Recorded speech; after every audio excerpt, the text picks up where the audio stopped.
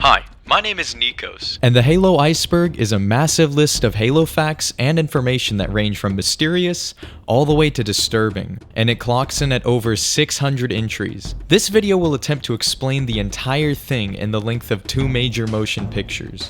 Now, I've been working on this Halo Iceberg series for the past year now, and I've covered much of the iceberg already, but the quality of those videos wasn't up to scratch due to some time constraints I had while making them. That's why I've rewritten much of the over 50,000 word script, re-recorded and remixed the audio and voiceover entirely. I've also provided new visuals, videos, and all new background footage to better explain the iceberg around this titan of a franchise. Additionally, more iceberg info has dropped, so there are an extra 100 entries in this video. If you're caught up with the previous icebergs and don't want to go through the previous information again, skip around to each part 3 section on the video timeline to catch up on the new stuff. If you haven't seen the previous iceberg videos, or want to take the plunge into the Halo iceberg from the beginning again for the spicy new video and audio quality, then let's begin with level 1 of the complete Halo iceberg.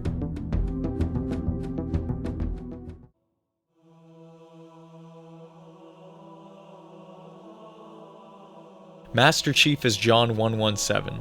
Starting off easy, everyone who knows about Halo knows the Chief, and those who bothered to pay attention to the story know his name is John and his Spartan identification number is 117.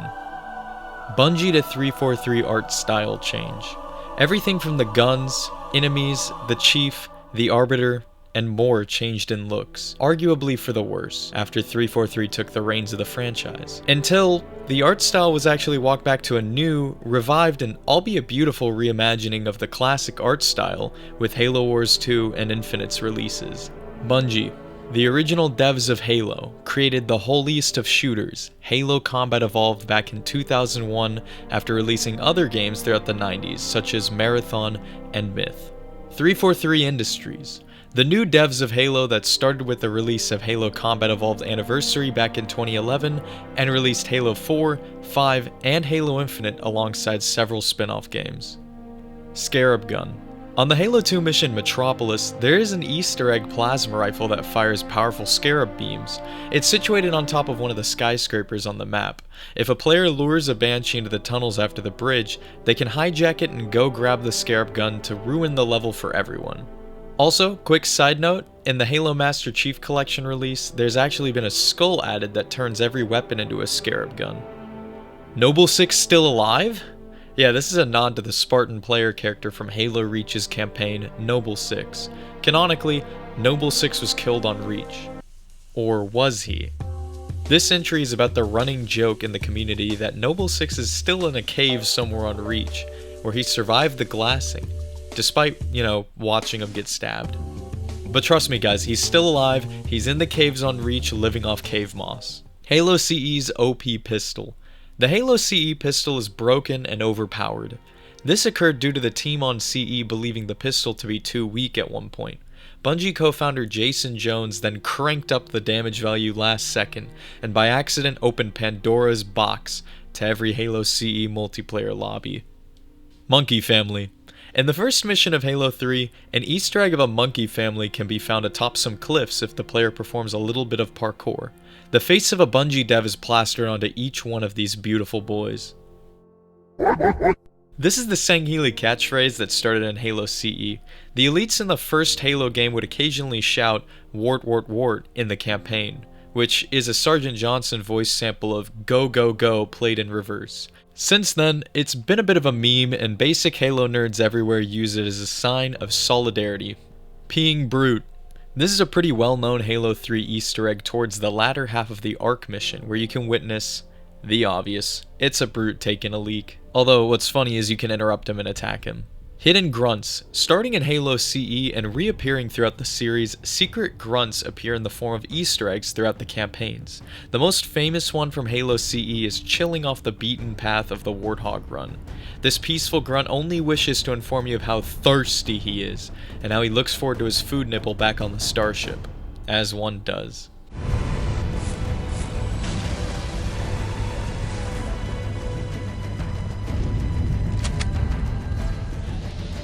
Good thing that food nipple's waiting for me at the starship. Cause, man, if I worked up a big, crunchy thirst!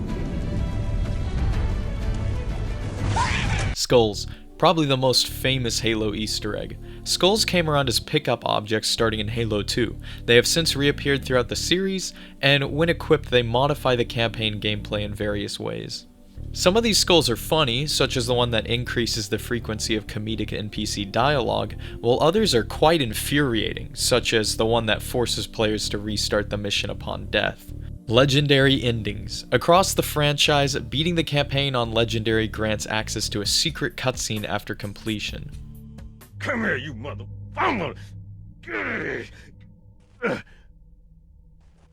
Oh, This is it, baby. Hold me. Lasso Challenge. This is the most challenging way to play the Halo campaigns. One must select Legendary and equip every skull, hence the name Legendary All Skulls On, or Lasso. So hard that Critical offered $20,000 to anyone who could beat Halo 2 Lasso, which is notoriously difficult already, but with the added caveat of not dying a single time. This challenge is only for Balls of Steel and was recently finally accomplished by Jervalin after the game launched 18 years ago. Various quirks of the AI enemies. The AI throughout the Bungie games, and most recently Halo Infinite, is incredibly complex and challenging compared to most other opponents in the gaming industry. Different enemy types will coordinate with each other and move in units. For instance, grunts will follow elites, but their will to fight will break once their elite leader is killed. More examples exist as the AI in Halo has always been very complicated, and especially so for 2001. I'm not counting Halo 4 and 5 in this batch though, because the AI in those games is dog water. ODSTs. The ODSTs, or Orbital Drop Shock Troopers, are an elite group of UNSC infantry who drop from orbit for special operations on the ground. They are a step above their Marine counterparts, and have perhaps the sickest armor in the series. Out of bounds glitches.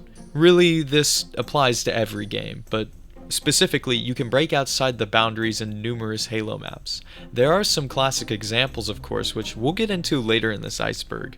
Red vs. Blue.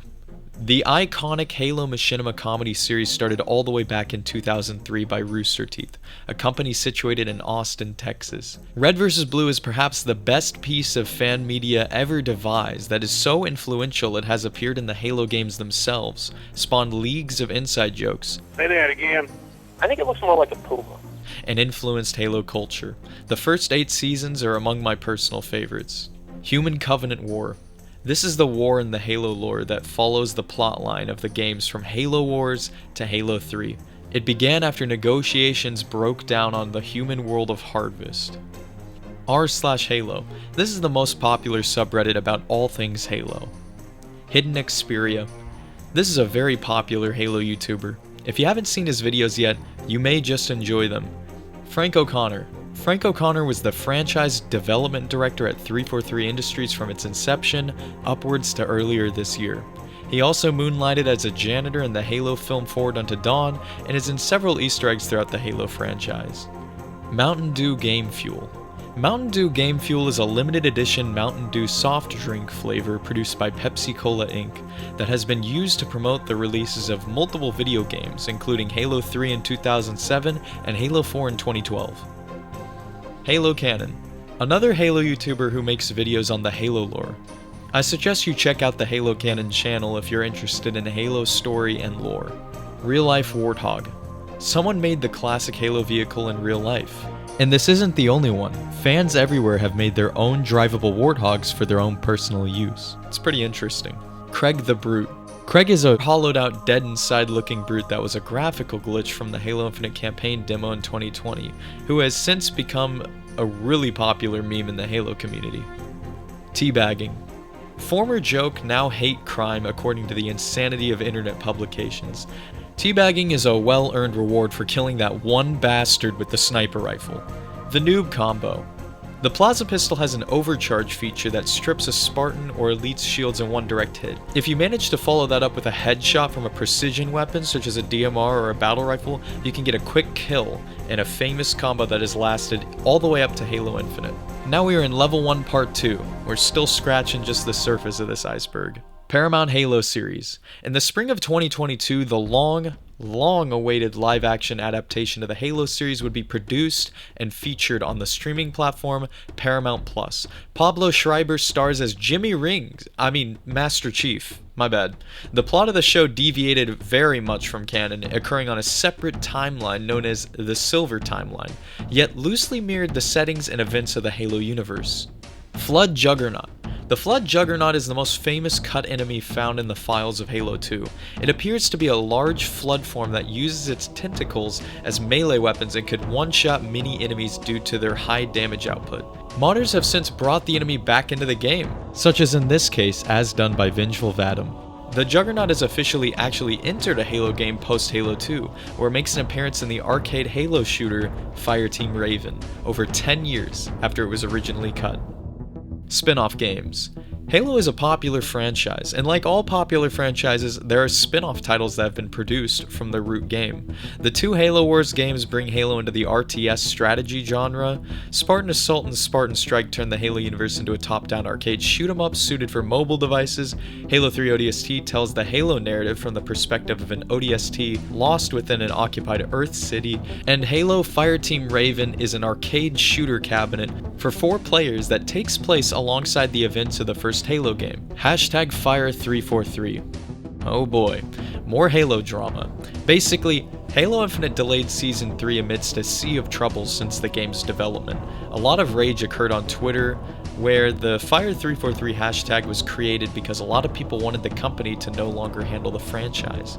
Following this backlash, the head of 343 Industries, Bonnie Ross, departed from the company, though many suspect her to have been let go due to the lack of success from Infinite and failure of the company to implement new content and features on time. This seems to have thankfully been put behind us, as Infinite seems to finally be moving in a positive direction. Multiplayer lag. As long as online video games have existed, complaints about connection issues, or so-called lag, have been prevalent for years, and Halo 2 was one of the first games to popularize online console shooters.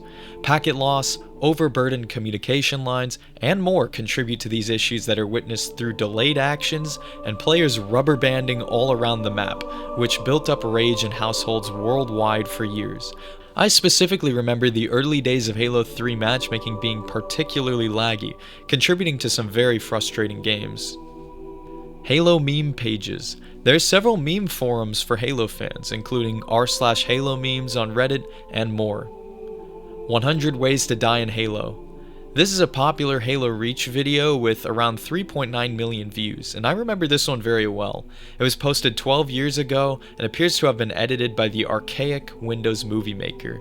This video is nostalgic, and I might add, it is part of a wider genre of the 100 Ways to Die in Halo video series. Several creators have made videos similar to this. Halo Array. The Halo Array in Halo canon is the collection of 12 ring-shaped super weapons known as the Halos. The first Halo we step foot on is Alpha Halo, or Installation 04, and Halo Combat Evolved, and the most recent one witnessed in game is Zeta Halo from Halo Infinite's campaign. The rings were created and fired by the Forerunners as a last resort weapon to eliminate the Flood around 100,000 years BCE. Camping. If lag is on here, then it's no surprise camping is on the Iceberg too. This cheap strategy has plagued multiplayer lobbies for years and is highly popular in Halo amongst new players and those who are of low skill and IQ. All one has to do is hide in a corner or highly defensible location and refuse to leave that spot, waiting for enemies to pass by into their trap. Funnily enough, there's an article on Halopedia detailing, in depth, the different varieties of camping strategies, so you might want to brush up on your reading. Martin O'Donnell. Also known as Marty O'Donnell, Martin is a composer who developed the soundtracks for most of Bungie's games, including Halo and his magnum opus, the original Halo theme, which he wrote in only 3 days. He began his career by writing TV and radio jingles for commercials, including the Flintstones Vitamins jingle. O'Donnell had a major part in Bungie and the development of Halo, where he even recommended Steve Downes to be the voice for Master Chief. He worked on Halo as long as Bungie did until 2010, working as a co-composer with Michael Salvatore, among others. Custom games. Beginning in Halo CE, players could edit game settings to enable for seemingly limitless combinations to multiplayer experiences. Players could change starting weapons, scoring settings, spawn settings, and more. Halo 2 onwards would see online custom games where lobbies are filled from around the world. With the introduction of Forge in Halo 3, custom maps could be paired with these custom game types to completely overhaul Halo and provide for some of the most memorable experiences in gaming. Jenga, Super Happy Fun Slide, Haunted Mansion, Trash Compactor, Morbidly Obese Child, and one classic that I for some reason remember, Protect Obama on the map White House. 2008 was a different time, man. Covenant Remnants. After the Great Schism and subsequent defeat of the Covenant in Halo 3, many Remnant factions rose from the remains of the Covenant and splintered off to form new forces to combat humanity. Merg Vol's Covenant is the main antagonist of Halo Spartan Assault, and Julam Dama's Covenant are one of the enemy factions in Halo 4 and 5. The Banished are the newest fragment from the Covenant, led by Atriox as seen in Halo Infinite and Halo Wars 2. Halo the Official Cookbook. Written by Victoria Rosenthal and released in August of 2022, the official Halo Cookbook obviously provides directions and recipes for Halo-themed foods. Unfortunately, very little Halo-related material is in the cookbook, and only meal names such as Moa Burgers and Frank's Fish Nuggets and small bits of lore that actually reference Halo. Why is this thinly veiled Halo merch on this iceberg? Well, the cookbook stirred a lot of controversy in the Halo community, and what doesn't nowadays? Again, Halo Infinite had disappointed fans during the Season 2 debacle, and when Halo marketed this cookbook, fans were frustrated due to the efforts to sell a cookbook but not add content to the game. Even though the author of this cookbook had nothing to do with supplementing Halo with content, and therefore the creation of this book did not take away from Infinite's development. And the recipes actually look pretty good in this book though. Also, I feel like people on the internet just want something to maul at sometimes. With the release of Forza Horizon 3, the iconic Halo Warthog, minus the chain gun turret, made its way into the Xbox title in a sort of cross-promotion event. The racing series even saw the vehicle return for the 4th and 5th installments in the series, along with an additional run complete with Pelicans, Banshees, voice acting, and Cortana. Minecraft Halo mashups. Minecraft's Xbox 360 edition, and soon the Bedrock edition, offers a special resource pack themed around the Halo franchise, complete with a new tutorial world that mashed up multiple Halo maps and levels into a single Minecraft world. The Halo Mashup Pack also provided Halo soundtracks that replaced Minecraft's normal music. I remember actually buying this as a kid years ago. Covenant species proper names. The aliens we've come to know and love, such as the elites, grunts, jackals, and more, are actually only called so by the UNSC as military designations. In reality, these alien species go by proper names. Elites are actually called Sangheli, grunts are Ungoi, and you can find a lot more about this throughout the Halo wikis. Machinima is a style of cinema where real-time computer graphics engines are used to compose a film. Halo machinimas specifically were very popular back in the early days of YouTube, where Red vs. Blue would be perhaps the most famous machinima series of all time. In Red vs. Blue, player characters are moved to mimic speech and acting, and voice actors recorded their lines through phone calls to create that classic helmet microphone audio effect from the early days of the show. Map remakes. With as many classic multiplayer maps as there are throughout the Halo franchise, Bungie and 343 knew best to remake some of their most popular and best maps. A few examples include the remakes of Midship and Ivory Tower from Halo 2 into Halo Reach, along with Halo CE's vast Blood Gulch being remade in Halo 2, Reach, Halo 2 Anniversary, and even Halo Wars as a similarly styled strategy arena. Forgers have even remade several of these classic maps in Infinite as well. Idle animations. Idle animations are movements that a character performs whenever their player is inactive for long periods of time. They've been implemented starting in Halo CE and have since appeared throughout the series. I always really liked these animations too, as they provided immersion for the player, as depending on what the player is holding, unique aspects of each weapon are often toyed with by the hands of the Spartan that further gives clues as to how these fantasy weapons function. Clans. Clans are common throughout online video games, especially in shooters. In Halo, Players grouped up into these so-called clans and roamed around matches as a party. It's common for these clans to set their service tag to a clan tag, where each member of the clan would share the same service tag to designate their position in the clan. Forgers also made clan maps for parties to congregate and discuss, and clans consist of a hierarchical structure, with a sort of corporate ladder with the leaders at the top. Basically, clans are for people who take Halo, or any multiplayer game, very seriously. Red reticle range. In the Halo games, the aiming reticle for each weapon will change to a red color whenever aiming at an enemy, or a green color when aiming at a friendly. This color change will occur at different ranges depending on the weapon used and how suited it is for long-ranged combat. And the moment it turns red is when controller aim assist kicks in, so it is typically when a player will want to begin firing their weapon. Steve Downes. Mr. Downes is the voice actor for the Master Chief in nearly every Master Chief appearance in media, excluding very few cases such as the Halo TV series. The legendary voice has since become synonymous with the Chief, as his roles and voice acting don't really extend far past the green suit. Official novels. Various Halo novel runs have been published to flesh out the backstory for the universe of Halo. The earliest and most famous series of these novels were published from 2001 to 2006, and include Halo: The Fall of Reach and Halo: The Flood, two of the more famous novels from the glory days of Halo. The novels extend to Forerunner lore, Covenant species backstories, and the Alpha 9 ODST squad. Some of these novels are really good as well. I've actually read a few of these myself. Yo, they put the guy from Fortnite into Halo! No way! Red vs. Blue Door.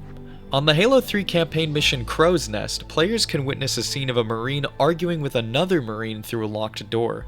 The Marines are voiced by various characters from the Red vs. Blue Machinima series, and the dialogue in this Easter egg changes depending on the difficulty the player had selected.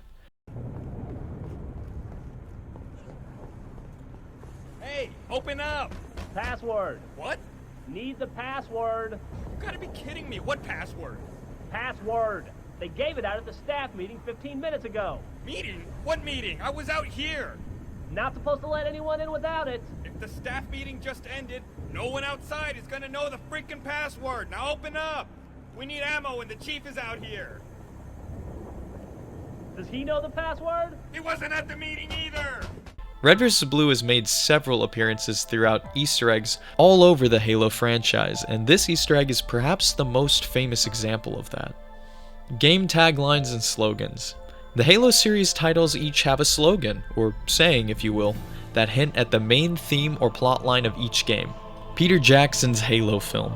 The long-awaited Halo film was confirmed way back in 2005 and was intended to be produced by Peter Jackson and Fran Walsh. The film plans eventually fell through as funding was cut, and many of the elements of the cancelled Halo movie were actually recycled for District 9. It's a shame this film was canned, though at least many of these props went into Halo Landfall, which is a gritty series of shorts taking place on Earth as Chief entered orbit at the end of Halo 2. Which is honestly a far better representation of Halo in film than the Halo TV series we got last year.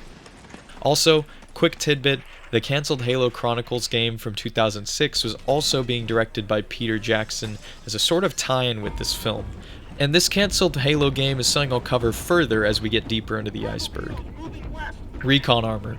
This coveted, rare armor suit for a long time could only be unlocked in Halo 3 after completing the Vidmaster series of challenges, or by playing a Halo 3 match with a Bungie employee in the same lobby. This unlockable cosmetic set was legendary, and turned into a sort of gaming urban legend back in the day. Halo Waypoint. This is the official forum board and news site for Halo, run by 343 Industries. You can remotely customize your Spartan, view stats from your matches, and more on Halo Waypoint. E3 trailers. Halo has gone through several entertainment expos in the past, with the most famous, or rather infamous E3 trailer being the Halo 2 reveal trailer, where a totally different, barely working build of Halo 2 is shown to the public. This level that was shown in the demo was later scrapped and never saw any commercial release. I wonder if there's any way we can play this unreleased demo, as it showed a very different new Mombasa, a semi-automatic battle rifle, and more that never made it to Halo 2 proper. Grunts with Toys cutscene differences. In the opening of Delta Halo, which is a Halo 2 mission about halfway through the campaign, during the drop pod cutscene, a grunt can be seen playing with toys or grenades depending on the difficulty selected, and in the anniversary remake of Halo 2, a jackal teases a grunt with varying dolls. Each of these dolls change depending on the difficulty selected as well. Halo 3 Rat. In August of 2020, a viral tweet of the Halo 3 Rat model in all its low polygon count glory took the internet by storm. Since then, Halo 3 Rat has become a bit of a meme. Hunt the Truth. This is a Halo 5 marketing campaign that consisted of commercials that set the stage for Halo 5's plot. The marketing campaign culminated in a canon audiobook-styled podcast of sorts, where journalist Benjamin Jarrod uncovers the truth of the Master Chief and the horrors of the Spartan program while attempting to escape Oni and government persecution. Halo 5's false advertising. While the Hunt the Truth podcast was great, it had a far better narrative than Halo 5 did and seemingly had nothing to do with the game's actual plot. Additionally, the commercials portrayed Master Chief and his pursuer, Spartan Locke, at gunpoint with each other. We see a dying Chief in one of these commercials, where the characters seemingly really hate each other and have some pretty big grudges. This would have made for a really dramatic and interesting story, but instead Halo 5's plot played it safe and was very low risk. The two Spartans throw a few punches, while the narrative drags on about Cortana, who has been resurrected only 2 missions into the game.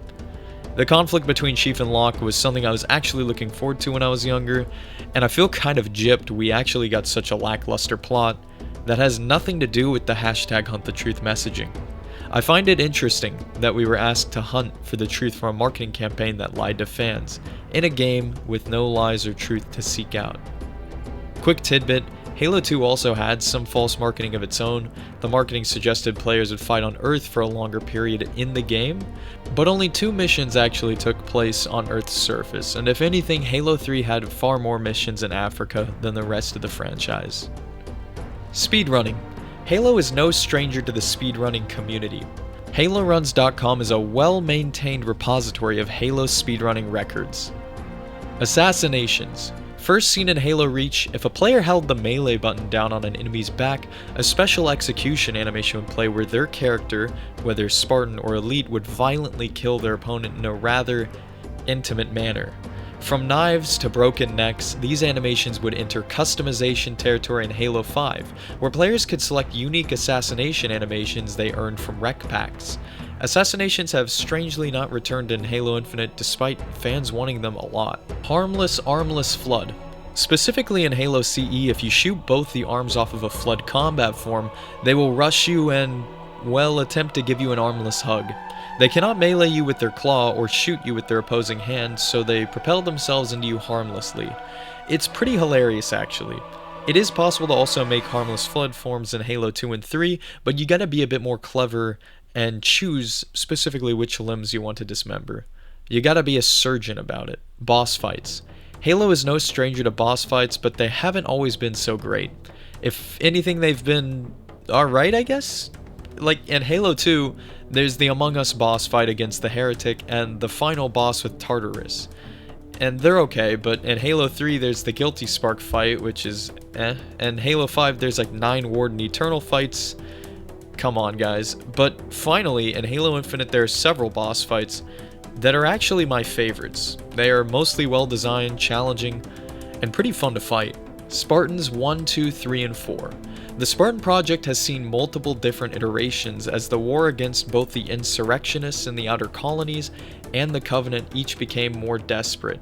Spartan 1s were the first to be developed. Also known as the Orion Project, a select group of human volunteers were physically augmented.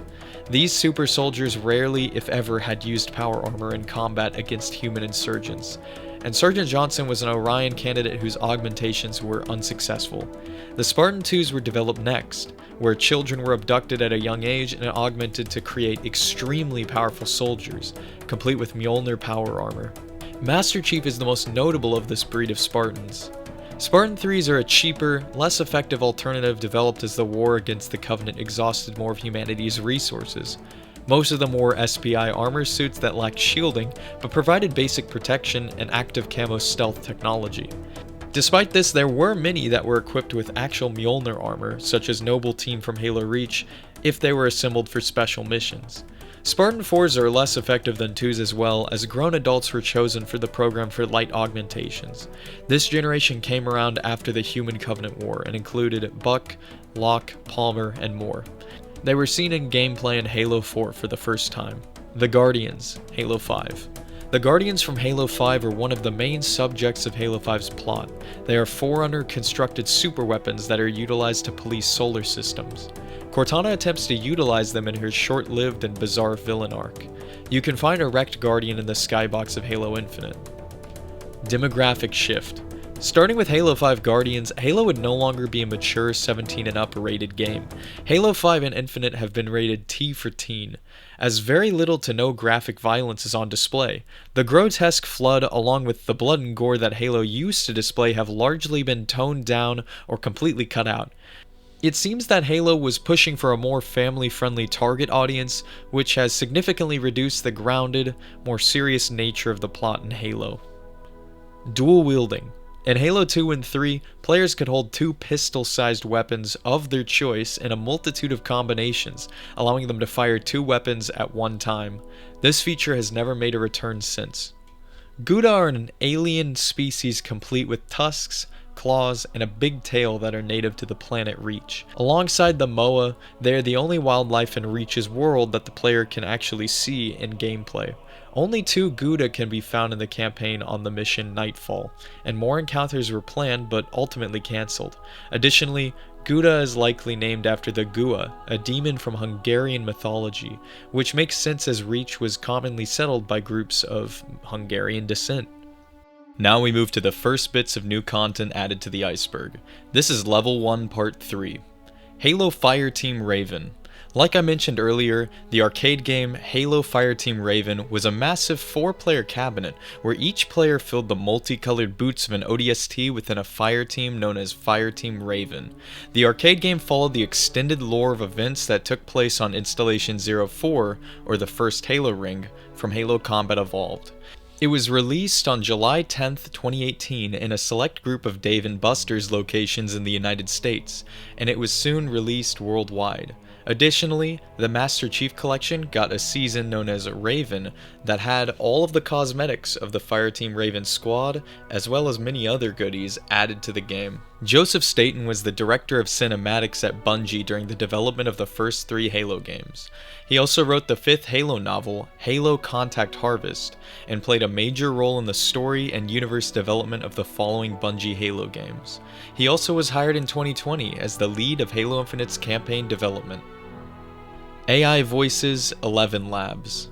This is a reference to the relatively new batch of Halo memes that utilize AI deepfaked replications of the voices from Halo characters to make memes and internet jokes. Tally ho, lads. The grape shot shreds 2 men in the blast. The sound and extra shrapnel set off car alarms. Fix bayonet and charge the last terrified rapscallion. He bleeds out waiting on the police to arrive, since triangular bayonet wounds are impossible to stitch up, just as the Founding Fathers intended. Cortana. Cortana is Master Chief's artificial intelligence advisor. She tags along with the Master Chief throughout most of the conflict between the humans and Covenant, and joins him in his future adventures. Microsoft released a voice assistant similar to Apple's Siri, and named it after her.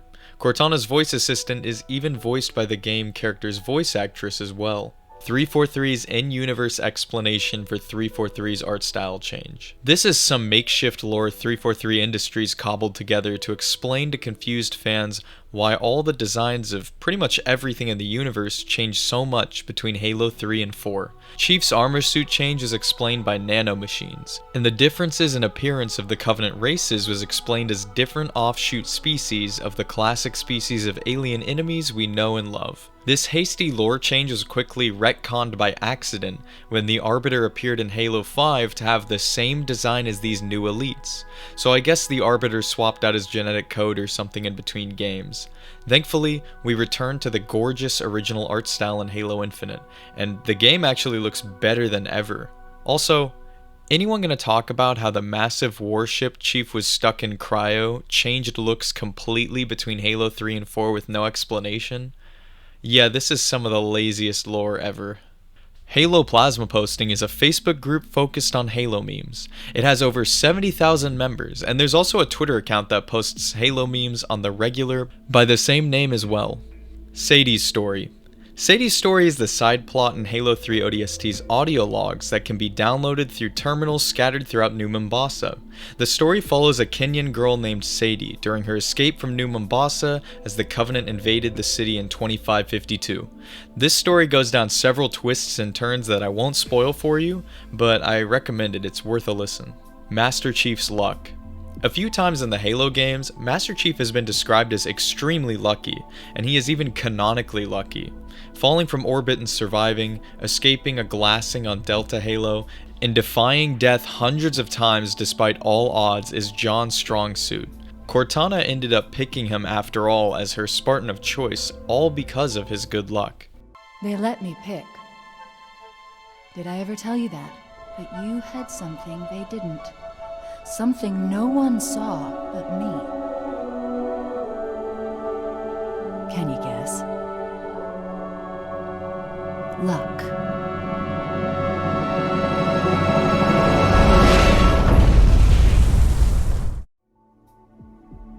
The Zalanin, also known as the Endless, are a highly technological alien race who is imprisoned by the Forerunners on Zeta Halo due to their ability to survive the effects of the Halo rings. The only Zalanin we know of is the Harbinger, who is one of the main antagonists in Halo Infinite. Fan art. Halo has a lot of fan art, as it should, judging by how massive the franchise is. Halo 5 Seeker Helmet.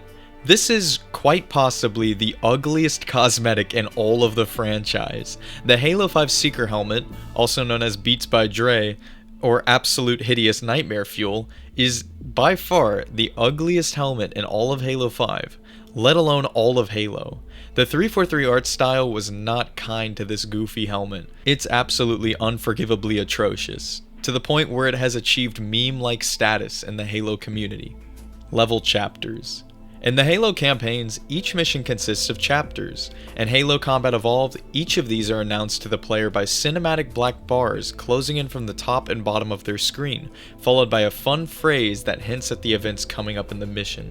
In other games in the series, the black bars are replaced by other means, but in most of the 343 games, they don't make an appearance. I liked these a lot. They were a fun way to break up the mission and make the player feel like they were making progress. Forward Unto Dawn. The UNSC Forward Unto Dawn was the frigate that the Master Chief was trapped on, cut in half and floating in space at the end of the third Halo game. The first mission of Halo 4 takes place on board the Forward Unto Dawn as the wreckage encounters the planet Requiem and Cortana wakes the Master Chief from his multi-year slumber. It's also the title of a Halo mini-series that came out to promote Halo 4. Retconned lore. Halo has some retconned lore, or lore that is no longer part of the canon for one reason or another. Some of the more prominent examples of which we will cover in full deeper down the iceberg. Mega Constructs. Formerly known as Mega Blocks, Mega Constructs are a Canadian construction set toy line. Halo Mega Blocks, or Mega Constructs, have been what is likely to be their most popular line of Mega Constructs. The sets and figures that resemble vehicles, scenes, and characters from Halo are widely loved by merch hunters and fans alike. So much so that I made the use of stop-motion animation of a few of these Mega Constructs Halo characters in my 10K sub special. Many Halo Mega Constructs stop-motion movies exist like this online as well, many of which are very impressive in quality, way better than mine. Master Chief's face. The full face of the Master Chief is a mystery. The gold visor is as close as we will get to identifying the Chief, as it is a long-running tradition that the Master Chief has never shown his face once. This is to enforce the bland slate identity of the Chief, forcing the player to put themselves in the Chief's faceless suit and see themselves in that visor. Although in Halo 4 he did kind of get like a bridge of the nose reveal, but that's not really a face reveal. Dig Site is really awesome. It's a team comprised of 343 Industries employees and modders from the community who are attempting to recover cut content from the various Halo games and make them available to modders in the community. Cut weapons, vehicles, and more are planned to be returned to the community who never got to see them past developer commentaries. And dude, this is just plain awesome. Fans will get to finally experience cut content within the Halo games. The Master Chief Collection team at 343 Industries is just plain outstanding nowadays. Well done, lads.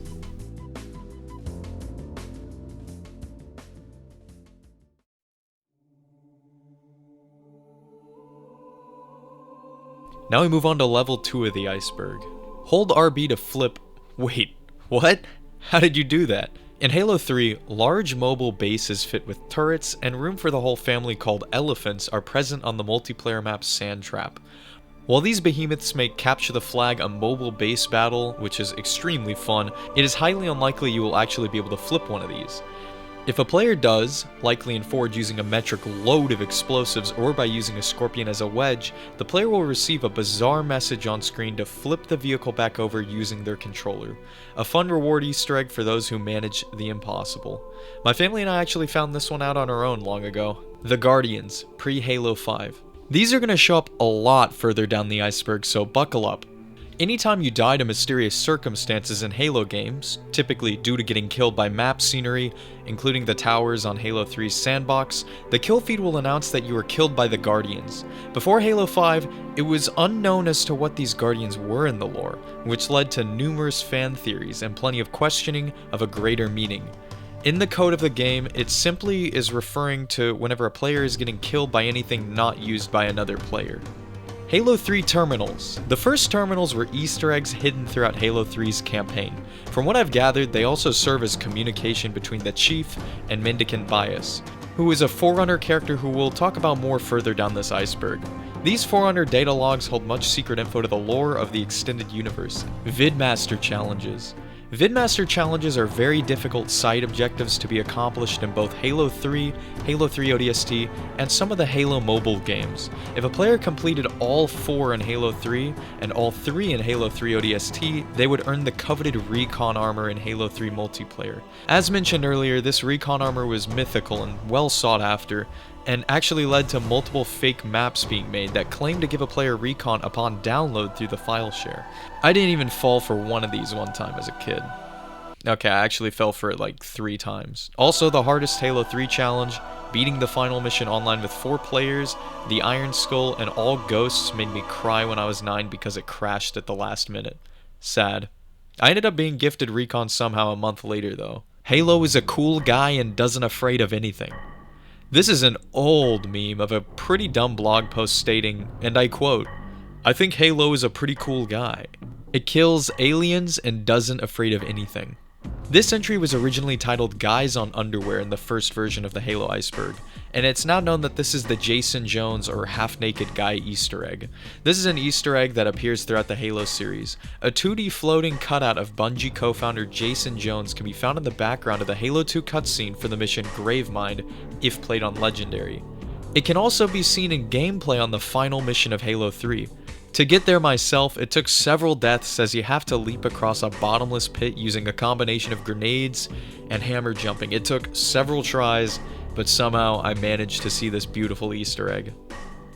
Johnson's difficulty-specific dialogues. Sergeant Johnson in Halo CE and Halo 2 says something different, oftentimes funnier in specific cutscenes, depending on which difficulty is selected. Here are some examples. You hit Marine? No, sir. Then listen up. When I joined the Corps, we didn't have any fancy schmancy tanks. We had sticks, 2 sticks and a rock for a whole platoon, and we had to share the rock. Buck up, boy. You're one very lucky Marine. What about that Scarab? We've all run the simulations. They're tough, but they ain't invincible. Stay with the Master Chief. He'll know what to do. You hit Marine? No, sir. Then listen up. Usually the good Lord works in mysterious ways, but not today. This here is 66 tons of straight up, HE spewing divine intervention. If God is love, then you can call me Cupid. What about that Scarab? We've all run the simulations. They're tough, but they ain't invincible. Stay with the Master Chief. He'll know what to do. BXR trick. This is a Halo 2 button combo. There's several Halo 2 button glitches that pros use that give the game an intense skill gap. A near instant kill can be accomplished by meleeing, reloading to cancel the melee animation, and then headshotting an opponent in quick succession. It is absolutely busted. The number 7. The number 7 is somewhat of a lucky number in Bungie lore. They love the number, and they include it in every game they've produced since 1991. You have without a doubt already heard the number 7 a few times at least in this video to give you an idea of how much they love it. They even created Bungie Day on July 7th or 7/7. They created special playlists in Halo 3 and Reach just for those Bungie days that had awesome modes and gave you double XP in some cases. Prepare yourself to hear the number 7 a lot more. Singing Grunt from Halo 5. There are multiple Singing Grunt Easter eggs throughout Halo 5, but most notably is the one sitting atop the cliff with a skull in his hand. You can punt him off the cliff if you're a soulless demon and be gifted with a skull. And enjoy the present, you monster. Noble Team's deaths are all ironic. This is a reference to the Halo Reach campaign. Each Spartan in Noble Team dies in an ironic fashion. George sacrificed himself for his homeworld only for it to be in vain. Kat, the brains of the group, is killed with a shot to the head. Carter, the team leader, goes down with the ship, and Emil, the CQB expert, is stabbed. And Noble 6, the lone wolf, obviously dies as a lone wolf in the very last mission of the campaign. June's fate is the same way, as he's the sniper. He vanishes very far away, off-world, so this is all technically not ironic. It's more so fitting fates for each character, but whatever, still cool symbolism. Forerunners. The ancient alien empire that created the Halo rings, the Ark, shield worlds, and pretty much every shiny object you fight on in space before all perishing. Forerunner Flood War. Hundreds of thousands of years ago, the Forerunners entered a war with the Flood after the infection entered their controlled realm of the galaxy. This war is what led to the Forerunners activating the Halo rings to sacrifice themselves, taking the Flood with them out of desperation. Ancient Humans. Before the cavemen came the ancient humans, a spacefaring civilization that warred with the Flood, and soon the Forerunners, as they were kind of forced to as the Flood infection spread throughout their homeworlds. They also were beaten so bad by the Forerunners due to the whole three-way war thing that they were sent back to the Stone Age. Then they were nuked by the Halos. EVAC split screen glitch. In Halo Reach, if one equips Emil's unique skull-carved EVA helmet, occasionally the skull carving texture itself would be removed and make the player wear a classic EVA helmet. I actually couldn't find anything about this glitch on the internet, I just remembered it myself, which is really weird. This unlocked a really ancient memory of mine.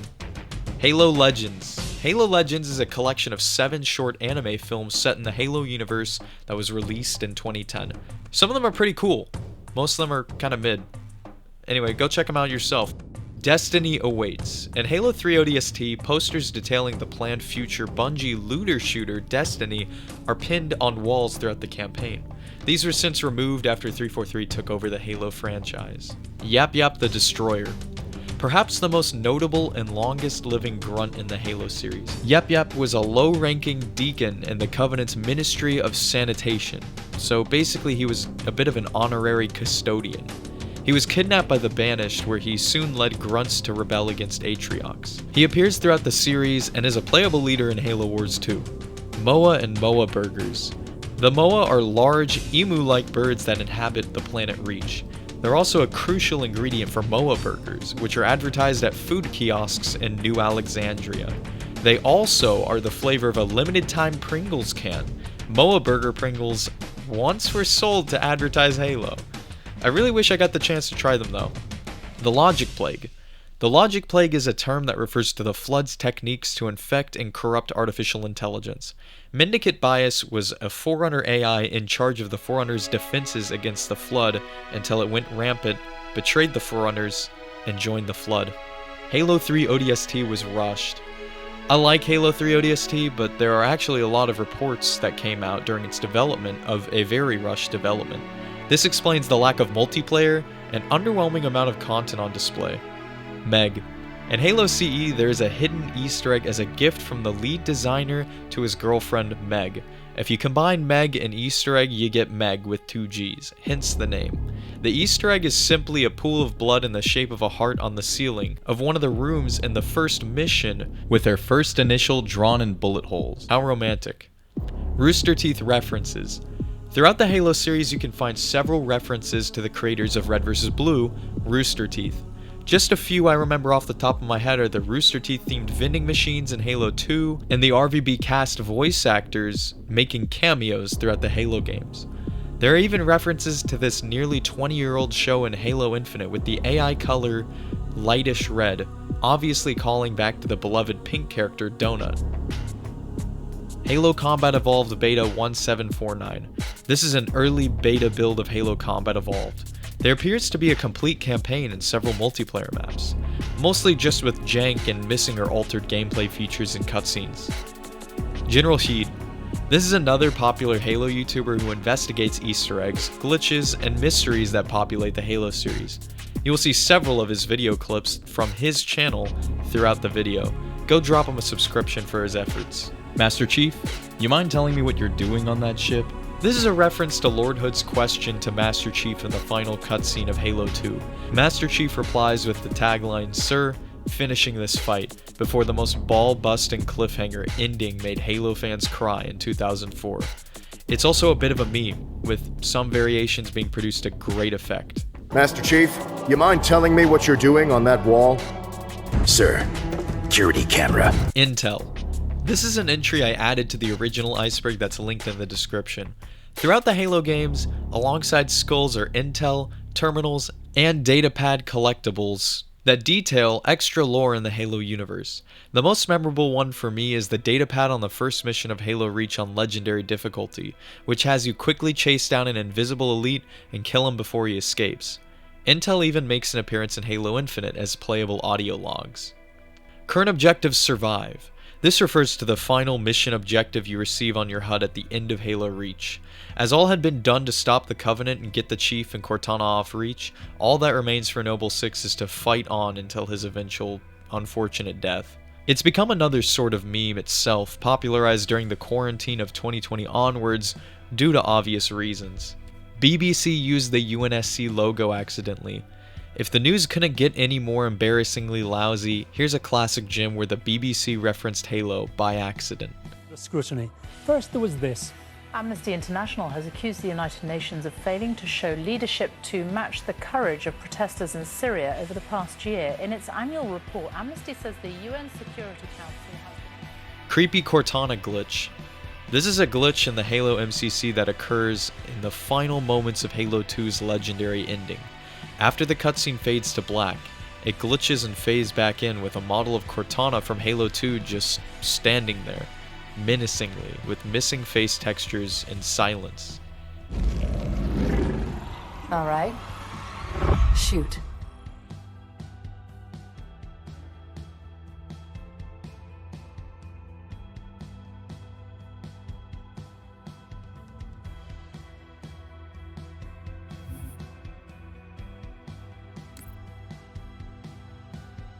It's actually pretty unnerving. Official Halo 2 condoms. Yes, it's a Halo 2 promotional condom. I'm not making this up. New Alexandria Pelican. The Halo Infinite flyable Pelican glitch wasn't the first.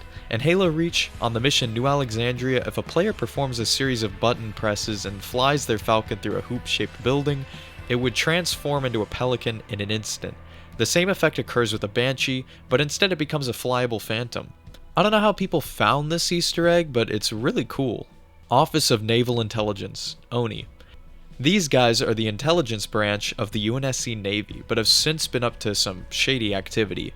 This organization strays a little too far down the police state route, and in one case becomes the antagonists in the Hunt the Truth episodic podcast as they hunt down journalist Benjamin Jarrod for prying a little too deep into ONI secrets. Tribute Room. In the mission The Package in Halo Reach, players can enter the Tribute Room. This is an Easter egg where once again secret buttons must be pressed that allow entry to Halsey's secret lab, which is decorated and adorned with several databases that serve as a thank you to fans and the Halo community as a whole. There are references of Red vs. Blue, Bungie.org, and more. This is perhaps the most wholesome Easter egg out there. References to Marathon. In many of the Bungie Halo games, there are references to a previous Bungie game called Marathon in the form of logos, insignias, and more. There are so many, we're only scratching the surface with these examples. Various Halo Flash games. With a franchise as popular as Halo, it seems obvious that fan-made interpretations would emerge.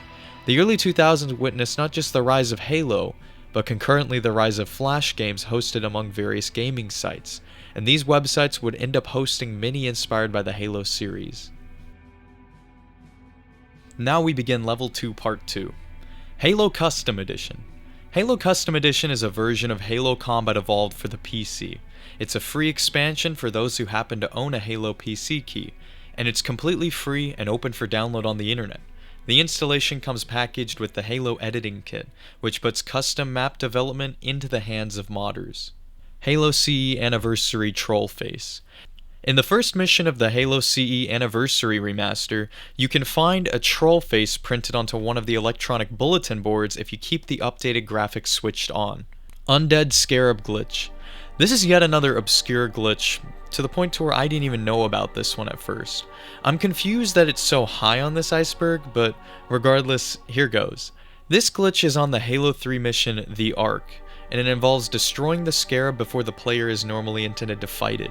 If done so correctly, when it enters the battlefield, it is a damaged, gutted scarab missing half of its body, and after crawling into the battlefield, it just stands there. Sword Flying Glitch. This glitch is far more well known than the Undead Scarab one and is popularly used in Halo 2 by those who have mastered the art of the sword fly. In this glitch, all you need is a long-ranged weapon with a scope, such as a battle rifle, sniper, beam rifle, rocket launcher, or carbine, and an energy sword. Whenever a player scopes in on a distant enemy with their longer-ranged weapon, if the reticle turns red, if they press Y, then X, and then pull the trigger in quick succession, the game will bug out and believe the player to be wielding the sword while the reticle is red, initiating a sword lunge from the much longer ranges than the game is meant to allow. Banshees are now no longer required for flight. Halo 2 Super Jump. Adding to the bugginess of Halo 2 is yet another glitch where players can launch themselves into the air in a super jump by bugging out their character on map geometry. Halo Forge Infinite Budget Glitches. Halo's map editor mode Forge was infamous for its object and budget limits. Fortunately, some discovered how to unlock the budget in a glitch, allowing players to build with far more objects than they could before. Some of these glitched maps floated around on the file share, such as Halo Reach maps with thousands of Colosseum walls that cover the ocean in the map known as Drive or Die, or the maps where skyscrapers are constructed out of a glitched budget, a feat not possible in standard Forge gameplay due to the strict budget constraints. Killed by a traffic cone. Halo 3's physics engine is beautiful. If any object of massive size or momentum strikes a player, it has a chance to kill them instantly. Getting killed by random map geometry and scenery is rare, but still very possible. In this semi-viral clip from 15 years ago, a player has an unfortunate encounter with a traffic cone. Rocket Sloth. Rocket Sloth is a channel run by Elijah and Luke, two Halo fans that perform asinine tasks, such as attempting to beat every Halo game without dying, or without shooting, and more. They make a lot of great Halo videos, and I highly recommend you check them out. Your file mentioned this. This is a quote from Carter from Halo Reach. If you stare at him too long, the noble team leader will assess the situation by telling you your file mentioned this, which is pretty hilarious, honestly. Arbiter cameo in Killer Instinct. In the fighting game Killer Instinct, specifically in the game's third season, Halo's very own Arbiter was added into the game as a fighter. His attacks include use of his Covenant Carbine, plasma grenades, energy sword, and more. You can actually play as either the gilded Halo 5 Arbiter or the classic silver-clad Arbiter from the first few Halo games. Unfortunately, he isn't voiced by the original voice talent, Keith David, but you can customize him with all sorts of armor pieces from the Halo universe, so that's actually pretty cool. 343 Guilty Spark survived Halo 3. Yup, apparently he survived. After getting blasted like 4 times by a Spartan laser and exploding alongside the Ark, he managed to get found by a human ship, where he obliged to work with them before taking control of the ship to find the Librarian. This is yet another Halo character that dies in gameplay before being brought back in the books once again. Pillar of Autumn's bridge inconsistency. Alright, get on your tinfoil hats everybody. How do you explain this, Bungie? George saying mom or ma'am discrepancy. This is a confusing line for many as George's accent muddies up the words a little bit. When George addresses Halsey in one scene after the mission Oni Sword Base, it sounds like he's calling her mom, which confused a lot of players, or some believed him to actually be her son. and others reading into it as if she's their surrogate mother of sorts because she created the Spartan program, but the official transcript from the cutscene actually lists him as saying "ma'am" on Halopedia. So there we go, mystery solved. Chips Dubbo. Chips Dubbo is an Australian Marine that appears in Halo CE through 3. Chips has a very recognizable accent that no doubt every Halo fan would recognize, and he is one of the few survivors to escape the battle and destruction of the first Halo ring. He joined Chief from the Battle of Earth, to the fight on Delta Halo, and ultimately all the way through the Battle of the Ark. He's pretty much everywhere in Halo lore, to the point to where it's actually hilarious how much this guy shows up. He ended up surviving the war, where he admits to interviewers that he and Chief were best mates and in regular contact. What a lad. Alert carry. This is the fancy term for putting your weapon down. This alert carry allowed players to lower their weapons for interacting in non-threatening ways, which is perfect for characters within machinimas. This feature has been included within the games since Halo 2. Halo Infinite removing bullet ricochet. Sadly, the devs of Infinite removed sniper rifle bullet ricochet before release. Webos is the name of an Easter egg cereal brand that can be found in Halo 3 ODST. Inscribed on the bottom of the cereal box is written, "Your mom loves them." Which is funny because huevos sounds a lot like huevos, which in Spanish is slang for nuts, so that's why your mom can't get enough of them. Fall damage reduction tricks. These exploits are used to prevent death at great fall distances. By sliding off of a corner or crouching before impact, you can prevent fall damage deaths in Halo CE and 2. Valhalla wall sigils. Similar to the Zanzibar holiday signs, Halo 3's map Valhalla has several wall etchings that correspond to certain holidays. Cursed Halo is perhaps the most famous Halo mod of all time. Created by Inferno Plus, this is a complete Halo CE overhaul that adds weapons, enemies, vehicles, maps, and more to make Halo extremely cursed. My personal favorite addition of the mod is the D20 frag grenade, and my playthrough of Cursed Halo actually kicked off this channel. PC ports before MCC. Halo CE and Halo 2 for the longest time were the only computer ports for Halo until the Master Chief Collection ported most of the franchise to PC. Halo fans on PC were unfortunately out of options during their wait after Halo 2. This is also the reason why most of the popular Halo mods are for the first 2 games in the series. Fortunately, it seems to be turning around where Halo 3 and Halo Reach are even getting more mods nowadays due to the release of their mod tools. Funny, but I dream in English. This is an Easter egg phrase from Halo Reach. Sleeping grunts will occasionally utter this, which is odd considering that they don't speak English in Reach, but they do in games that take place in the future of the series.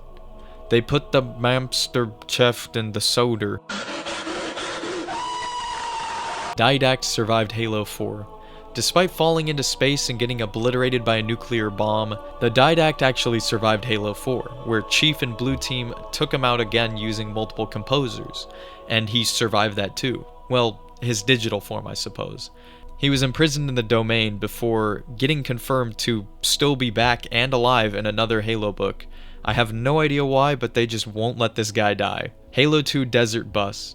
In Penn and Teller's 1995's unreleased video game Desert Bus, players must complete a drive from Tucson, Arizona to Las Vegas, Nevada as a bus driver. The only catch? This is done in real time, and the bus max speed is locked at a dismal 45 miles per hour. The drive takes a straight 8 hours, and the wheel is constantly tilting the bus off-road, so a player must be attentive and keep it on track. The game also can't be paused, and if you veer off-road, you have to wait to get towed back all the way to the start. Mimicking this boring, empty drive comes a Halo 2 mod, once again created by Inferno Plus. Desert Warthog involves 2 teams racing across a behemoth of a desert map on a straight road in order to capture the enemy team's flag. If they die, they spawn all the way back at base. The drive to the enemy base takes around an hour. Club Aurora. This Halo Reach Easter egg is on the mission New Alexandria. Switches are situated on top of 2 of the skyscrapers, and when activated, Halo Easter egg songs will play in the nightclub Aurora, and the Covenant occupiers will begin raving and dancing inside. One of the brutes will even play DJ at the top of the stairs. 13 Dead Spartans. On the final mission of Halo Reach, there are 13 dead Spartans that litter the battlefield. These bodies are adjacent to some useful equipment and weapons that make it easier to survive longer until the Covenant ultimately kill you. They were seemingly meant to defend the shipyard as the Pillar of Autumn made an escape, and this is the only place in the game where you can find dead Spartans in the campaign, which indicates how grim the outcome for the Battle of Reach had become. The wild thing about these Spartans is that their armor is randomized each time. Playing as a grunt on Outskirts. In the Halo 2 mission Outskirts, you can bug the game out to respawn your co-op partner as a grunt, and they may play as a grunt.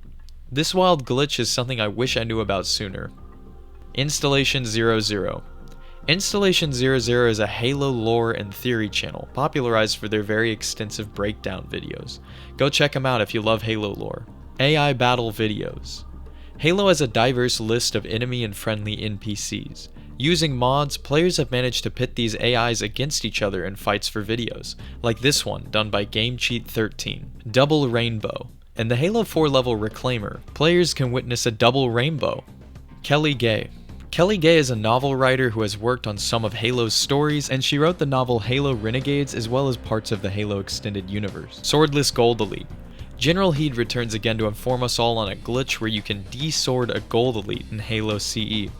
Halo the Endless. A trademark, Halo the Endless, was filed by Microsoft, and because of that, speculation videos and theories post-Halo Infinite popped up where fans believed Halo the Endless to actually be either the sequel game to Halo Infinite or a campaign expansion, with a focus on the new Endless species that was teased at the end of Halo Infinite's campaign. The trademark ended up being opposed by an indie dev studio as their new upcoming title, Endless Dungeon, was on the way. John Unishek, or Uni, is the community manager at 343 Industries. He takes part in community playdates and appears on the Halo YouTube channel and Halo update videos. Elite vs Spartan hitboxes in multiplayer. With the introduction of playable elites came new player character models, and because of this, elites are larger targets with a larger hitbox to boot, though they do get some advantages, such as health regeneration in Halo Reach. Extinction. Extinction is the most popular and most downloaded map for Halo Custom Edition according to HaloMaps.com, which is a Halo map download site that has existed for years now. This is a massive map that is dominated by vehicle gameplay. These vehicles can be used to dart around the wreckage of a crashed UNSC ship and a disabled Covenant cruiser that were locked in battle. I was surprised by this, as Huge Ass was my guess for the most downloaded map, but it is in fact the second most popular on the site. Johnson is immune to the Flood misconception. After the Flood outbreak began overwhelming the Covenant facility on Installation 04, it was surprising to see Johnson make it out alive and survive to see Halos 2 and 3. In the novel Halo First Strike, it was explained that plasma grenade radiation gave Johnson a condition known as Boren syndrome, which simply rendered him immune to Flood infection.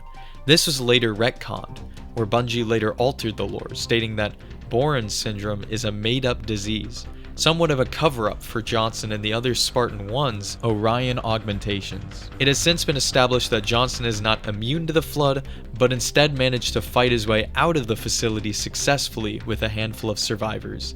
This discrepancy in the lore has since caused a lot of confusion in the fanbase. Slipspace Entertainment is a Halo YouTube meme channel, perhaps the most popular one out there too. The Sharkoi are an alien species in Halo lore that aren't seen in any of the games. This species was originally known as the Drenol. They were cut from Halo CE back when it was a third-person shooter.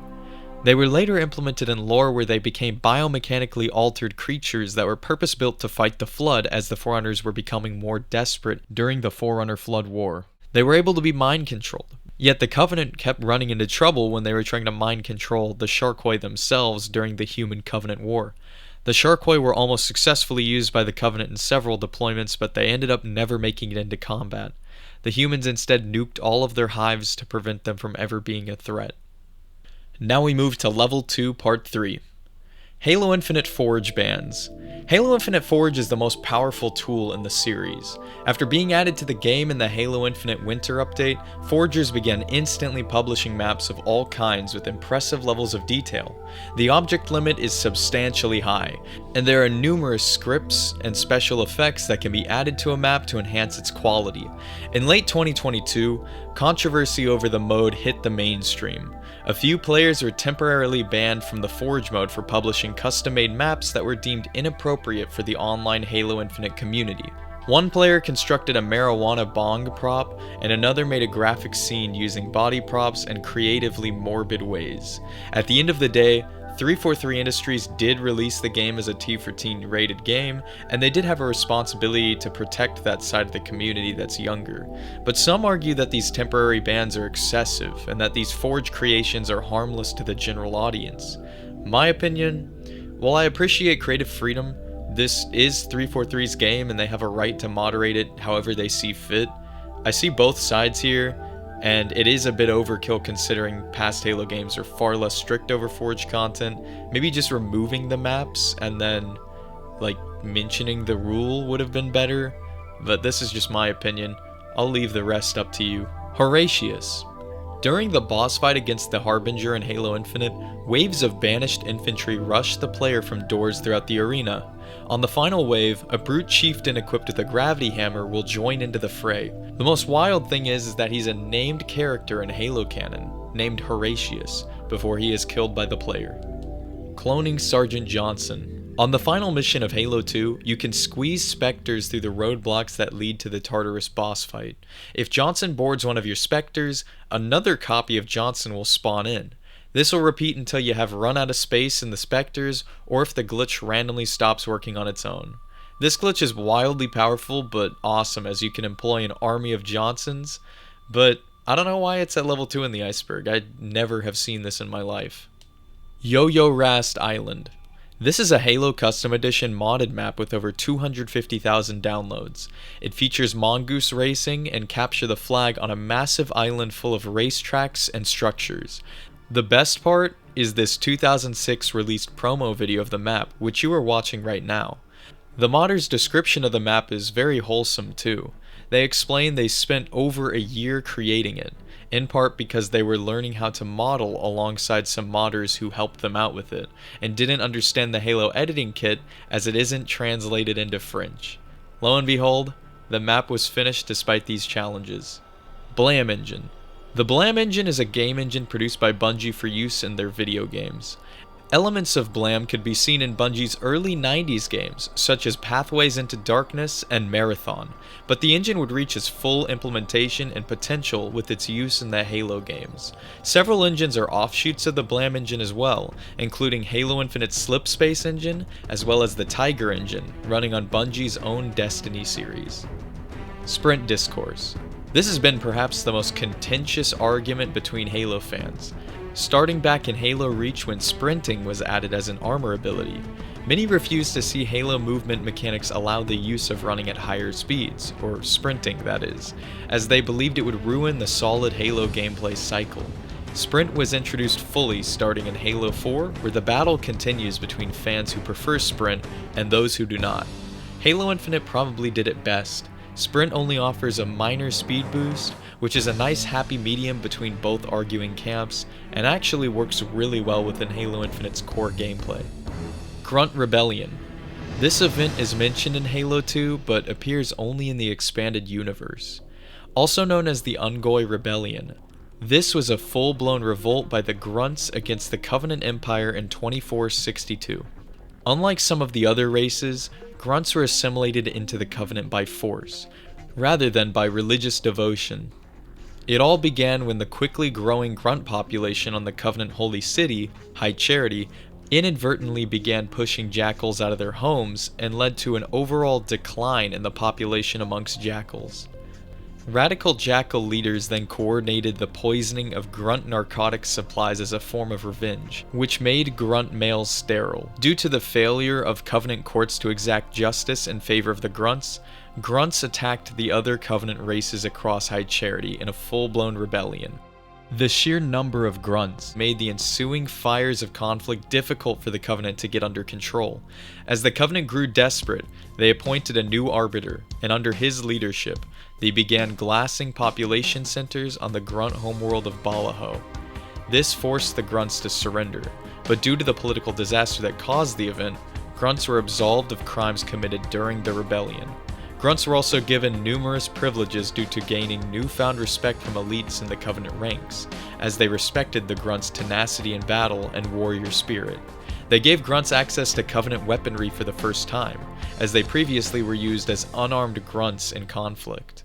Despite these changes, They remained as inferior citizens until the dissolution of the Covenant. Dead Spartans are listed as missing in action. Canonically in Halo, when Spartan 2s are killed, they are listed either as wounded in action or missing in action to build the illusion that Spartans never die. This is an attempt to bolster morale of UNSC forces. Brawlhalla cameo. The Arbiter and Master Chief joined the fighting game Brawlhalla as playable characters in July of 2023. They come complete with their own weapons and equipment from the Halo universe. Master Chief is a DJ. This is a reference to the fact that Steve Downes, the voice actor of the Master Chief, was also a DJ, with a full 44-year run in the radio business. He retired from the radio business in 2015. John Halo. Halo fans like to call Master Chief as John Halo as a meme sometimes. Considering he is named John and is the face of the Halo series, it makes sense. This is also probably in part due to the meme that I mentioned earlier, the one that called Master Chief Halo, when it said Halo is a cool guy that doesn't afraid of anything. Main menu idle trailers. I forgot these existed. In Halo Combat Evolved, if you left the game on the main menu for too long, a series of Halo trailer-styled videos would play until the player touched the controller again. This is a feature implemented into a lot of older games, and is no longer a tradition followed by modern games. There is also a trailer in Halo 2, and they stopped being added to this series in Halo 3. Halo 5 Hidden Rec Weapons. Here is another entry I've added. Throughout the Halo 5 campaign, secret, powerful variants of numerous weapons in the game that are normally available in Halo 5 Warzone through the use of rec cards are available for pickup in secret stashes that make the campaign easier and give treasure hunters something to look for. Cole Protocol. This is a UNSC top-level directive enacted by Admiral Preston Cole. The Cole Protocol forbids any allowance of Covenant acquisition of information on the location of Earth or the inner colonies of human space. Retreating UNSC ships may not return to human population centers as well. This protocol was successful until October 20th, 2552, when the Covenant invaded Earth in Halo 2 in search of the Ark.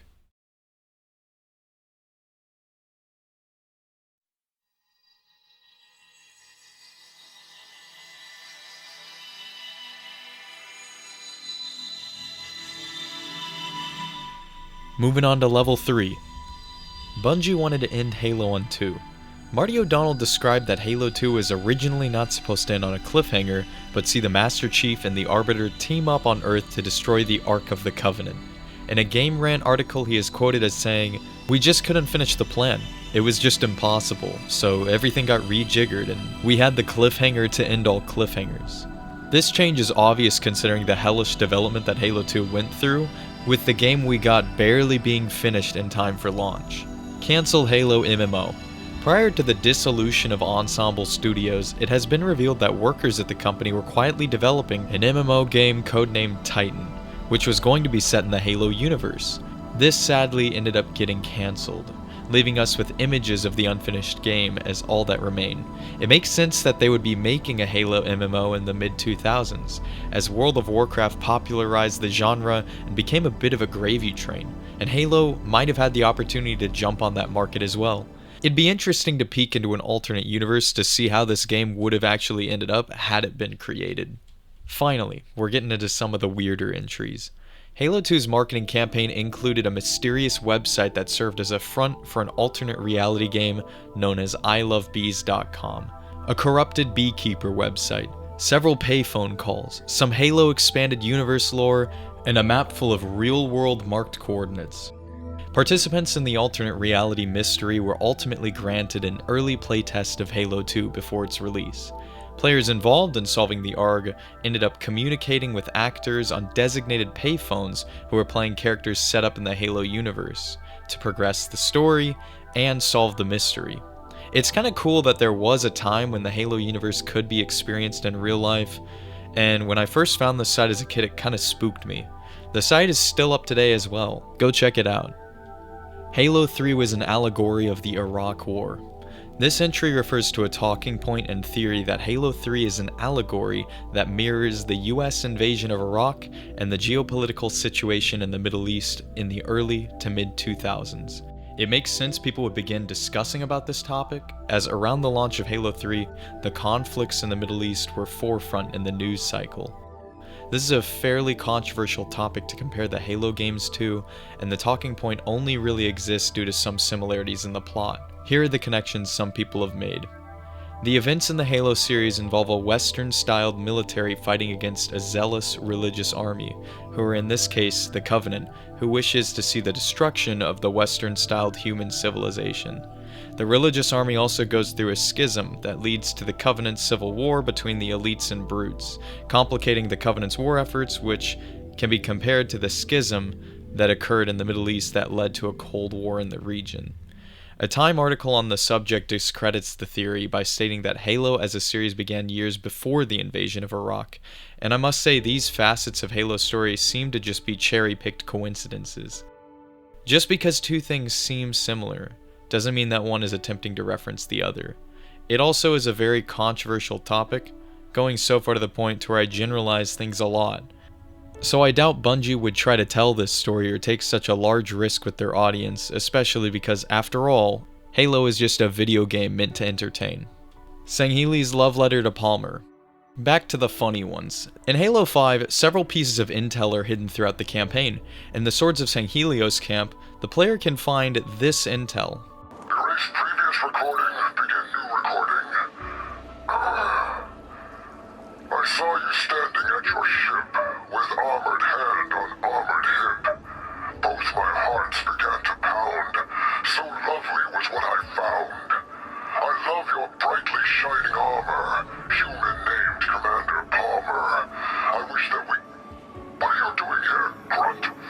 What are you laughing at? I will tear off your arms! The character who wrote this is named Vel Troycake. What an absolute Chad. The Green Door. In the Halo 2 mission Sacred Icon, there's a mistextured green Forerunner door. Now, while it may seem like a glitch, and it most likely is just a glitched texture, it could be intentional. It might be a reference to a restaurant named the Green Door located near Bungie's old studio, but this connection is a bit of a stretch in my opinion. The Mantle of Responsibility.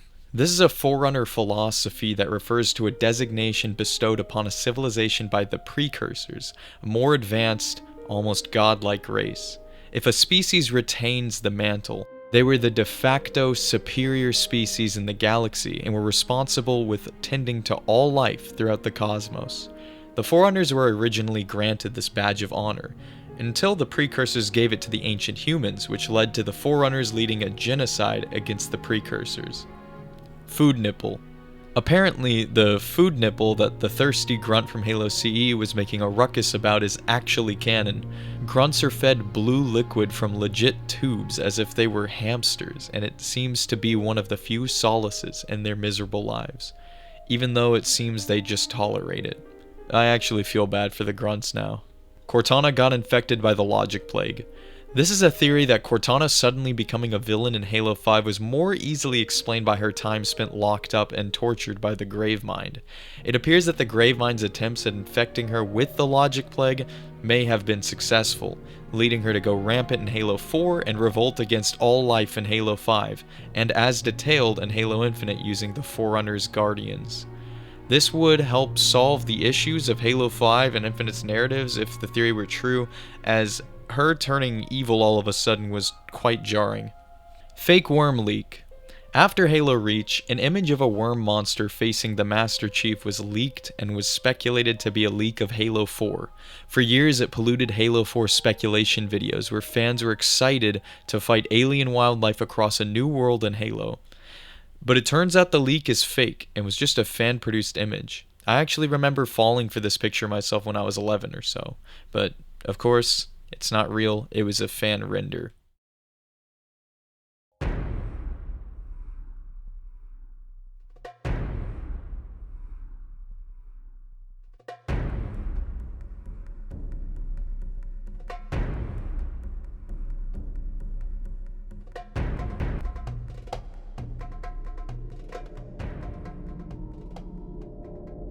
This is a classic spooky campfire story for Halo fans of old. I remember the tall tales of video game ghosts spreading around the early internet like wildfire.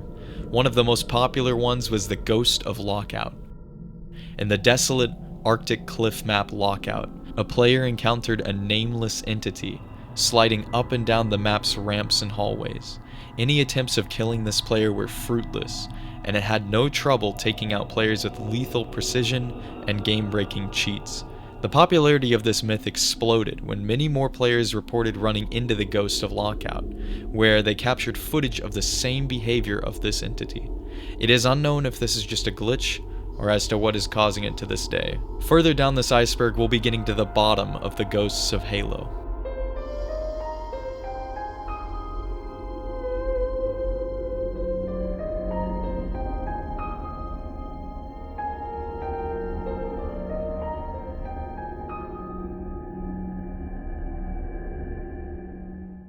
Didact confirmed alive by coloring book.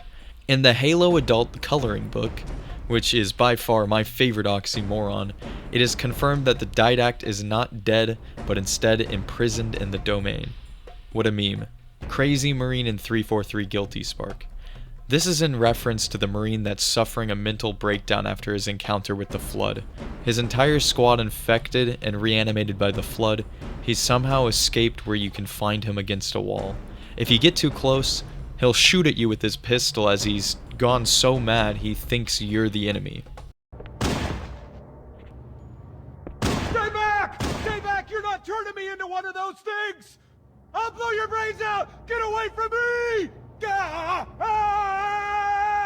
Don't touch me, you freaks! Although the mission forces you to encounter this Marine, it's not exactly like a well-kept secret. It is certainly one of the creepier details that many people overlook from Halo. Secret Mangled Elites, Halo 1. In Halo Combat Evolved, on the 343 Guilty Spark mission, a Mangled Elite can be seen in a cutscene, teasing the release of the Flood. In Halo Anniversary, you can actually get to this body in gameplay through an exploit, but normally it isn't supposed to appear as the Flood should have taken his body. Dot Fortune. In the Xbox version of Halo Combat Evolved, if you name a profile .fortune, a random Easter egg phrase will appear on screen. This comes from a joke embedded within Bungie.net's Myth meta server. Additionally, if you rename a map variant on Halo 3 or Reach .fortune, you'll get a message saying, "My modem is on fire. I have walked among men and angels for 3,000 years." A creepy hidden message can be heard in the Mausoleum Suite track from Halo 2's original soundtrack, if the song is played in reverse.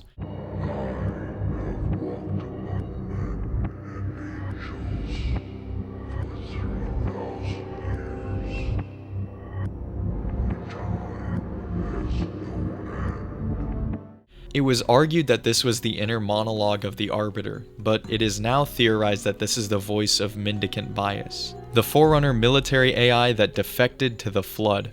Scrapped Halo 2 Warthog Run. At the end of Halo 2's Gravemind mission, scrapped sections of map have been uncovered that reveal a Warthog run was planned, similar to that of Halo CE's ending. This would likely have the Master Chief drive along a track against a timer to reach the key ship before it escapes. Warthog runs have only been seen in Halo CE and Halo 3, and now there is a mod that recovers this mission which allows players to experience the scrapped Halo 2 Warthog run for the first time. Soccer Ball. This is another entry I've added. In between Griff Ball, soccer balls, and golf club items in Forge, Halo is no stranger to sports. The first soccer ball in the series was in Halo 2, and it's an oversized soccer ball Easter egg that you can find and play with that is hidden on the Halo 2 campaign mission Metropolis. Halo 2's troubled development. As mentioned earlier, this is in reference to the overworked staff at Bungie who developed Halo 2 in rushed and very difficult conditions. It's honestly amazing this game released working at that rate. The Precursors. In Halo lore, the Precursors are an ancient and highly advanced alien race that had godlike powers. They were the ones who redesignated the humans as the holders of the Mantle of Responsibility, which frustrated the Forerunners greatly. Origins of the Flood. After the Forerunners decimated the Precursors in the ensuing war due to being picked second as the Precursors' favorite species, the remaining Precursors converted themselves into dust to prolong their existence. Some of the Precursor dust became corrupted, which was found in glass cylinders on Earth by ancient humans. The humans' pets began to snack on this dust, which slowly mutated them into monsters and led to the Flood outbreak that would end in the eradication of the Forerunners. Halo Chronicles. This is a cancelled Halo game from 2006 that was in development until eventual cancellation in 2009. It was developed by Wingnut Interactive, a studio built from elements of Microsoft Game Studios and director Peter Jackson of all people. The game would focus more on a narrative story, which in part explains why director Jackson was involved on it. The gameplay involved the player taking control of a lowly Marine or human miner who ended up in Covenant captivity, where they make contact with a Forerunner weapon that slowly evolves them into a powerful Forerunner warrior known as the Promethean. Of course, since this was the early 2000s, this has no relation to the Halo 4 and 5 Prometheans.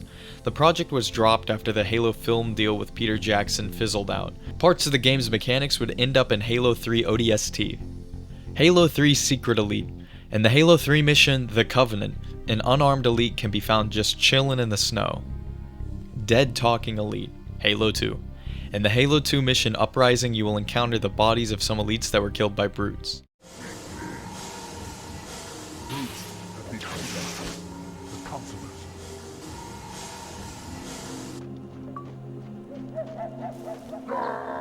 .ass file.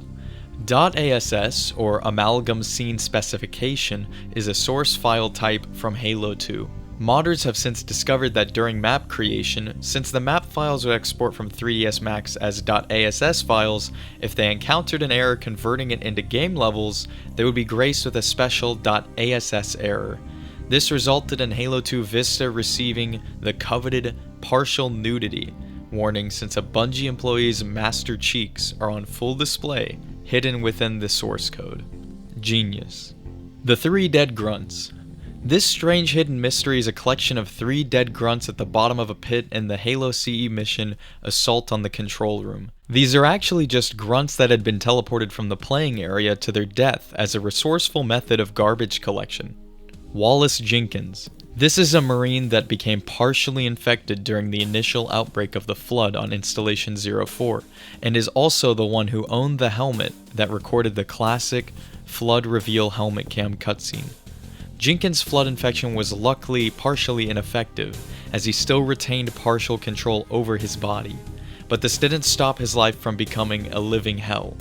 After getting interrogated by some fellow Marines, he ended up taking part in an operation to hijack the Covenant ship, the Truth and Reconciliation. Jenkins intended to destroy the starship, as he personally knew the threat that the Flood posed to humanity if they managed to get control over a spacefaring vessel. Alongside an ODST, they managed to destroy the ship to eradicate the Flood on board along with Jenkins himself. He thanked the ODST for assisting in ending his suffering. Maginot Line, Forerunner. The real Maginot Line was a heavily defensive line of fortifications along the Franco-German border that in theory would stop a German attack into France, which was thwarted in World War II when the Germans simply went around it. In Halo, this was the name given to the Forerunner defensive line that was set to protect the inner colonies of Forerunner space. Despite their best efforts, this was eventually breached by the Flood. Master Chief's full name. The Chief's full name is not known.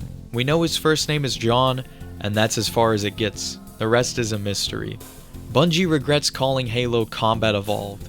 This is possibly in reference to the subtitle of Halo being designed to attract shooter fans by including the word combat within it. Halo at the time was perhaps too vague, and didn't allude to a military sci-fi shooter. The original title for the game was set to just be Halo. Minstrel Chief. In the 2008 released open-world RPG Fable 2, players can acquire Hal's outfit if they bought the limited edition of the game. Now, it may not be so obvious to at first, but if we slide an O over...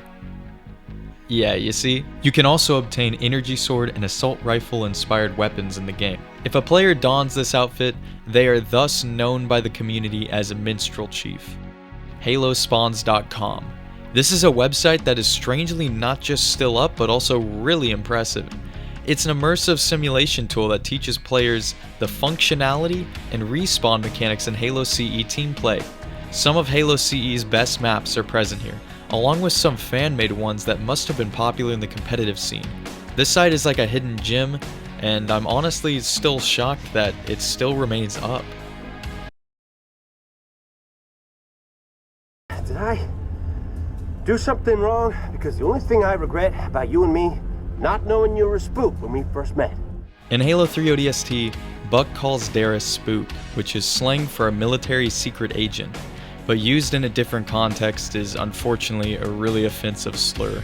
This left some players confused and bewildered as not everyone knows the meaning of this term in a military context. Halo 3 Delta build. This is an early build of Halo 3 that holds cut weapons and rough around the edges content. It's a modder's playground. Master Chief's secret face in Halo 3.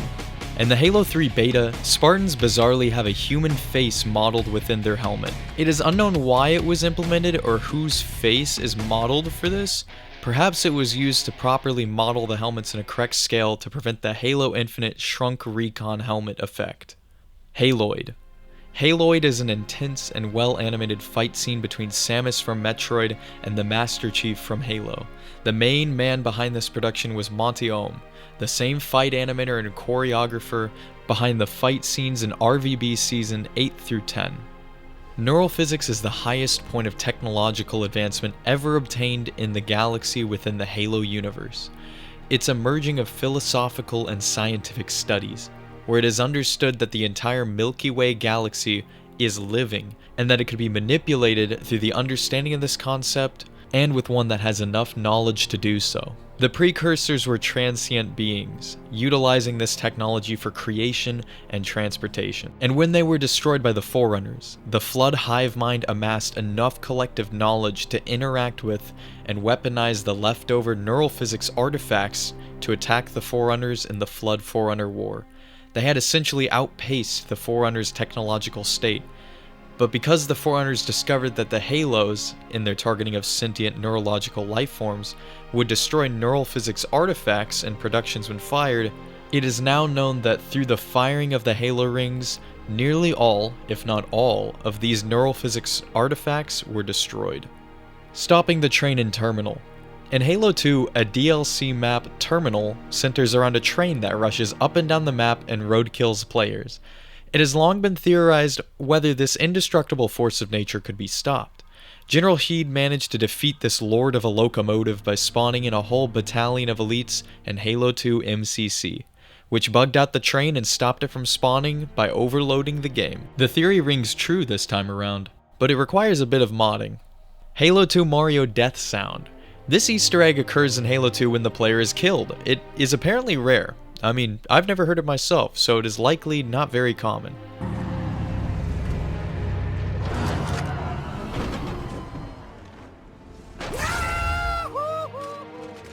Rex. In Halo CE and Halo 2, writing in the form of blood can be found spelling out Rex in a few areas throughout the campaign. This is a reference to a Bungie programmer's username, Ferrix, and was added by Tyson Green, the holder of this Rex tag. SpongeBob's house is in Halo 2. Boom, there it is. Various human businesses within the games. There are tons of canonical human businesses littering the Halo campaign levels and multiplayer maps. Optican's Medical Supplies, Franck Seafood, Mizraya Armory, and Traxxas Industrial Equipment are some of the ones I recall the most. Harmless Jackal. In the Halo Reach mission Winter Contingency, the player can find a harmless secret jackal. This is the same jackal that leaps across the level to tease the Covenant's arrival for the player. Halo Online. This is a multiplayer-focused Halo game developed by Saber Interactive and Innova Systems in collaboration with 343. A closed alpha test began in 2015 in Russia exclusively, where it was cancelled in 2016. This was a direct sequel to Halo 3, and ran on the Halo 3 engine with new weapons, vehicles, maps, playable elites, and customization. This eventually leaked as a mod known as El Dorito, and was one of the few places to play modern Halo games on PC at the time in 2018. The Sandwich. Here's another one I added to the Iceberg. In Halo Infinite's campaign world, there is a giant sandwich hidden in the map surrounded by static, worshipping grunts. The Rookie's real name. The ODST character you play as in Halo 3 ODST, the Rookie, is actually named Jonathan Doherty, as revealed in the Halo Encyclopedia. So the Rookie is quite literally a voiceless John Doe. Mr. Chief. This is a joke character based on the Master Chief that was created by Frank O'Connor and appeared in Bungie weekly updates. It has since become a staple of the franchise as cosmetics, marketing material, Easter eggs, and even a selectable AI in Halo Infinite. Arby and the Chief. Not quite as popular as Red vs. Blue, Arby and the Chief is a web series that surrounds action figures from the franchise going on dopey adventures while being dubbed over by text-to-speech robots. I added this one to the Berg as well because it kinda needs to be here. It's a big piece of Halo culture. I see you bought the heroic backpack. Yeah, I used John's credit card. Who's John? The human that lives here with me. I see. Do you think the maps were worth $10? Yeah, who doesn't have $10? I wipe my ass with $10. Now we move into Level 3 Part 2. Cut Halo CE missions. Halo CE's campaign was originally supposed to be 40 whole missions, before it was slimmed down to 25 missions, and finally, the 10 missions we ended up getting. There are other cut missions from the other Halo games, but they aren't quite in the same numbers as Halo CE's cut missions. Microsoft's Sam and the Covenant. In this Easter egg, you can hear the text-to-speech robotic voice of Microsoft's Sam. Sam reads out a few phrases insulting Bungie employees and spouting general tomfoolery in the mission The Covenant from Halo 3. At the end of the level, after you destroy the Scarabs, if you wait on the right side ledge of the Citadel for a while, Sam will begin speaking. Happy Easter, Marty. I am among you to all Marty's sins. This isn't the only Easter egg on the Citadel, as the left ledge plays the Easter egg track Siege of Madrigal. And you may have noticed that this voice is the same as the Chief's voice from Arby and the Chief. Time Travel Glitch. The Time Travel Glitch is a pretty major exploit in Halo 3. On both the Ark and the Covenant missions, if you perform various tricks involving driving up cliff faces outside of the map, a series of things will break, including enemy spawns and more. Players will have the opportunity to go back in time in the Ark from before the Scarab tank battle, and in the mission The Covenant, they will have the opportunity to go back in time to the third tower from near the end of the mission. Basically, you can break the entire level and sequence of events that occur within it to find secret rooms and more. Grunt in a Barrel. This is a Halo Reach Easter egg on the multiplayer map Penance. If you build a bowl out of objects and forge at the base of the waterfall, a grunt inside of a barrel will drop into the bowl from the waterfall. For some reason, it doesn't have a mask and looks kinda creepy. Master Chief's Autojacker. Master Chief? You mind telling me what you're posting on Twitter? My main issue with Master Chief fucks Cortana is if you read the Halo novels, you'd know the spacesuit automatically jacks Master Chief off. Covenant Fringe. The Covenant Fringe are all of the alien races that, while under the Covenant's control, aren't fully integrated or employed in the ranks of the Covenant military. These races include the Yonhet, Dazrim, and more, and were mostly just tolerated by the Covenant, but not useful for combat by any means. In the Yonhet's case, they weren't used in combat as their population was far too small to perpetuate a long drawn-out conflict. Skipping Cortana moments.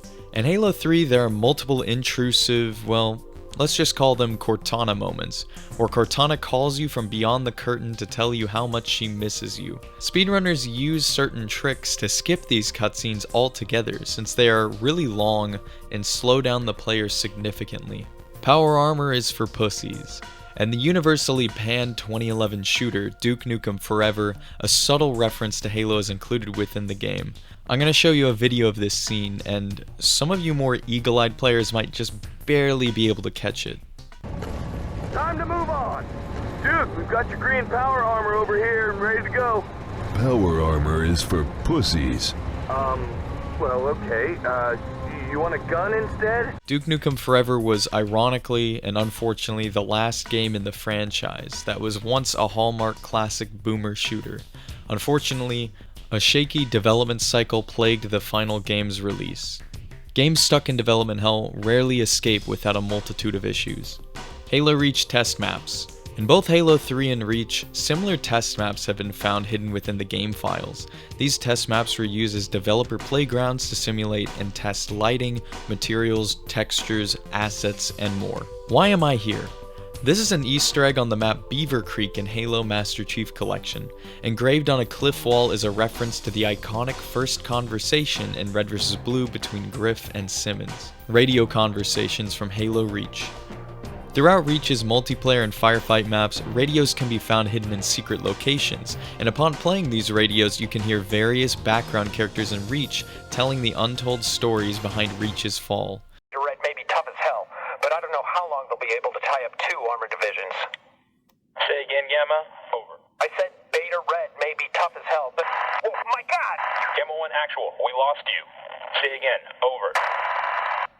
Iron Fist, this is Gamma 1 actual. 3 Covenant cruisers just dropped out of the clouds directly above us, holding at approximately 20,000 feet, traveling due east at approximately... These are some really interesting bonuses for lore fans, and it is interesting to hear characters that were caught up in the war discussing flight instructions and more. Isolation Flood Infection. The Halo 3 map Isolation has a bit of a flood problem. The upper side of the map is a dull, sickly forest beset by Forerunner walls on all sides. If you wander into the lower level caves of the map, you'll find the reason for the dismal appearance of the forest. The caves are completely covered in flood biomass, and if players wait long enough, they'll watch flood masses rise to the grass at the surface.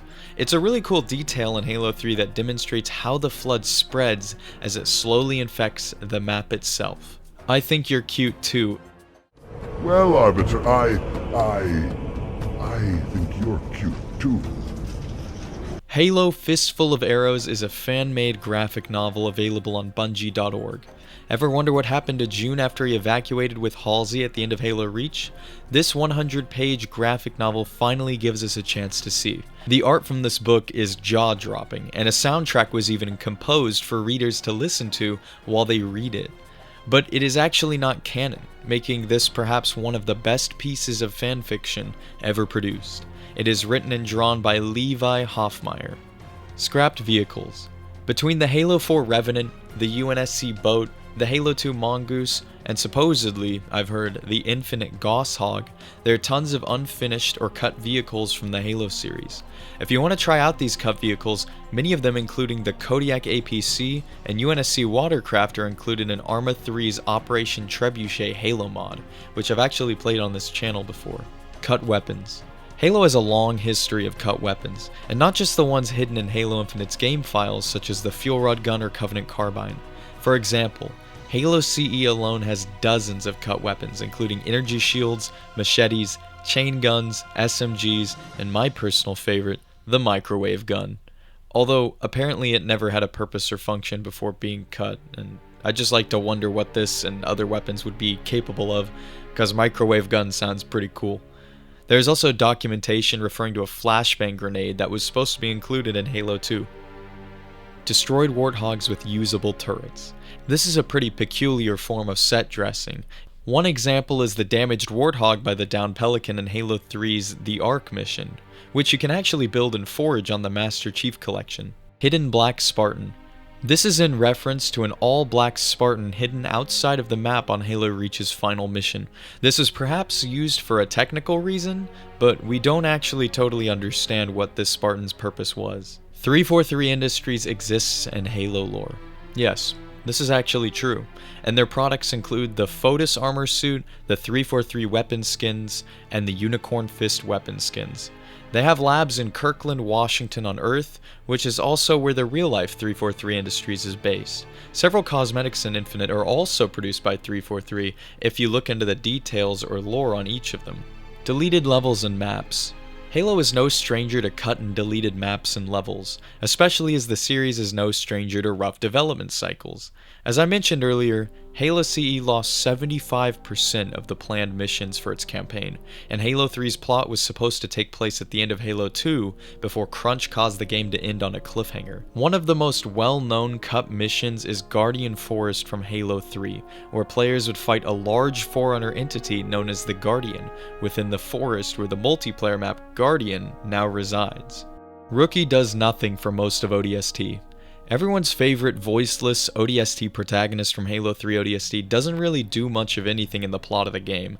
Aside from walk around town and fight Covenant patrols while looking for clues behind his squad's whereabouts, all he does is escort Dare and the Engineer out of town.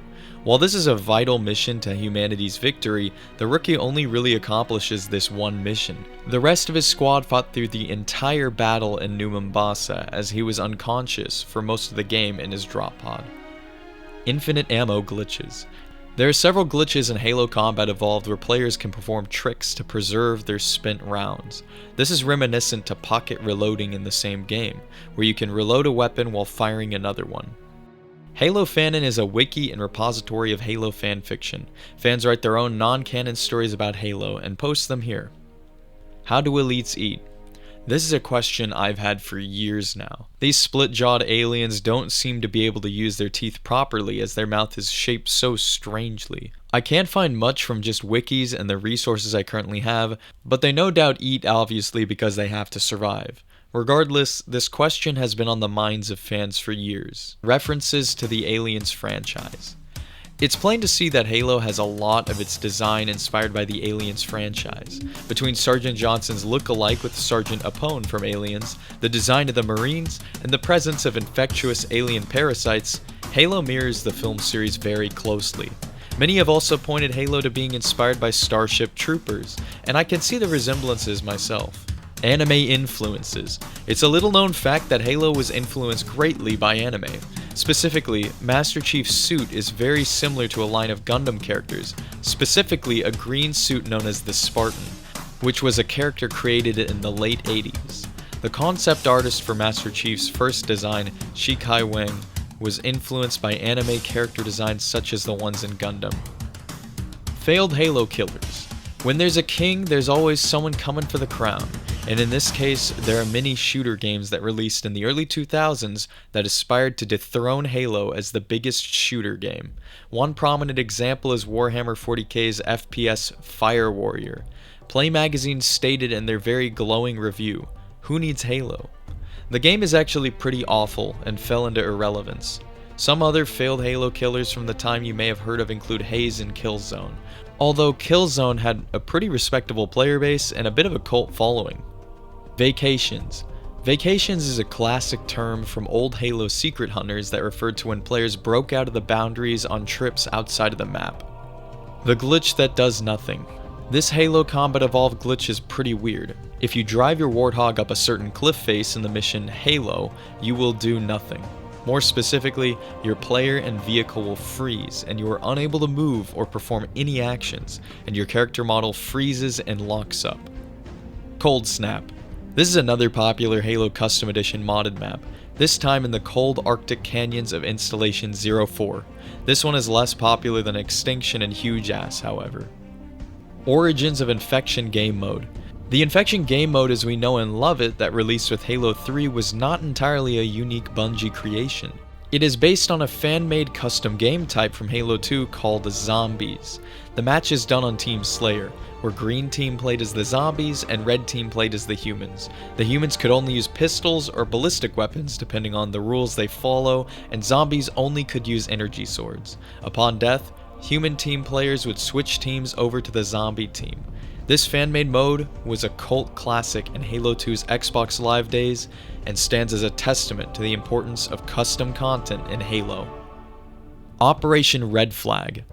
Operation Red Flag is a canonical last-ditch operation to save humanity and hopefully bring a quick end to the Human Covenant War. The plan was drawn up in 2552 as humanity was well on the back foot, very close to losing everything. The plan was to get Captain Keyes to lead a small fleet to bait a Covenant cruiser into being boarded by Spartan 2s and ODSTs. After boarding the ship, the plan would entail setting course for High Charity and capturing one of the Covenant's prophets so they could sue for peace. This plan fell through due to the loss of Reach and the subsequent loss of the Pillar of Autumn. Dazream. Dazream are a fish-like species from an ocean world known as Reem. They have a great knowledge of the Forerunners due to the ancient Forerunner cities that were sunken under the waves of the planet. The Dazream traded their knowledge of the Forerunners with the Prophets of the Covenant for an alliance and ended up remaining as a part of the Covenant Fringe. Ungoy's human media black market. Ungoy, or Grunts, traded captured human entertainment media on their black market. This involves soap operas, sitcoms, and more. This calls back to conflicts of reality, where souvenirs are taken from foreign countries by soldiers involved in invasion. I wonder what shows from our time the Grunts stole to sell on their black market. The Meddlers. This is a point of theory and speculation and is a fairly creepy, unexplained part of the lore. In Halo CE Anniversary, 343 Guilty Spark tells in one of the terminals that's hidden in the campaign of a ship crashing 60,000 years after the Halo rings fired. Apparently, the sentient species that piloted this ship are unknown, and no records of them were found in Forerunner databases on the Halo ring. Since this terminal, several mentions and hints of unknown alien species, perhaps from outside the Milky Way, that meddle with Forerunner creations and worlds, have been found sprinkled throughout the series. Therefore, all these unknown alien visitors have been labeled as the Meddlers. I wonder what these creatures are, though, and why they appeared on the first ring in 40,000 BCE before disappearing again. Slipstream space, or slip space, is the manner of time travel in which ships can jump from place to place around the galaxy so quickly. It is a dimensional subdomain, where ships can enter into in order to commit to faster-than-light travel. Most sci-fi universes come up with their own means to accomplish faster-than-light travel, and this is the canonical mechanism that allows vessels in the Halo universe to do so. I don't totally understand it, partially because it's not in our own observable universe, but feel free to read up on it if you'd like to. The various Halo wikis explain this further. Halo vs. Counter-Strike. This is a dated, and I mean very dated, and low-quality flash animation that uses basic tweening motions and crude art common from low-budget internet cartoons of the time. This video is a time capsule, and it contains references to Red vs. Blue, the original Counter-Strike mod, and more. This video is actually a re-upload of the animation that is hosted on Newgrounds, and it seems to have been a bit of a classic amongst Halo fans who watched it as kids, while the internet was coming of age. GRD Helmet. The GRD helmet is a cosmetic that was cut from Halo Reach and appeared throughout Easter eggs and marketing images until finally being added to Reach in Halo Master Chief Collection in 2021, around 11 years after Reach originally released. Backwards loading. The original Halo Combat Evolved loading screen is iconic, but in this obscure video, it seems someone is running Halo on a toaster oven.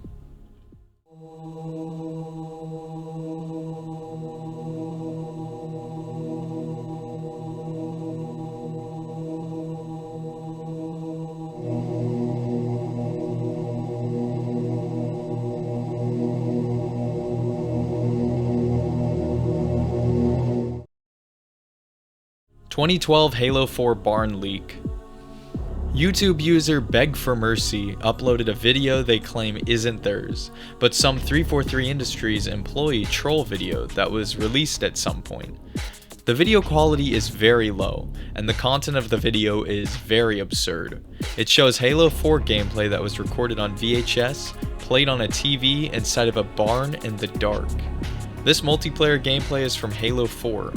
It isn't some fan-made recreation either, and this re-upload was released a full 6 months before Halo 4 launched. Here's the kick. This one is actually real. Yeah, it's insane. This video is scuffed, and this is never before seen Halo 4 multiplayer gameplay. This is best explained in a modern vintage gamer explanation video, which I recommend you check out if you're interested in the topic. The story behind this legendary leak is that a group of hackers had managed to acquire the Halo 4 beta version for testing. This group of hackers played the game for weeks and recorded it on VHS.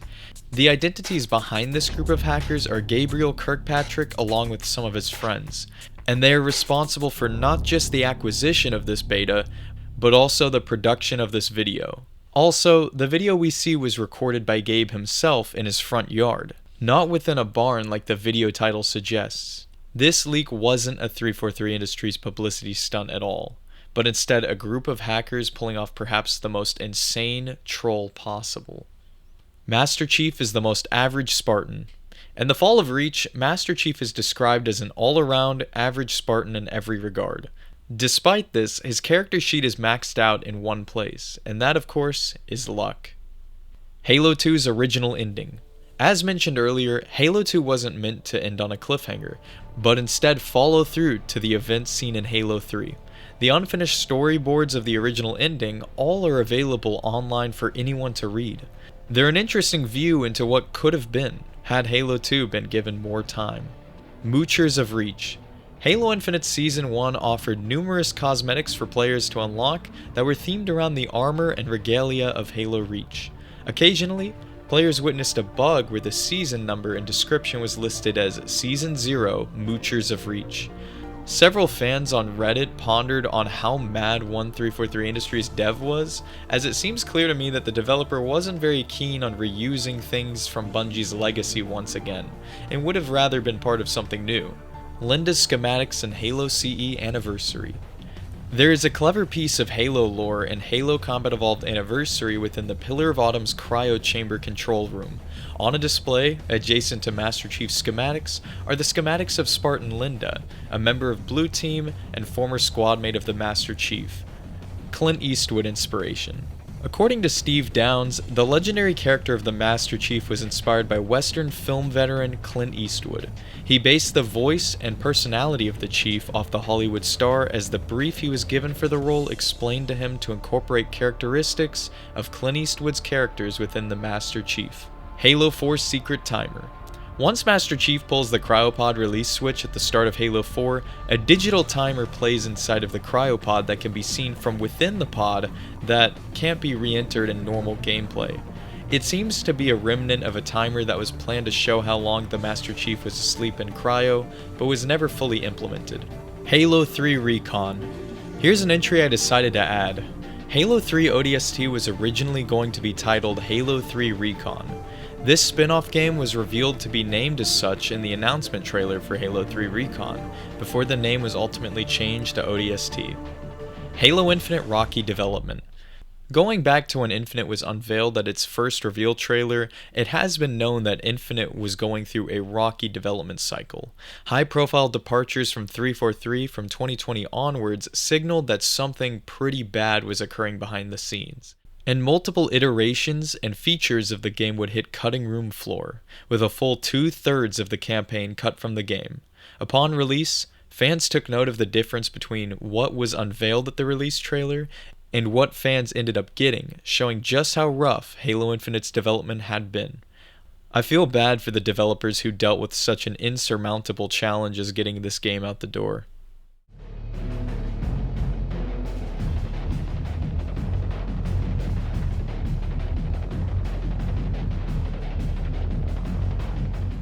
Nearing the halfway point, we're now at level 4 of the Iceberg. The entries here should start to become a little less well known, as well as kind of bizarre. Flip Yap. This is an Easter egg from Halo 3, and it also appears in Halo 3 ODST. If the I Would Have Been Your Daddy skull is active, randomly when you kill a grunt in the campaign, another grunt will shout at you for killing his brother, claiming that the fallen grunt's name was Flip Yap. Or was it Yap Flip? You killed Flip Yap! Or Yap Flip, was he? It was Yap Flip. No, Flip Yap is his brother. Don't tell me I don't know Flip Yap! Flip Yap and I went to Nipple Academy together, and he's dead. Apparently the two grunts graduated from Nipple Academy together, and this is a pretty rare voice line. Craig the Brute was staged for publicity. What seemed like a hollowed out soul of a brute in the rushed Halo Infinite demo has been accepted by Xbox as an official mascot. Craig has also been reborn as an Easter egg within Halo Infinite, where he has since become a performing rock star on tour across Zeta Halo for his new album, which, of course, all of his gear and instruments can be seen next to a skull atop the tower in Halo Infinite's campaign. Craig has also generated a lot of publicity and memes around the upcoming Halo title. The question thus arises, was this planned?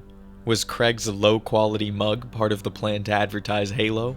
How deep does this rabbit hole go? Meg in Halo 2.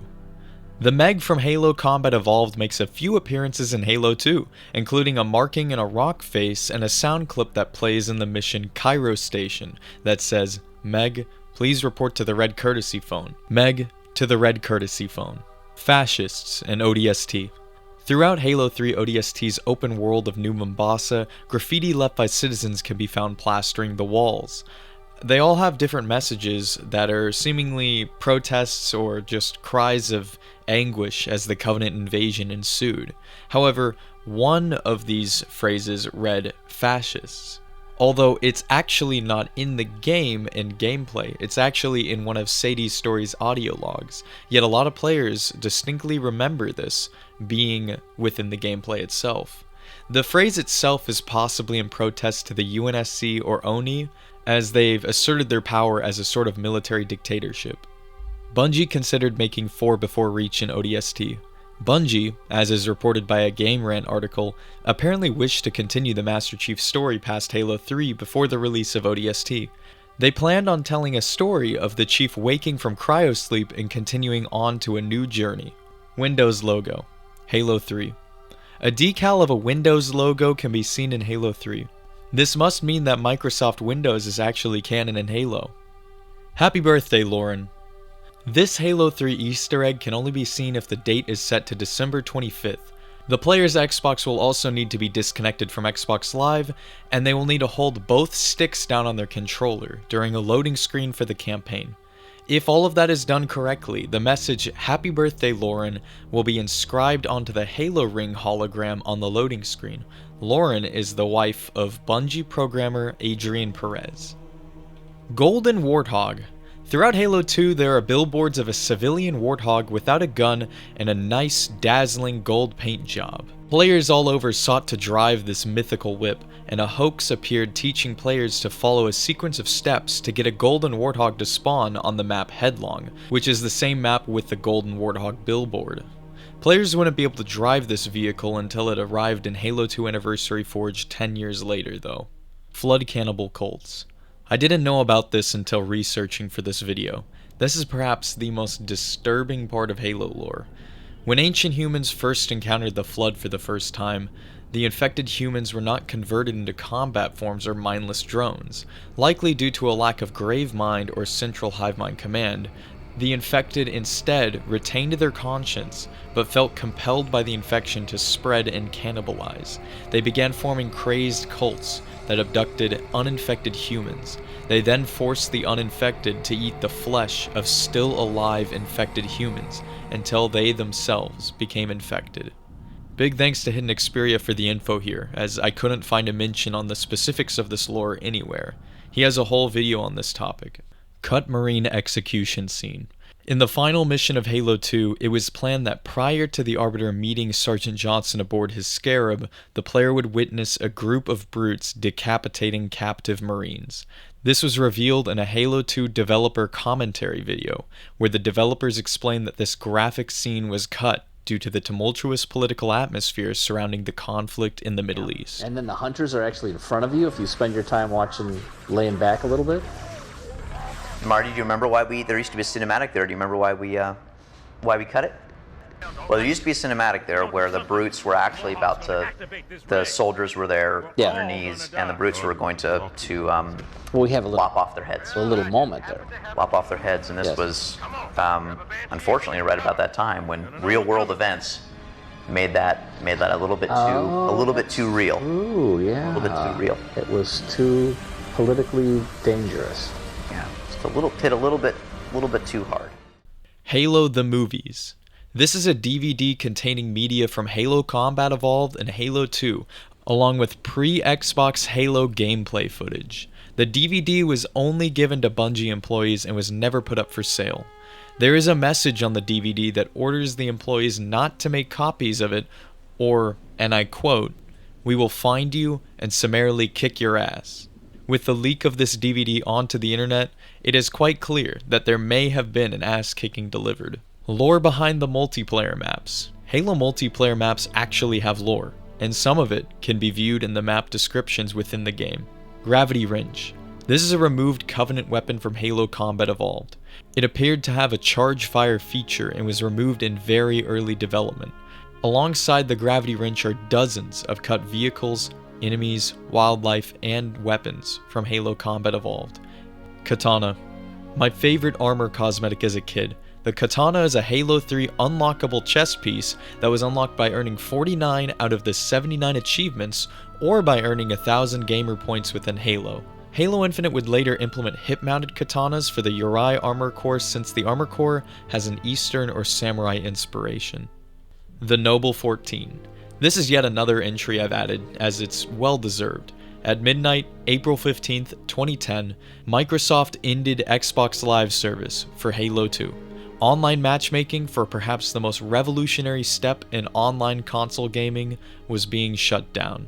After news of this shutdown became public, hundreds flocked to Halo 2's servers and found that despite the shutdown, as long as their console was still on, they were able to play in the servers until they signed out of their accounts. In the case they did, no more Halo 2 for them. Eventually, only 14 players remained, each of which's gamertag is etched into the halls of Halo history. These noble 14 players were in a desperate holdout to experience Halo 2 for what seemed like the last time in order to send a message to Microsoft that not only did they pay for this product, but lots of people still wished to experience its online play. Each player dropped one by one from the servers until only one remained. The final player, Apache Enforcer, was booted at 1:58 a.m. on May 11th. His console stayed on for almost a month and he was alone for a full 20 plus hours in the Halo 2 servers. Halo Combat Evolved alternate box covers. Halo CE had shipped with alternate box covers worldwide. This includes the release in Japan, which looks very different, and the remarkable Game of the Year edition, with a Game of the Year seal printed on future printings of this game. Halo Custom Edition also received an altered back that teased the new weapons available within the multiplayer. Fun fact, Halo Infinite mirrors Halo CE's box art very closely, which makes sense as it's a spiritual reboot to the series. Face on the Moon, Halo 3. This is an Easter egg on the map Standoff in Halo 3. The face of Chris Carney, a Bungie employee, can be witnessed on the moon if you get out your telescope or sniper rifle. That works too. Which difficulty is canon? Bungie and many fans have admitted that the second hardest difficulty, Heroic difficulty, is canon. This is also coincidentally the most fun difficulty in the game. Missing scanner on Marine's hand. In Halo 3 ODST, there is a medic using a scanner on a wounded Marine, except the scanner is missing, so he's mostly just miming it. Princess Peach and Cortana have the same voice actor. Jen Taylor, the voice talent of Cortana, voices both of these characters. Energy Sword is based off 1500s Indian weapons. Halo's Energy Sword may just yet take inspiration from a historical weapon that was used in the Mughal Empire by its soldiers. The grip, or hilt, is perpendicular to the blade, enforcing the thrusting or punching use of the weapon, as if you were trying to punch your target. Cheney Mania achievement. This is a cut medal from the early Halo days that a player would earn for killing a teammate. The medal is in reference to Dick Cheney, ex-vice president under George W. Bush. During his tenure as vice president, he accidentally shot a lawyer named Harry Whittington with a shotgun while participating in a quail hunt. Thus, the team-killing medal was born. Do the Dick Cheney one. Do the Dick Cheney one. If you shoot one of your own players, then you would have heard, although this didn't end up happening, you would have heard my voice going, Cheney Mania! You suck. But they cut that too. Ling Ling. Ling Ling is Bungie's studio dog. The dog was once lost, but has since been found. Well, just the head of it. I don't know where it came from, but Bungie keeps a severed dog head in a jar of formaldehyde as a bit of a good luck charm? Bro, I don't get it, but apparently when the head in the jar was lost, they put up missing dog flyers until it was found. Additionally, it is in worse condition nowadays from what I've read online. It also graces the Halo games in several Easter eggs, including an appearance in Halo Reach's tribute room. Bungie's 7-step world domination plan. I'm gonna read the entry on the Bungie fandom page for this one because I could not have put it into any better words. Bungie, with aid of the 7th column, which is Bungie's underground army, is currently in the process of taking over the world. However, all plans, diabolical or otherwise, need steps. Bungie's plan, of course, has 7 steps, and progress is coming along nicely. Bungie is currently on step 7, take over the world. Shoot enemies into sun with giant slingshot. Ling Ling is even included in Step 5, Recover Ling Ling. Step 3 details the release of Halo Combat Evolved. Now we must wait until Bungie overthrows Microsoft and now that Ling Ling is found. ODST Girlfriend Picture. In the opening drop pod cutscene of Halo 3 ODST, if you search around the drop pod you will see an image of either the rookie's wife or girlfriend pasted to the wall. Halo 2 Map Pack Physical Copy.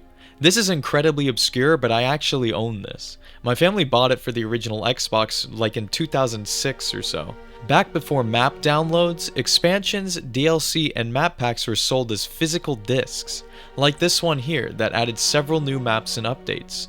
Of course, these maps could be downloaded online, but this physical disc option also existed. Da Vinci Code, Halo 3. These secret objects that resemble textureless orbs are present across many maps in Halo 3. They sparked a mystery until it was discovered that these just hold the scripting for many map elements such as Sandtrap's towers. Delta Halo's floating button. This can be seen in the Halo 2 mission Delta Halo. The button itself is tied into a lot of other conspiracies behind Halo 2, including another mystery we'll get to known as the Tri-Gates, but ultimately it's just a misplaced piece of map scenery that, when activated, does nothing. The Arbiter's Broken Skybox. The Halo 2 mission The Arbiter has a glitched out skybox. Zanzibar Beach Signs. In the Halo 2 mission Zanzibar, there are beach signs that warn players against swimming in the water.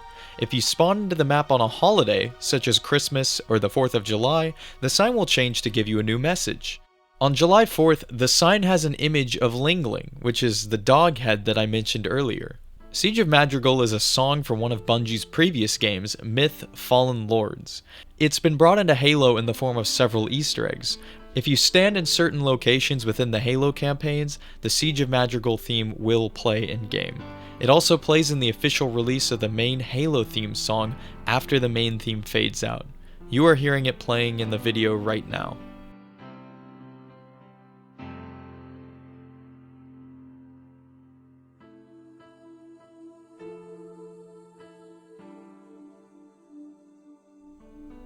Halo guns in a Family Guy episode. Here's the image. Initial Gravemind reception. I can't find much on the internet in relation to this topic as it has likely been buried by modern posts, much like the other lesser known entries on this list. Despite this, I do recall hearing a lot of talk on how much people disliked the Gravemind when Halo 2 was first released. I thought the Gravemind was unnecessary and weird at the time as a kid myself. I didn't like the idea of the Flood having a central villain, and thought that its appearance was pretty bad.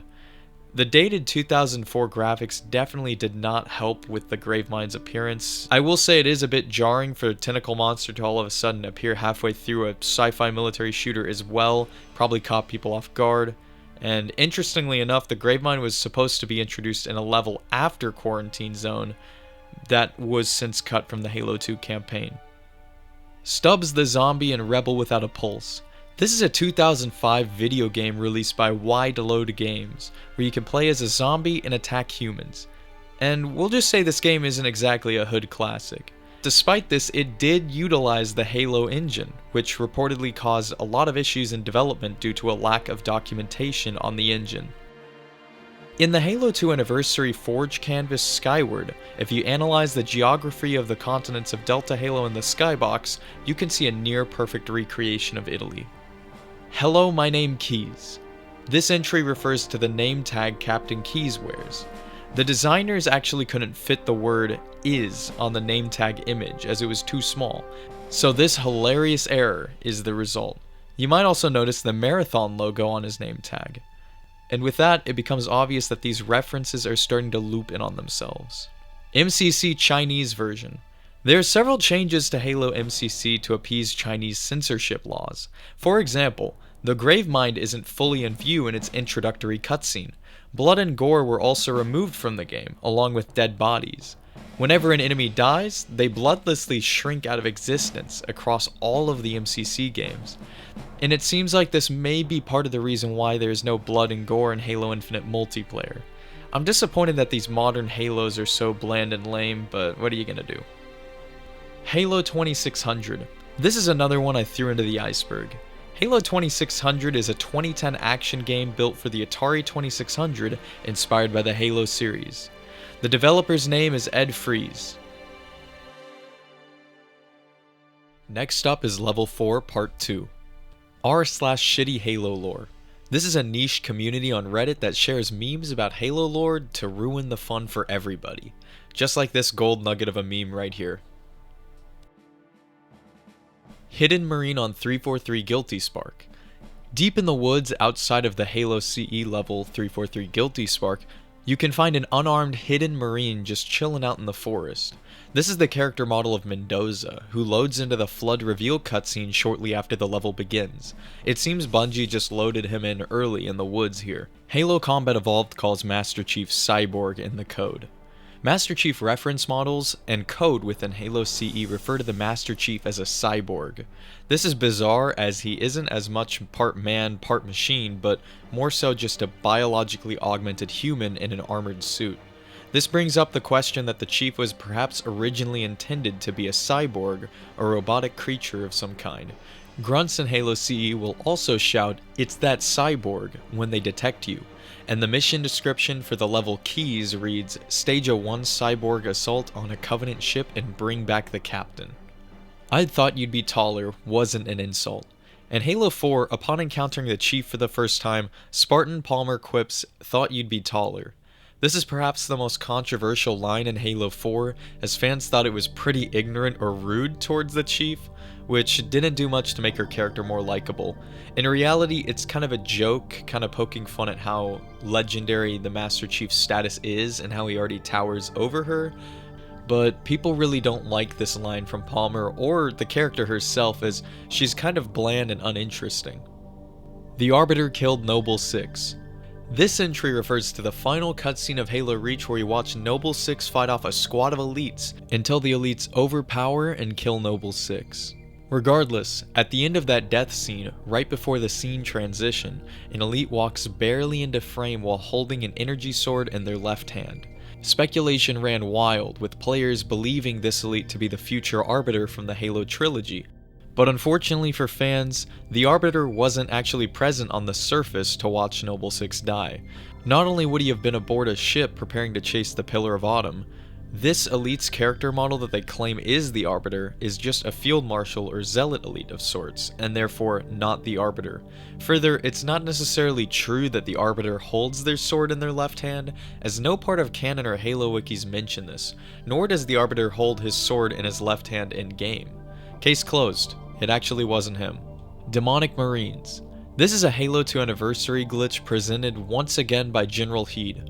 If you kill enough Marines for them to turn on you in a section of the Cairo Station mission, the Marines will go active camo, and if you activate anniversary graphics, a terrifying bug is produced.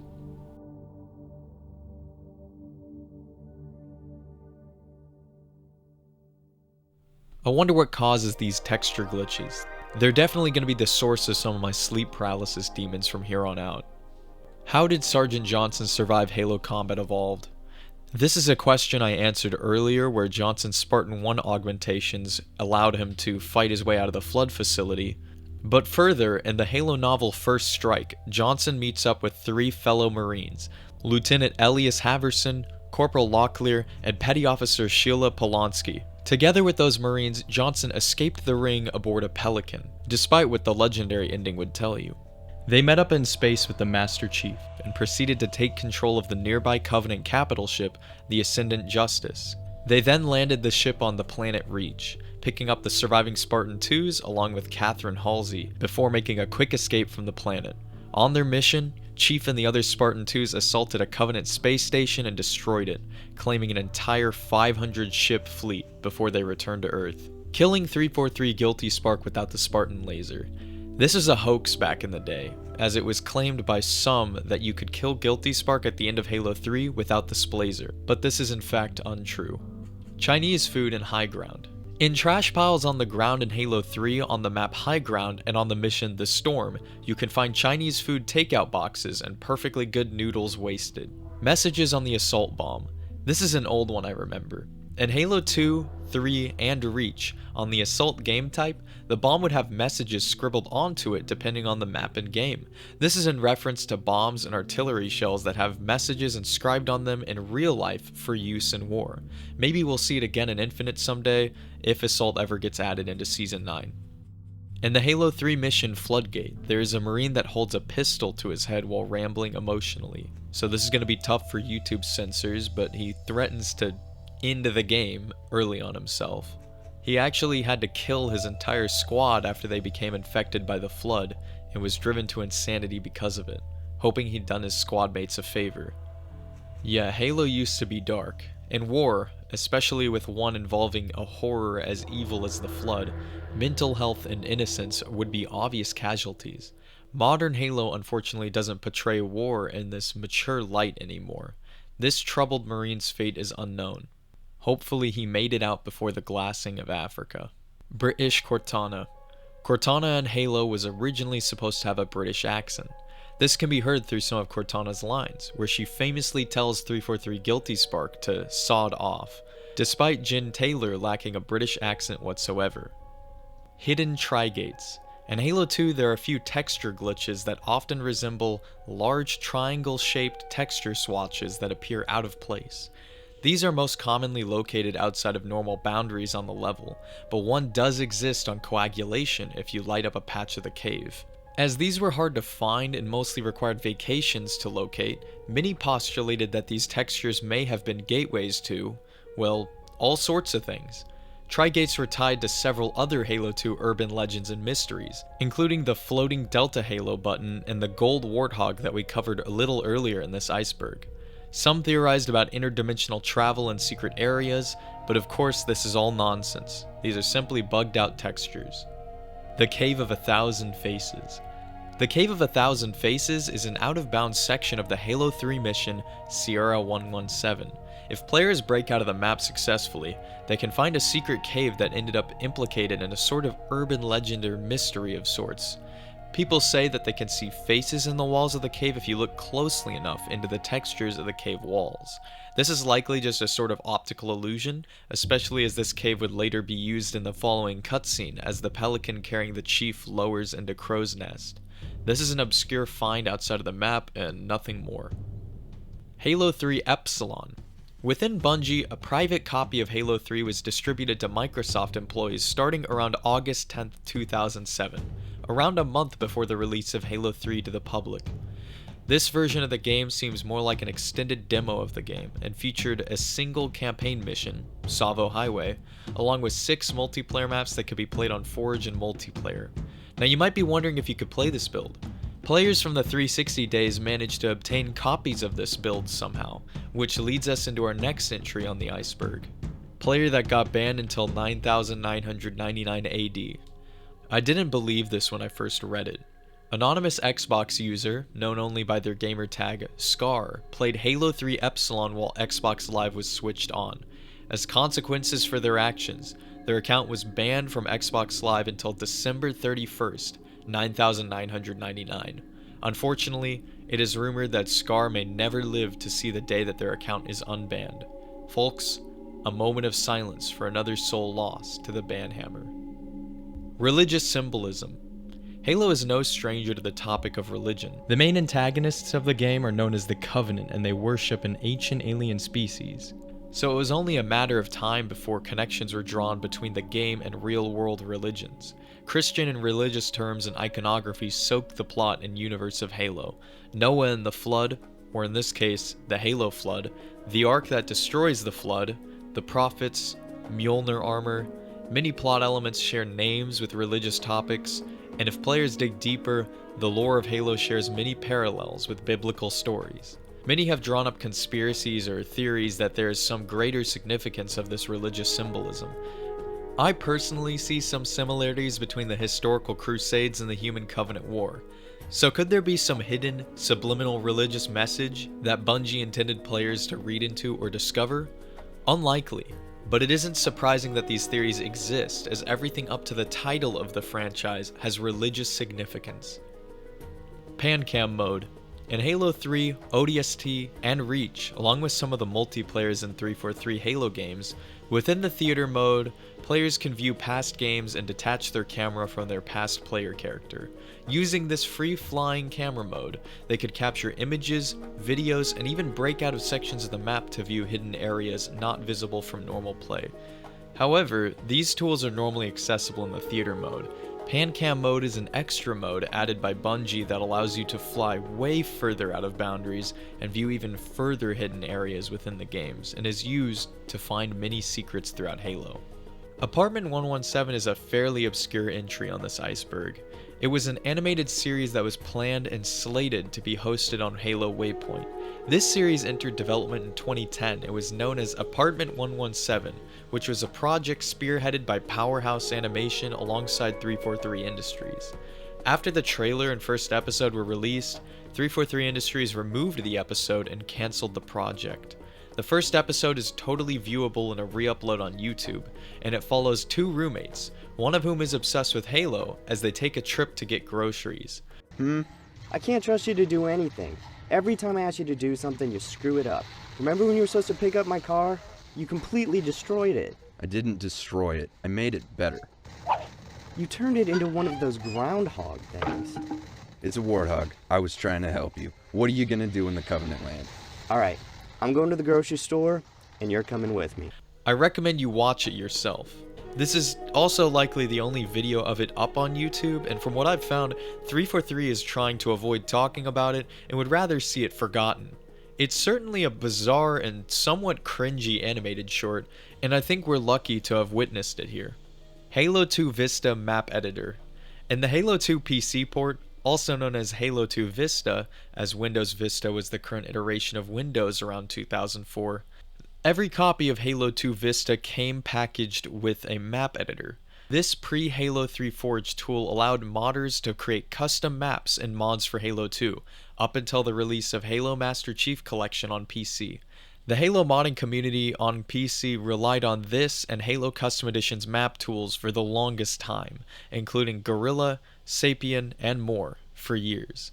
Thankfully, Master Chief Collection has received mod tools along with a full release on Steam. Pistol Kanji. On the Magnums in Halo CE and 3, Japanese, Chinese, and Korean characters are etched into parts of these pistols. They translate to either the number 7 or the word strength or power.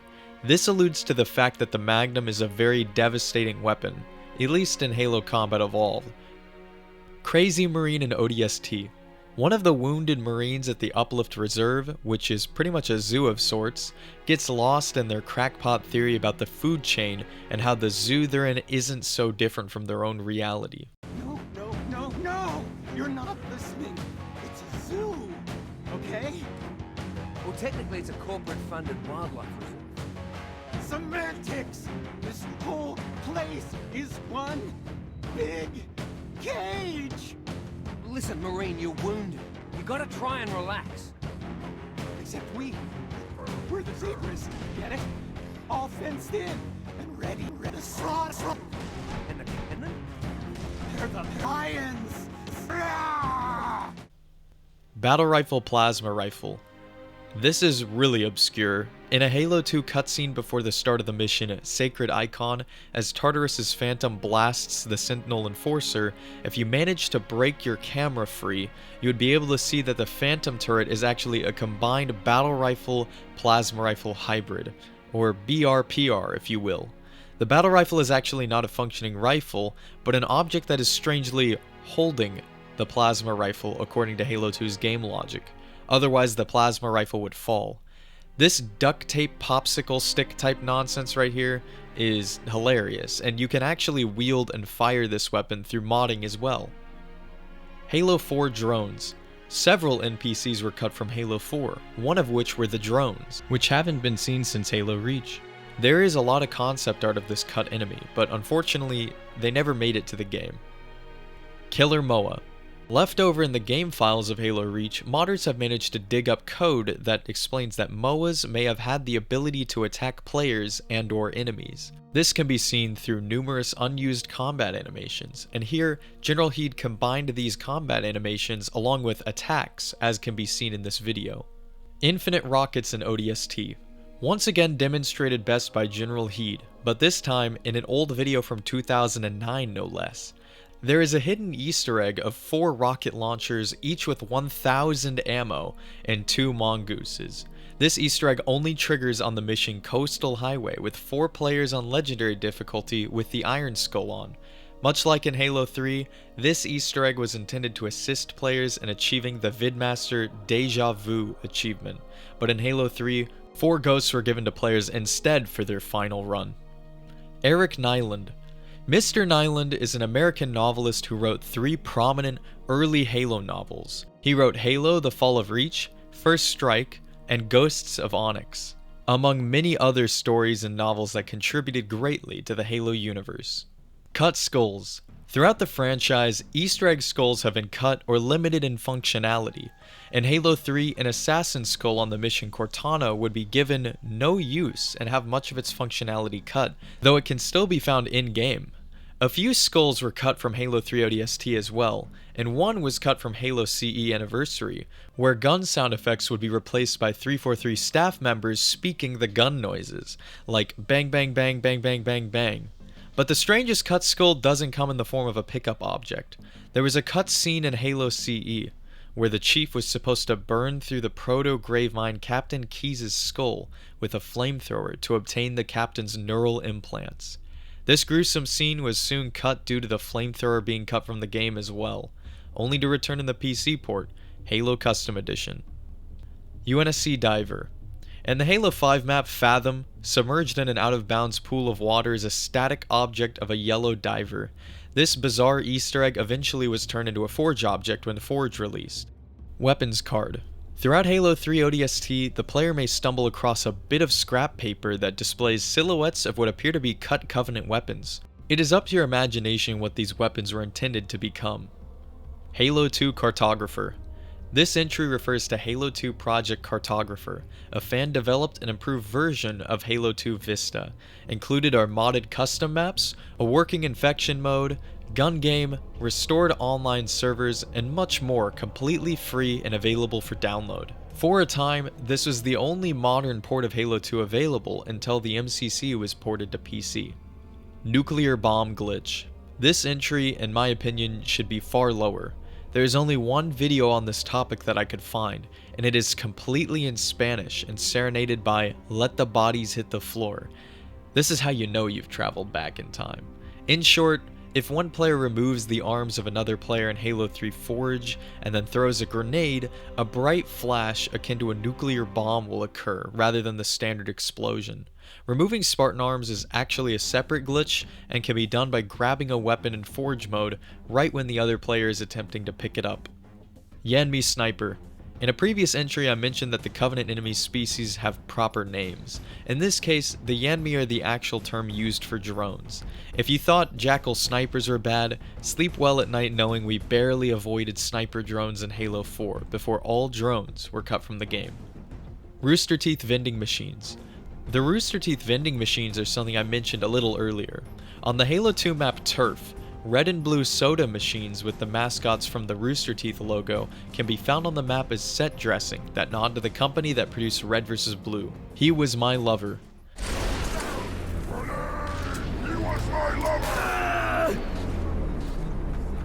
Randomly in Halo 3, upon killing a brute, a nearby brute will utter this rare dialogue. Like others, it appears this Easter egg dialogue plays more frequently whenever the I would have been your daddy skull is active. Mind Transfer.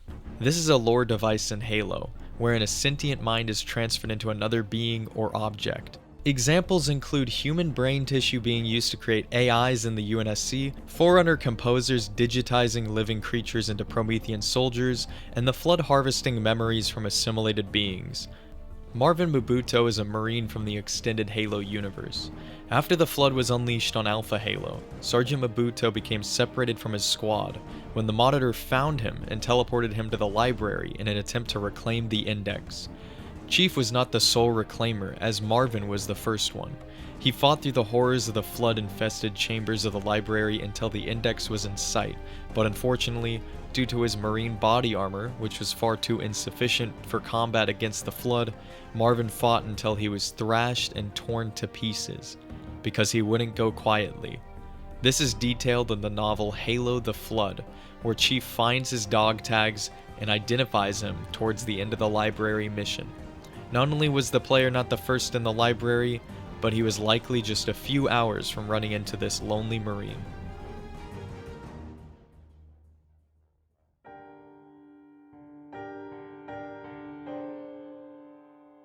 Moving on to Level 4, Part 3, The Assembly. I had never heard of this part of the lore despite all of these years that have passed. And honestly, this part of the lore is kind of freaky when you dig into the implications of these events. Similar to the terminals that are spread across several of the Halo games, you can find data pads hidden throughout the campaign maps of Halo Reach. There are 19 of these pads, 10 of which can only be found while playing on Legendary difficulty, and they share a mysterious side plot going on behind the scenes. As human artificial intelligence units began proliferating starting in humanity's spacefaring age, these AIs began communicating with each other. Around the year 2310, many of these artificial intelligences formed something known as the Assembly. This collection of AIs, or minds as they call themselves, have formed a sort of governing body who, thankfully, have decided to protect humanity as their ultimate end goal, as preserving humanity ultimately preserves the created AIs. Despite these efforts, they remain clandestine, refusing to make contact with humans and instead, believing to know more than humanity due to their higher levels of intellectual prowess, secretly alter things in the galaxy by nudging humans to make discoveries on their own. The thing is, these discoveries were already calculated and decided upon by the AI and the Assembly. And the Assembly was simply trying to guide humanity down the right direction, without any human knowledge that they were even being guided somewhere. The Assembly reject the idea of luck and how it could be beneficial to humans, such as the perfectly timed introduction of Spartans, because some of these lucky events were actually coerced by the Assembly. Yes, the research and development of the Spartan super soldiers was intentionally caused by the Assembly. Additionally, one AI within the Assembly was held on trial by the others for attempting to make contact with the Covenant before the humans did, which is what many in the Assembly have pointed out as the catalyst to start the Human-Covenant War. With these key events and more, the Assembly has been silently pulling the strings to alter the Halo universe in ways unseen by the player. The datapads we find in Halo Reach were written by a human conspiracy theorist who went digging, perhaps far too deep, and upon finding the Assembly began documenting these findings.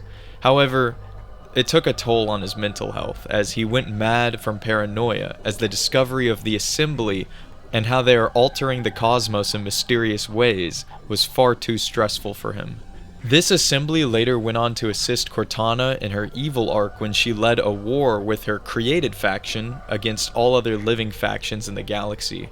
But after the created were defeated with the death of Cortana, this conglomeration of AIs fractured into many pieces. Blinking corpses.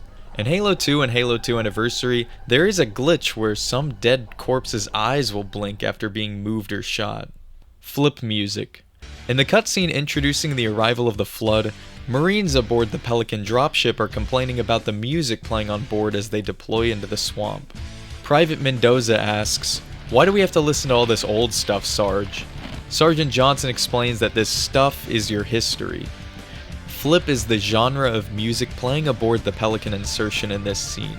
Canonically, flip music was popular at dance clubs during the 2520s, though it also has its haters as well.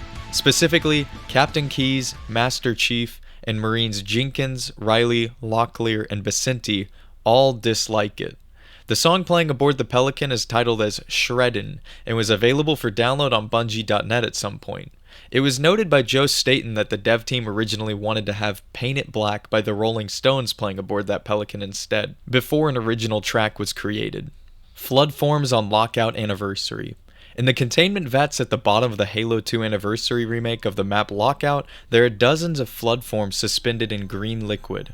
When I was younger, it was freaky seeing the classic Halo 2 map containment units, especially because one of them was broken open with a light flickering, as if it was one of those horror movie lab breakout scenes. though there was no flood models within these containers in the original, which for me makes the mystery a bit freakier. However, after modding the flood forms out of the anniversary containment units, you can find each of the flood forms have various differences, and many of them have multiple heads or other weird features. With such bizarre looking creatures, what race of being were these aliens that were infected? What did the Forerunners find infected and shove into this desolate Arctic facility? The mystery remains. Humans are Forerunners discrepancy.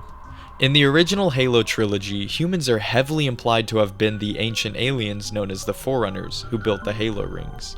And in Halo 3, 343 Guilty Spark directly mentions to the Master Chief that he is indeed Forerunner.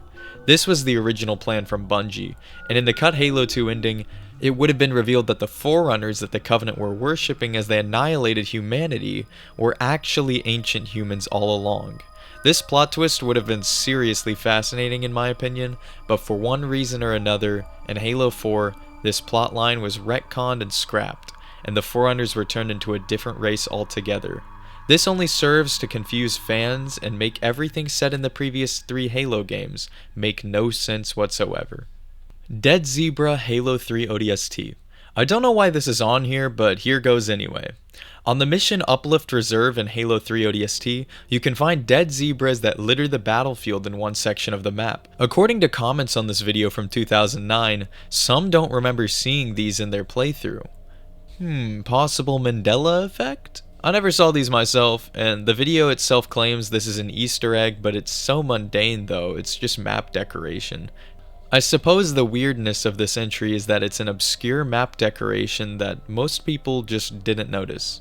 For all those who claimed that this was an Easter egg back in the day, did they forget that this is a zoo you're fighting in? Crazy. Corruptor Protocol. The Corruptor codename refers to a Spartan being infected by the Flood.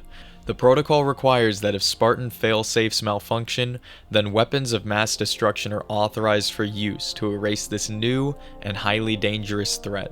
Containment is maximum priority, and the immediate bombardment of the area of an infected Spartan with MAC cannons and nuclear warheads is authorized. The Prophets' names are all ironic.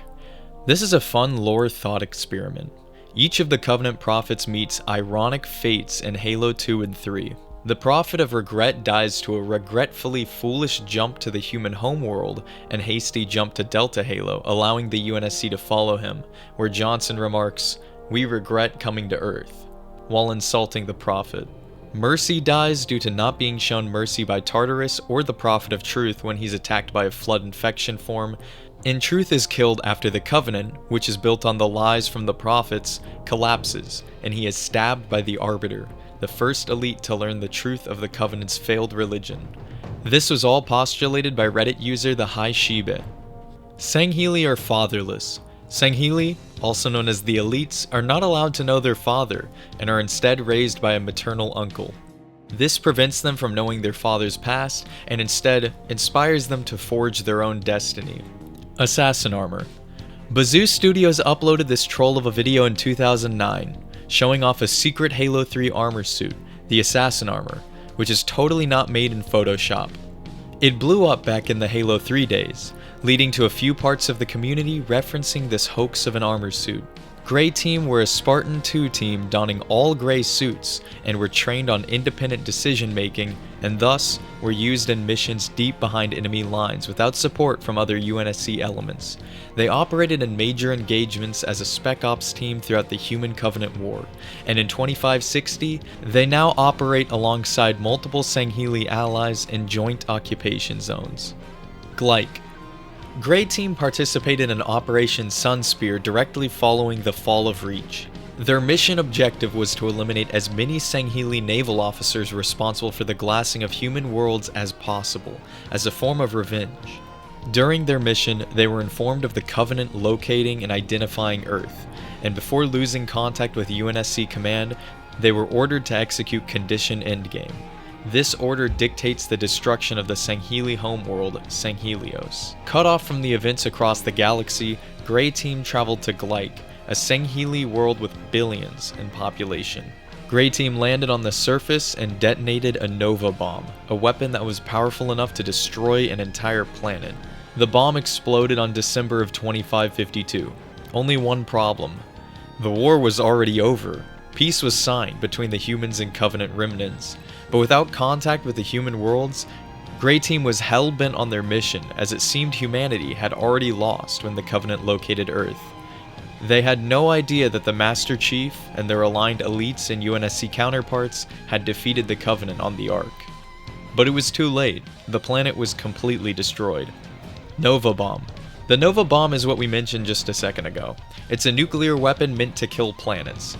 It's constructed out of 9 high-yield nuclear warheads, which are used to compress additional lithium tritiuride fusionable material to densities required to amplify the blast so large it could destroy an entire planet. Detonated on the surface of Glyke by Grey Team, it destroyed the entire physical planet itself, crushing the rock into debris and extinguishing all life on the planet or within its atmosphere. Strange that after nuking and destroying billions of Sangheli, after the dust cleared, Grey Team joined a strike team with elites from the Swords of Sanghelios. Though this was done after a pardon by the Arbiter himself, which likely came considering that the elites torched billions of humans as well. Moa Statue. 343 Industries added small golden Moa statues across various missions of the campaigns in Halo the Master Chief Collection. These were added in Season 8 of the MCC and offer a fun little Easter egg hunt for fans of the Halo series. Cameo in Super Bomberman R. Super Bomberman R was released on Xbox One in 2018, and to celebrate, the Master Chief became a playable character within the game. This is likely to be the most obscure Halo cameo in gaming. Gears of Halo Theft Auto 5. It's nothing you've ever wanted to see! It's Gears of Halo Theft Auto 5! What? Gears of Halo Theft Auto 5! That sounds cool! I decided to add this piece of nostalgia to the Iceberg. This is a classic Halo 3 machinima that pokes fun at politicians and the general discourse of mature content being allowed within video games. At the time, the headlines of the news were dominated by video games and their alleged propensity to cause violence amongst American youth, which has since been debunked completely as pseudoscience. Quite a few politicians during the mid-2000s were rallying against video games for this very reason. You bet it is, and we've ensured nothing can be more emotionally disturbing than this game. Cool! This game is full of so much explicit content, it's been rated J.O. J.O.? Jesus only. Secret Wasp Skin. Halo Infinite. The campaign of Halo Infinite offers armor lockers to be found around the open world. Each of these lockers provides cosmetics that are unlocked for use within multiplayer. One notable unlock is the Dogfight Makovich Wasp coating, which is hidden at the very bottom of the map on a ledge and doesn't appear on the map. Many players likely missed this one as it is by far the only armor locker that doesn't have a waypoint on the map, making it very obscure and not well known.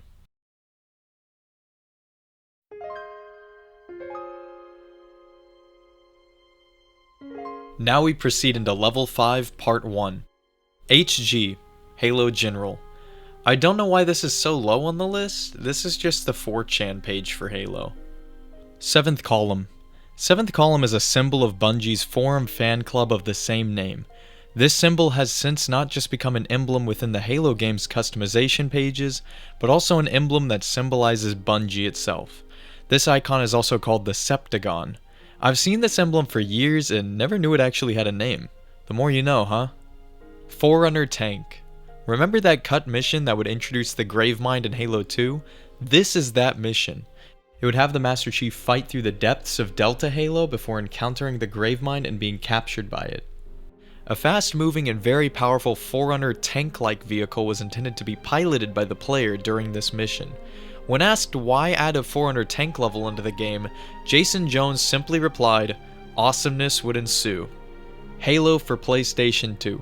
Before Microsoft slated the game to be an Xbox exclusive, it was planned that Halo CE would be launched across different platforms, including PC, Mac, and even PlayStation 2. Halo CE did end up getting launched on PC alongside the Xbox, however. Master Chief's original voice. No, this isn't a reference to the Halo TV series. In the E3 2000 trailer for Halo, the Master Chief had a rather different voice.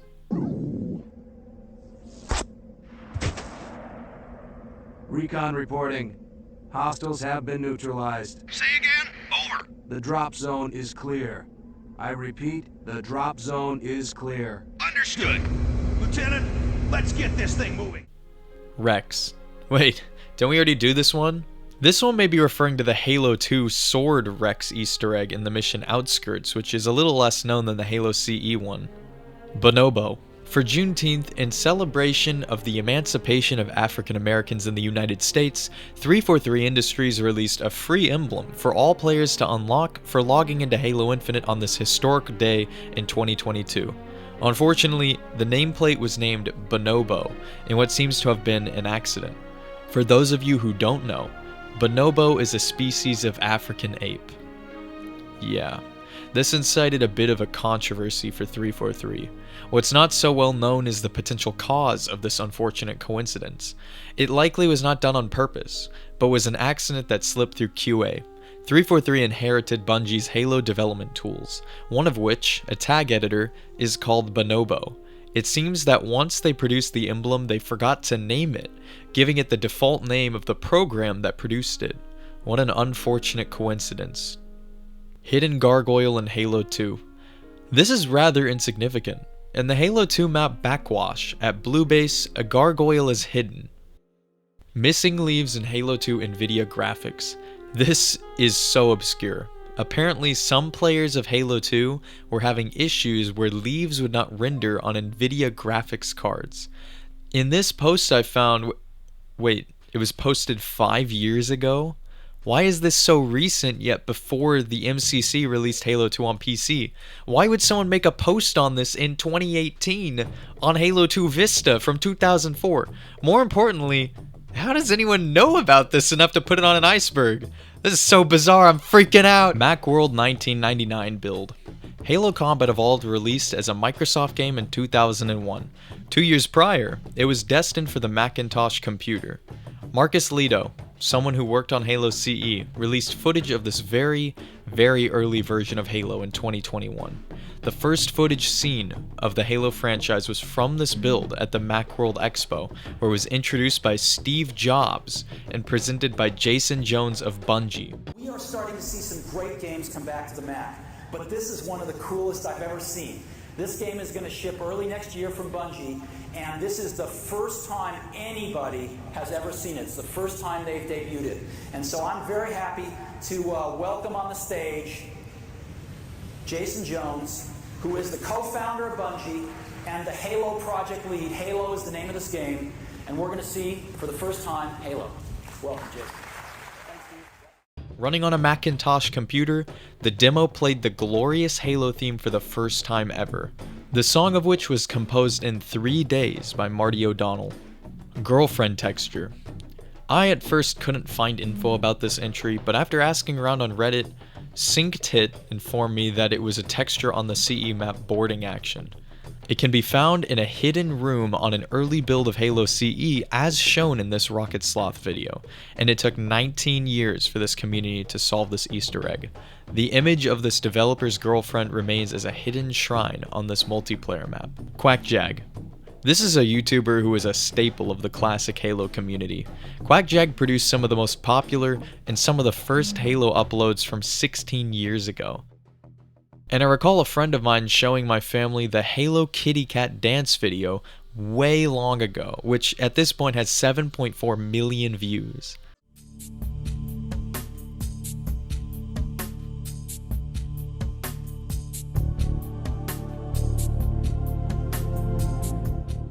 I feel old. Much of QuackJag's content focuses on music alongside Halo modding, blue Spartan figure, and rare merchandise. This is a reference to a rare Halo 3 action figure that is going for quite a bit on Amazon and eBay. This is a very specific mention, and it makes more sense to refer to rare Halo collectibles and merchandise as a whole. As a kid, I specifically remember a Halo Mega Bloks Cyan Spartan being a limited collector's item, and it's on eBay right now for a steep price. Design Seed. This is a piece of Forerunner technology that held data similar to how blueprints work. Instead, the data stored on these design seeds could be used to construct ships very quickly with automation. For instance, the Didax ship was 1 kilometer long, and it was built using a design seed within minutes. Fusion coil lore. The explosive objects that litter the campaigns and multiplayers across the Halo universe have lore. Fusion coils are storage containers that hold super hot plasma and radioactive materials. Hidden Xperia even made a video on these classic pieces of scenery. Never thought an explosive barrel would get deep lore like this. Halo 2 Limited Edition Disc. This is a remnant of my childhood I decided to throw on here. The Halo 2 Limited Edition disc comes with some extra video content, including behind the scenes and much more. It also includes a surround sound audio test, which has a weird place just lodged in my memory for when I was 9 or so. Welcome to the DVD surround sound test. Speaker on that side. Speaker on that side. Speaker behind you over there. Monkey on a Bomb. This is a reference to a decal in Halo 2 found on the map Foundation. Oni's name was taken from one of Bungie's previous games. The Office of Naval Intelligence, or ONI, of Halo lore shares its name with Bungie's 2001 third-person shooter named Oni. Bob Elites. In Halo Reach, Golden Ranger Elites with concussion rifles can be found spawning randomly throughout the campaign.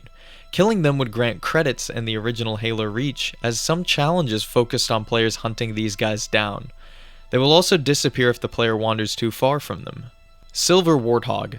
General Heed made a great video on this Halo secret.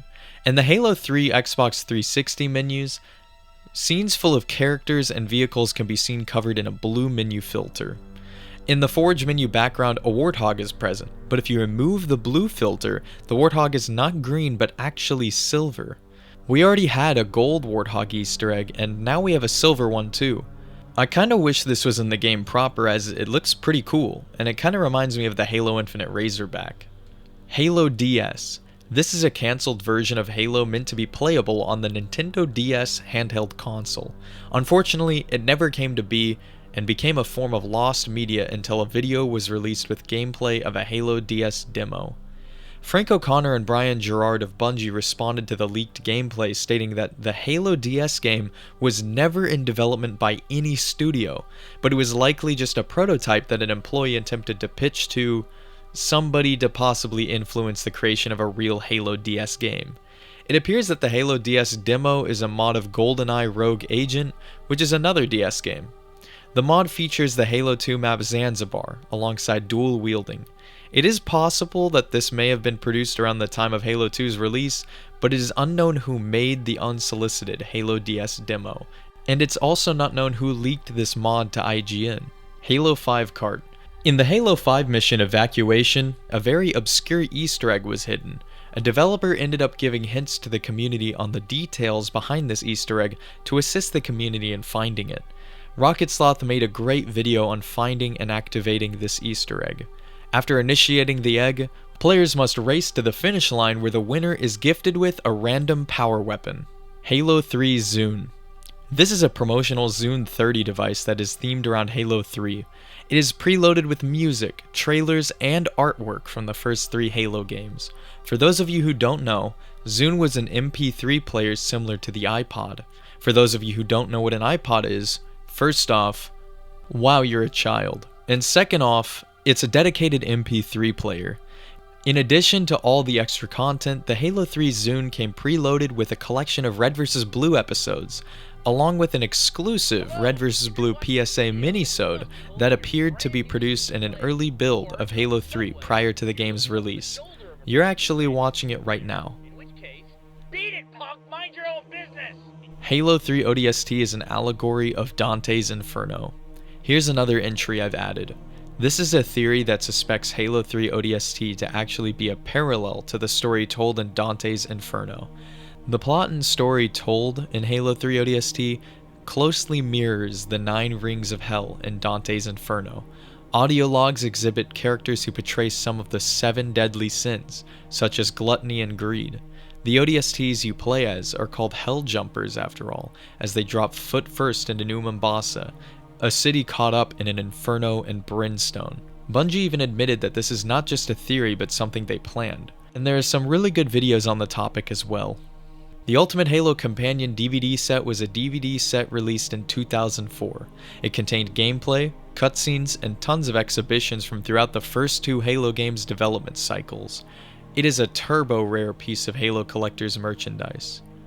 Well, actually, I found it on Amazon and doesn't seem that rare.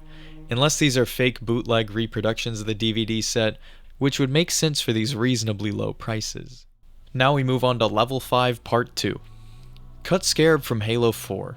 Halo 4 likely was planned to have a Scarab fight in Spartan Ops.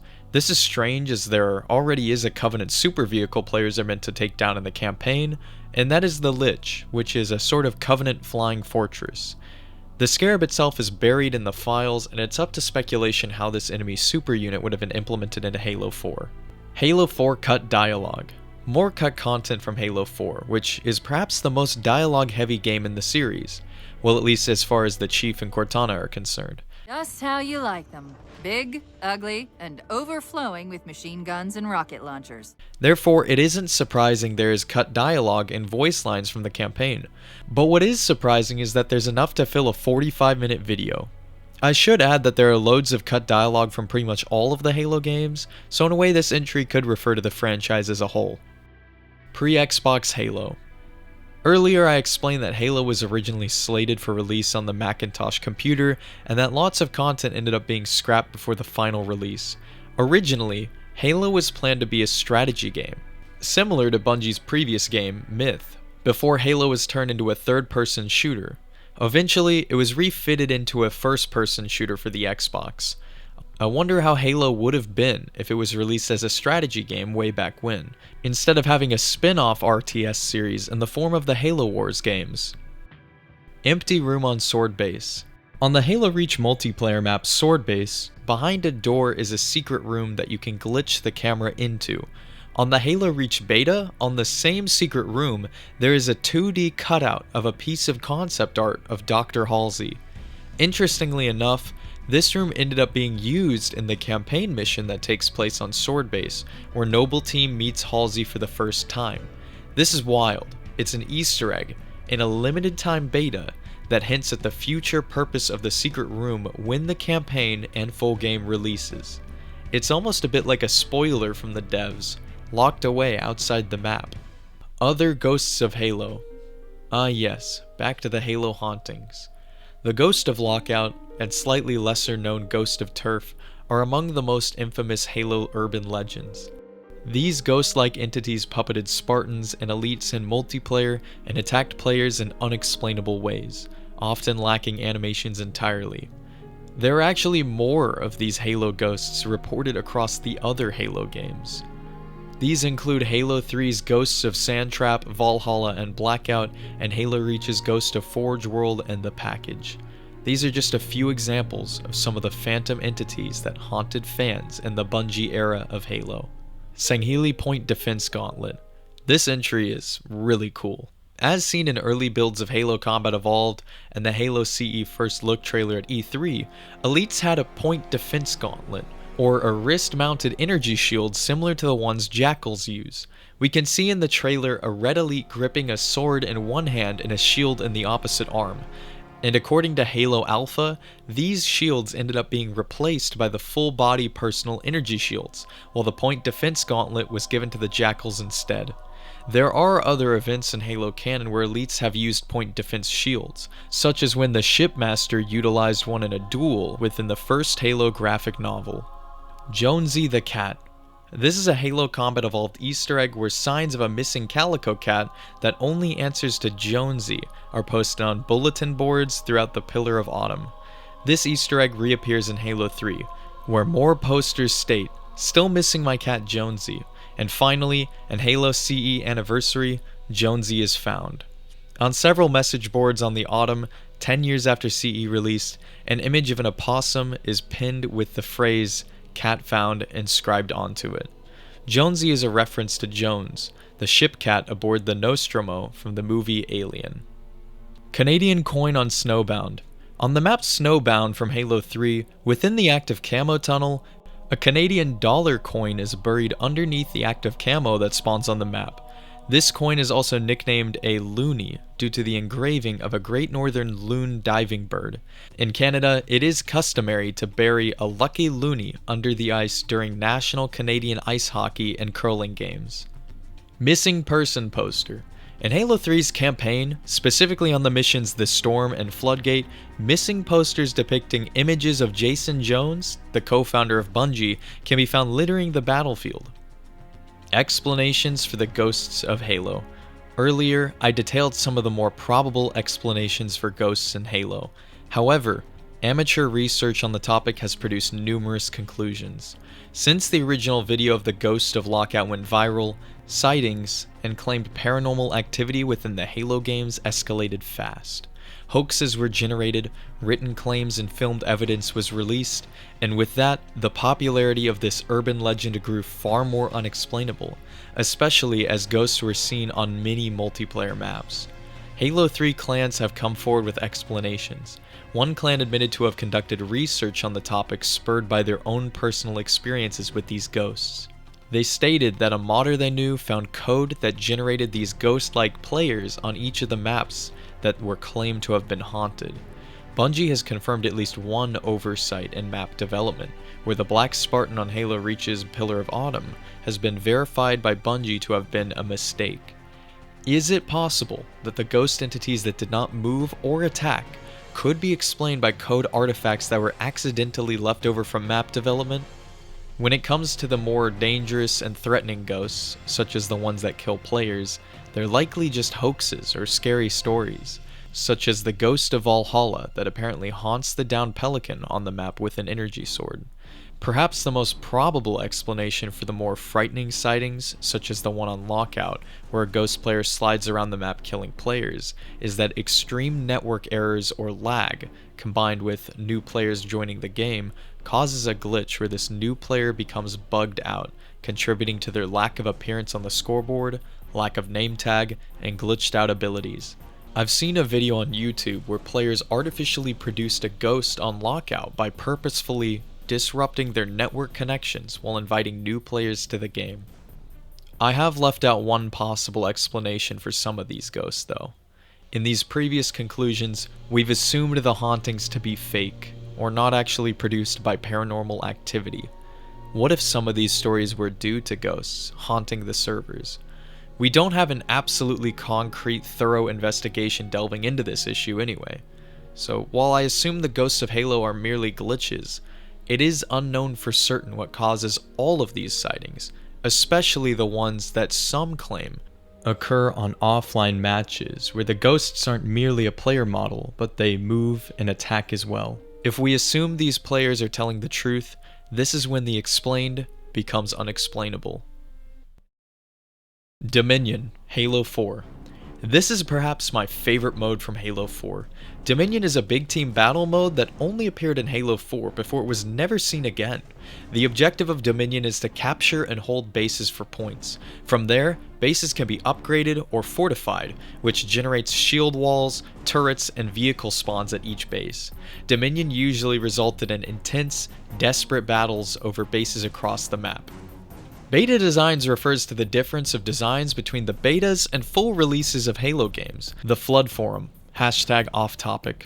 The Flood Forum is an off-topic forum that used to be part of Bungie.net. Halo fans circulated memes and shitposts starting in 2004 on that off-topic community. Perhaps some of the most ancient memes originated or were spread here, including rage faces and all sorts of stale garbage. Sadly, the Flood Forum went offline as Bungie would no longer be working on Halo, and therefore no longer needed the forum. Also, on the Bungiepedia, a history of notable events of the Flood Forum have been documented and maintained. Energy Sword Sunday. Continuing on the theme of Halo memes, Energy Sword Sunday is a meme that started in 2017 and grew in popularity through 2018. It started on Twitter, when user Cyberbully20XX posted an energy sword wielding Gumby with the titular hashtag. Anime referencing Halo 3. In 2008, Season 1, Episode 4 of the anime To Love Ru featured a very extensive reference to Halo 3. Perhaps the animators were fans. Here's perhaps the only clip of it on YouTube. 俺にはデビルク製の領土拡張生還戦争も領土防衛生還戦争も無理なんだ。だから俺は嫌ならやらなきゃいいんだよ。うち将軍も提督もたくさんいるから。じゃあこういうのよ。こういうのはパパだって最近は自分じゃやらないよ。ザスティンの野郎脅かしやがって。 Halo Nvidia commercial. With the release of Halo on the way, Nvidia and Bungie partnered in this 2000 advertisement for the new GeForce 2 GTS graphics card. And we evacuated to the surface of Halo. I was worried we'd left all our best hardware behind. No, I'm not talking about military hardware like jeeps, tanks, or dropships. I'm talking about graphics hardware. Now that we're waging an epic guerrilla war against the Covenant Horde, I'm sure glad I'm packing an NVIDIA GeForce 2 GTS. Halo 2 Conversations from the Universe. This game manual shipped with the Halo 2 Limited Collector's Edition. It details background lore for the Halo series, including the first mention of the Sharkoi, which is the alien species we covered earlier, the first mention of the mysterious Meddlers species, and displayed some early usage of Covenant proper names. Cancelled Halo Mega Bloks game. Hagar is a codename for the cancelled Halo Mega Bloks game that was canned in 2013.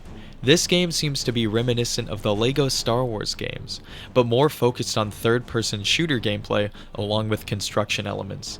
The Mega Bloks company has since been renamed to Mega Constructs. And when you get to thinking about it, this is a pretty strange project, as this just seems to be a Halo game marketed towards kids, for a toy line of a mostly mature rated franchise at the time. I'm not surprised it was cancelled, but it would have been cool to see it released. It seems a lot of the placeholders, sounds, and music are from the first Halo games. Dual-wield swords. The Iceberg links to this video here. Dual-wielding energy swords is something fans have been wanting to do since the weapon's inception, especially as dual-wielding pistol-sized weapons was added to Halo 2. There's also the existence of an unfinished cutscene from Halo 3, where an untextured Arbiter uses two energy swords at once. Sadly, we never got dual-wieldable swords in vanilla Halo, but that didn't stop people from making numerous hoaxes and videos about it. Halo 1 pistol on Tombstone. On the Halo 2 multiplayer map Tombstone, you can find a Halo CE Magnum behind a fence among some UNSC crates. It's cool to see both the Halo CE and Halo 2 pistols appear in one game, and is possibly a cool reference to the different model of pistol in Halo 2, as the Magnum wasn't gone, it was just simply in storage. The Dervish. The Arbiter was originally supposed to be called the Dervish, but the name was changed because Bungie was attempting to avoid getting Halo confused as an allegory to the conflicts in the Middle East. Dervishes are members of Muslim faith who take vows of poverty for their faith, and replacing the name Dervish for Arbiter was a far more appropriate choice. Christian allegory. We've already seen the religious overtones and references from the Halo series, and so has this user from a Bungie.net forum post, except they fleshed it out further and made several theories. One of the slogans for Halo 3 is Believe, and the theory lists the Bible verse John 1:17, referencing Chief's name and Spartan ID to be referring to a greater meaning to the character. This rabbit hole gets crazy, and I highly recommend you look these theories up if you want to know more. Halo was a massively popular franchise, and at this point has been drawn to the allegories for the Iraq War, Christianity, and religion alongside Dante's Inferno.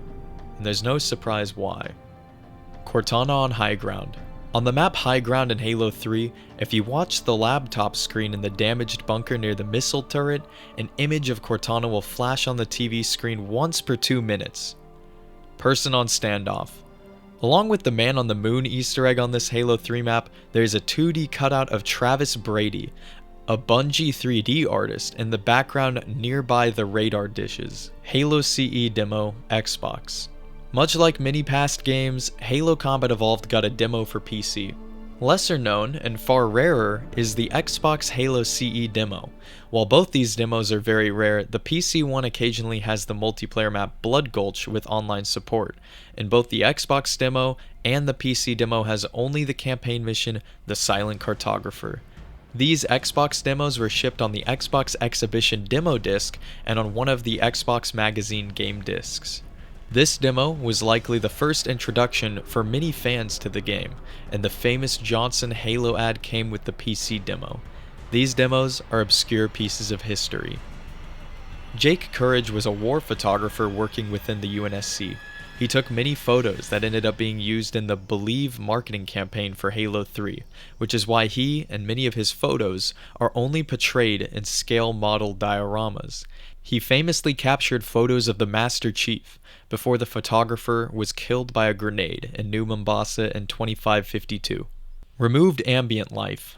There are dozens of fantasy creatures and life that have been removed throughout the Halo games during development. More examples will be seen later throughout the Iceberg. Halo Reach's moa are based off of an actual extinct animal. The flightless birds from Halo Reach closely resemble large flightless birds that have since gone extinct in New Zealand. The last reported sighting of a real-life moa is claimed to have occurred in 1887 in the New Zealand bush, but it is unknown when the last human contact with these birds occurred. Sandtrap, Cipher, and Mystery. The Halo 3 map Sandtrap has spawned several rumors, theories, and Easter eggs. The Ghost of Sandtrap, Da Vinci Code, and now the Cipher of Sandtrap. There are glyphs on brass-colored Forerunner structures that many have attempted to decipher to potentially garner a greater meaning or solution to a mystery that may or may not exist. These same glyphs appear in other multiplayer maps throughout the game as well, and some have linked the mystery of a possible being buried underneath Sandtrap to these glyphs. Nothing has been deciphered since, and Rocket Sloth has published a great video investigating the topic. Ultra Elite Combat Forms. This is specific and really obscure. Apparently in one of the Flood missions of Halo 3, you can push elite Ultra bodies into a hole where they get infected by the Flood. This is apparently the only appearance of Ultra Elite Combat Forms in Halo 3. Iris ARG.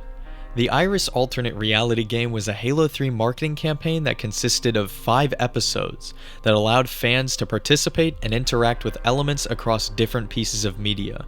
It started when the Forerunner AI, Adjutant Reflex, posted on the forums within Bungie.net and ended with the release of Halo 3. Players were sent to webcomics, job posting boards, and more that tied into a scavenger hunt that told the story of Halo before humanity. Hold X to board Hunter. This is a reference to a cut Halo Reach feature where you could board the back of a hunter as if it were a vehicle. Players could melee it, or plant a grenade within its back for an insta-kill. I don't blame them for cutting this feature. It seems pretty overpowered and renders hunters helpless. Interestingly enough, this feature has been re-added to a few of the Halo games if you activate the bandana skull in the Master Chief Collection. Halo 3 ODST sold early in France. Whoops. Looks like some Halo fans got Halo 3 ODST early in France, as some retailers accidentally sold it a whole month ahead of the release date. After checking some old message boards and YouTube videos, this seems to have angered or shocked quite a few fans back then. Sanghili Tongues. Yes, in an early build for Halo 4, elites had tongues. In-universe locations of the multiplayer maps. While some of the maps in Halo have a definitive location documented in lore, many are mysteriously who knows where, especially in Halo CE, where many maps are eerily within desolate, ancient facilities or environments in the middle of nowhere. The exact location and lore of some of these locations remain a mystery. Halo 2 Smoke and Mirrors Scandal. In the 2003 Halo 2 E3 demo we saw earlier, the whole map and mission was scrapped before the final game released, if you recall. The graphics engine used in the demo was totally scrapped, as it wasn't possible to ship the game with it at the time. This is reflective of the infamous troubled development cycle behind Halo 2, and ironically enough, Johnson admits at the beginning of the trailer that this wasn't any smoke and mirrors, but was actual gameplay. This Mombasa city map has never returned since. Hidden spheres outside of Lone Wolf. This is simply 2 spheres that are outside of the map on Lone Wolf that serve as lighting and reflection test objects. I guess Bungie forgot to remove them. Thanks to General Heat again for showing these off. Halo's universe is in an infinite loop. This is an insane theory that many have possibly stumbled upon or wondered themselves. Hidden Xperia has a great video on this topic. Simply wonder this with me for a second. If the Halo rings eliminated all sentient life as a response to the Flood, and the galaxy got set back to the Stone Age, What's to stop the rings from being used again, starting everything back to zero again? Perhaps defeating the Flood is impossible, or always results in a grand reset of the Milky Way galaxy. This is one fascinating Halo thought experiment. Halo PC idle ghost players. This is a strange Halo PC bug where occasionally players will spawn in without the ability to move, have invincibility, but actually show up on the scoreboard, very different than the previously mentioned ghosts. This is more so just a strange bug. 777LL7L. At the end of Halo 3 ODST, within the end credits, text will appear in the bottom left of the screen. Sometimes, it reads 777LL7L, which isn't surprising considering Bungie's fondness for the number of perfection. According to Halo Alpha, the call number of a book, the ancient parish of Prestbury, is that string of 7s and L's. On pages 21 and 22, the book divulges on the archaeological discovery of a collection of cairns, or ancient mounds, in a circular ring-shaped arrangement underground. Sound familiar? Additionally, the term divided highway will appear during the credits as well, which is interesting because the cairns that were discovered near Prestbury were dug up for the creation of a highway. This book, articling this information, was published in 1876. Oh no, where do we go? This cult classic Halo 3 wrap cover was, according to the creator, posted in 2007 at the height of Halo 3. The current channel and creator that hosts this video claimed it had over 8 million views on Machinima and landed him a job at machinima.com as a director. All of this is backed up by hundreds of comments collectively reminiscing hearing this song 10 years ago. Message all your friends, choose Lone Wolf and let the game begin. You need a warm-up because you're rusty and you don't want to play me like that, man, trust me. But if you insist, then I'll oblige. Throw down the flare and block out your eyes. You grab the brute shot cause you're a dope, then you rush me and get no-scoped. Put this in a museum. It deserves to be preserved with the other artifacts. Jiraul means a lump of wood in Sangheili and is used as a derogatory insult towards brutes, monkey nuts, or blam. The codename for Halo Combat Evolved before its release was Blam, which replaced the previous codename Monkey Nuts. Yeah, I'm not making this up. Bungie was simply built different back in the day. Since then, across the Bungie games and Halo 4, naming custom user content such as screenshots and maps with inappropriate language would automatically result in these files receiving the name Blam as a form of censorship. This automatic censor method was used on Bungie.net's forums as well to censor swear words. Fake Halo 5 leaked script. In 343's Halo 5 behind the scenes teaser, The Sprint, Season 3, for just a brief moment at the 17-second mark, you can catch a glimpse of a page of the Halo 5 campaign script. But it isn't the actual script, as this teaser would spoil Halo 5 if it were. It seems to have been faked, or planted to mislead fans from knowing the actual plot of Halo 5. I put the full text on screen if you'd like to read it, and it appears to be the hypothetical false ending for Halo 5. Spartan Locke investigates the wreckage of a destroyed UNSC Infinity, where he sees the Master Chief, helmet caved in and armor pieces chipped off, dead in the snow. Locke attempts to raise the Chief to his feet, finding his chest armor ripped open by the Warden Eternal's attacks. The script ends with Locke calling over the radio to Fireteam Osiris, saying, "He's dead." The Warden. Some of the comments of a forum post on Reset Era believe the script isn't fake, but possibly a cut version of the Halo 5 story, being as the plot had been rewritten several times. Could this have been one of the original planned endings? Was this a plan from 343 to cut off the story about the Chief and tell their own stories focusing on Spartan Locke or some other characters? Who knows? It's looking rough out here. I was wondering when our old friend Backwash would make a return. On the eerie Halo 2 swamp map, Backwash, outside of the map, you can find a large message written in blood. It says, "It's looking a little rough out here." Durance. A Durance is a Forerunner memory storage device that holds the memories of a Forerunner after their death. Last thoughts would be stored in the Durance, and they would be interned in a sort of funeral grave or monument. In Halo 4, the memory of the Librarian spoke to the Chief from her Durance. Interesting that bodies aren't the only thing memorialized, but also memories of those who passed on in Forerunner society. Catalog. The catalog is a sort of collective supercomputer from the Forerunner Society. It documented criminal activity as well as data within something known as the Juridical Network, which is a sort of empire-wide communication network. This is a bizarre part of the lore, as those who volunteer to be part of Catalog are once criminals themselves, offering up their existence to be part of a whole. Catalog is like a single being that spans the Forerunner Empire, or Ecumene. Whenever Forerunners gave themselves up to the Catalog, they essentially entered a coffin and withered away, while their mind continued to work from within the Advanced Internment Unit. Additionally, they have some sort of power, almost like a government entity. Catalog and the human timeline denied both 343 Guilty Spark and the Didact from control of various Forerunner artifacts and technology, so they are still awake and functioning to this day. Moving on to Level 5 Part 3. Is God real in Halo lore? This is a question posed by Halo follower in one of his videos where he postulates on religion and its connection to Halo once again. With the precursors, it may seem that God wouldn't be real in the Halo lore, but the canon never debunks religion, so checkmate atheists. No, but really, it's a video game, and typically games don't admit whether a certain religion exists or not. And it's a series about aliens and humans blowing each other up over ancient alien worship on giant metal rings. So this question will likely never be answered, as it's just a sci-fi FPS shooter with an extensive background universe with several pieces of religious symbolism. Cortana's rampancy was inspired by dementia.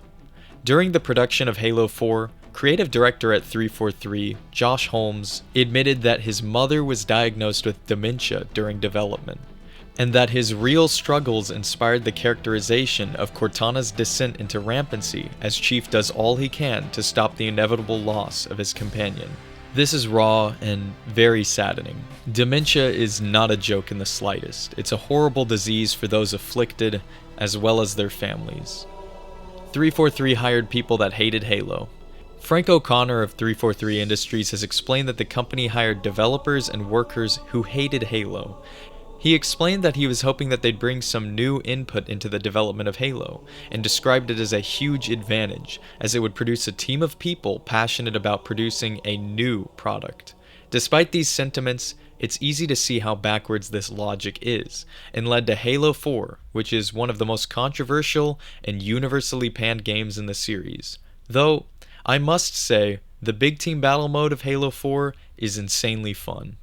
Master Chief statue on Lone Wolf. On the Halo Reach mission Lone Wolf, a textureless model of the Master Chief remains outside the map. Some postulated that it was an Easter egg, but it's very apparent that this was used as a scale model to assist with modeling on the mission, and its removal was simply forgotten. Bird looking at its own reflection.jpg. I'm gonna let the image itself explain this entry. Red Flag, Halo Infinite. This is another entry I added to the Iceberg. It refers to the moment the Master Chief decides to delete the weapon AI. He does so due to fears that she is compromised by the Harbinger, and activates the deletion sequence by uttering the term Red Flag, in a reference to Operation Red Flag, which was the last-ditch plan to capture a prophet that I described from earlier. The spoken passcode to the phrase is Samuel. Samuel 034 was a Spartan who was best friends with the Chief until he became the first Spartan to be killed at the age of 14. Funny thing about this is how cheeky it is that the term Red Flag was used to delete Chief's new companion, as it inadvertently refers to red flags someone can possess, and kind of nods to how Chief's AIs are often like his digital girlfriends in memes and jokes online. Whether this last thing was intentional or not is up in the air, but a few fans I know made this connection as the weapon having some red flags. The Battle of Cleveland. Here's an event in lore I figured I'd add. There was actually more action around Earth outside of New Mombasa that isn't really detailed within the games. Visualized and explained within a Halo comic series, the Battle of Cleveland, Ohio was fought on November 16th to 17th, 2552, between armed civilians and UNSC forces against the invading Covenant armies.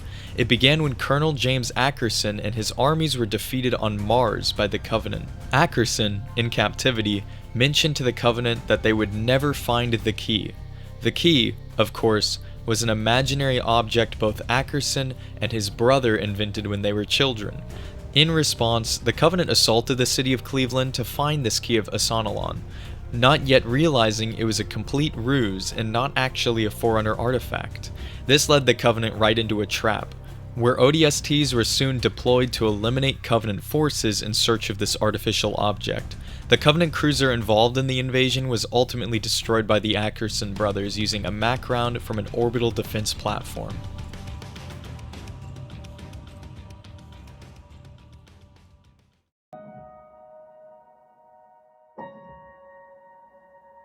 Now we drop into level 6 of the Iceberg. Things are going to get even more obscure. Sid.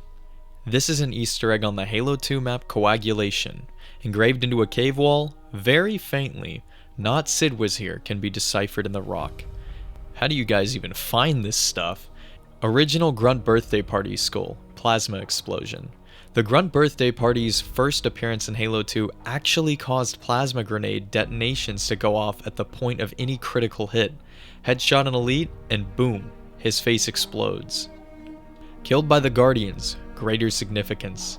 As stated earlier, anytime a player dies in a mysterious fashion, such as two players killing each other at the same time in Halo CE, getting killed by environmental hazards in multiple of the games, or getting killed by the sandbox towers or sand trap mines in Halo 3, all produce the infamous kill feed message.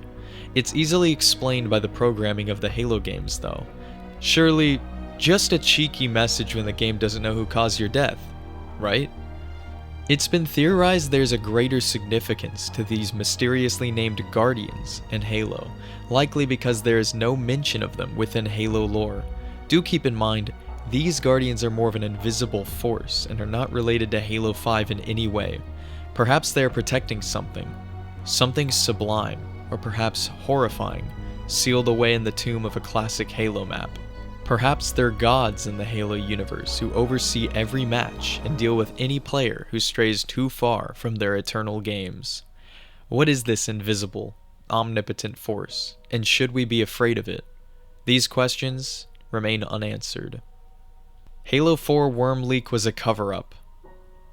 This is going to be when the conspiracy entries become more prevalent. After searching more on Reddit, I've seen players mention that this supposed leak image was around during the Halo 3 days, and was claimed to be a leak of Halo 3 at that time. It's insane that this obscure image has been so popular amongst Halo theorists back in the day. The original image is a render produced by a fan named Richard, who mashed an enemy from a Half-Life mod, Gunmen Chronicles, with the Master Chief in an epic standoff. Details on this can be seen in a 2021 video by a Chunkier Bean. We finally have the truth on this iconic photo after perhaps 16 years of searching. Or do we? While I can't find anything across the internet mentioning a conspiracy theory involving this worm, what if it was a cover-up? What if it was actually produced by Bungie instead, or Bungie commissioned its production in a secret to spark interest in Halo? The Iceberg itself postulates, what if this was actually a cover-up, and this entire goose chase was to lead players away from a much more sinister secret that Bungie was hiding? Hang 'em high missing lights in MCC. On the Halo Combat Evolved multiplayer map Hang 'em High, you can find that the Master Chief Collection port of the game removed the strips of light that lined the trench in the middle of the map. The Anniversary Remaster of CE, along with its MCC counterpart, have slightly altered tiny little parts of some Halo maps and campaign missions. Asshole music video. This is a video from Quackjag, the kitty cat Halo YouTuber from earlier. This is another very obscure and classic Halo video from the days of YouTube's infancy. I got an average house with a nice hardwood floor, my wife and my job, my kids and my car, my feet on my table, and a Cuban cigar. From the description, it can be found that this is based on another asshole music video that Quackjag watched on HBO back in 2004. Former Side. Former Side is the user, self-titled as a Halo hacker, who found the girlfriend texture on the Halo CE map Boarding Action and went searching for the girlfriend shrine. Former Side found this Easter egg and was a Halo modder from way back in 2003. Halo the Fallen. This is a reference to the Halo fan film Halo the Fallen, which was released in 2015. This fan film has some noticeable quality issues, as is regular for non-profit fan films, but it's kind of a feat that this movie was even produced or finished at all. The crew who developed the film was comprised of multiple veterans from the military and special effects industry. The whole movie is available for free on YouTube. Go check it out yourself. There's a lot of passion put into it. And I must add, the ODST costumes look really good in this film. Disturbing face on Backwash. The Halo 2 map Backwash is a flood containment facility deep within the green fog of an alien swamp. This map really freaked me out as a kid though. I didn't like playing it alone, and this entry appears to be reinforcing the horror of this map. I scoured the web for this one, and even Hidden Xperia mentioned he couldn't find anything on this Halo 2 Easter egg that has appeared on a different Halo Iceberg chart we covered. The only modern mentions I could find reference either of these two Iceberg charts. I can't possibly find earlier mentions of this mystery, as they've possibly been lost to time. The Iceberg I'm reading off of labels this as a conspiracy theory, and perhaps it is a theory. By now, modders should have found any textures or files associated with this myth if it existed. I tracked down one of the icebergs that mentions the face on Backwash. They left a comment stating that there is an old video that floated on YouTube about a player finding a screaming face on the map. I can't find this video anywhere, but it may have been a screamer video meant to scare viewers. However, it is likely that the video claimed the faces within the game map though. But with all this shadiness and lack of evidence, I believe the screaming face on Backwash is not real. I have two likely explanations to this theory. One, this was a myth propagated 5+ years ago to scare players, and it likely spread around smaller parts of the Halo community, and either the video never existed and was a rumor, or it was taken down or deleted. Two, one of the creators of the icebergs invented the myth in hopes it would spread around the community as a form of prank. After all, the only mentions I could find on this myth come from these icebergs. This is, unless, of course, there actually is, a hidden horrifying Easter egg on Backwash that players have unfortunately run into. But they were unable to document it into concrete forms, and all that remains are vague memories. We may never have the full truth, though if you ask me, it was likely just a screamer video back in the day, or a rumor. Face and containment in Halo 2. In the Halo 2 map containment, the very real smiling face of Chris Carney can be found near Sunbase. This is the same dude whose face is on the moon in Standoff in Halo 3. El Fantasma in Halo CE. Ah yes, more old video games that are haunted. The video title translates from Spanish to Ghost in Halo CE. In the video, a player joins an empty Halo Custom Edition server solo and encounters a ghost of a player. The title and subtitles of this video are entirely in Spanish. While I'd like to give some credit to the author of this video, the quality is so bad, especially for 2013 standards, that you can't really make out much of anything. It's up in the air if this server was actually haunted. But it really wasn't. I mean, this is just an obscure video and really low quality produced in 2013. It was likely just a spoof on old ghost videos or someone trying to scare Halo audiences. Outskirts' water walls. In the Halo 2 campaign mission Outskirts, it is possible to reach a glitched out wall that spews water when fired upon. Reused reflection in Metropolis. The skybox of the Halo 2 E3 demo can be seen in reflections in the full release Halo 2 game on the windows of various buildings and skyscrapers throughout New Mombasa, despite the skybox being completely different in the full game. Isna Nozali. Isna is an elite character from Halo lore. During the first mission of Halo Combat Evolved, Isna remained cloaked in active camo aboard the Pillar of Autumn's bridge as he spied on Captain Keyes and all of the senior personnel. Nozali followed Keyes onto a lifeboat as the Autumn began evacuation, where Keyes detected him and killed him with a round from his Magnum pistol. He was mentioned in the book Halo the Flood. Weird to think that this elite was wandering around the same rooms you do in Halo CE. And this reminds me of Zuka Zamami, the stealth elite that secretly stalks the Master Chief throughout Halo CE until he and his partner Grunt are killed by the Chief on the elevator during the Autumn escape during the final mission in the game. Near Orbit Vanguard Alliance. Nova is a mobile action game developed by Gameloft in 2009. This mobile FPS game was praised by critics, but did not avoid being labeled as a quote-unquote Halo ripoff. Human x alien relations in Halo. This is in reference to the potential of romance between alien species and humans within Halo.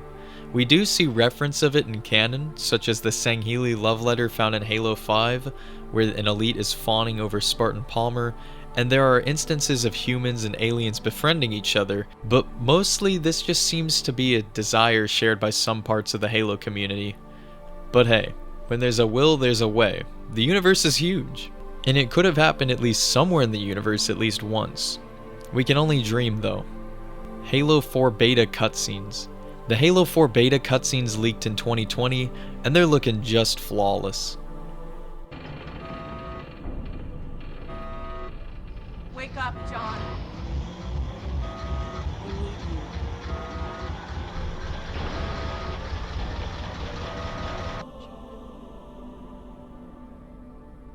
Halsey. Chief. We need to find Halsey. Chief, please. She made you. She can fix you. I won't recover from rampancy, Chief. Welcome to Level 6 Part 2. MCC and original map differences. Some maps, assets, and features have changed slightly between the original Xbox release of the franchise, some of the PC ports, and the Master Chief Collection. These are often very minuscule changes. However, I did mention this a bit earlier when talking about the Halo CE map, Hang 'em High, and with this useless knowledge on these changes, I can now confirm that I have no life. Scary face on sandbox. On the backside of one of, and presumably all of the cannon towers that loom over Sandbox, there is a strange optical illusion of what appears to be a scary face, skull, or alien creature of some kind that is lit up by the backside of the spotlight on the tower. This video was posted by Knowwise, and the comments on it are full of speculation, with some associating the face to the myth of the Guardians of Halo 3, and postulating all sorts of ghost stories. Old gaming used to be full of these unexplained and mysterious types of stories, and it's a shame we don't have these campfire stories anymore. Perhaps we all just grew up. Toy Phantom glitch. This is a very recent video, and it claims that you can play with a toy phantom in Halo 2. After YouTuber The Schilt Show blasts himself into the sky to land on a static phantom outside of the map, the phantom falls and the video ends. I don't know where the toy part of the glitch is, and it seems more so to be some sort of hoax to start a goose chase on Halo 2 because there's no other mention of this toy phantom glitch on the web.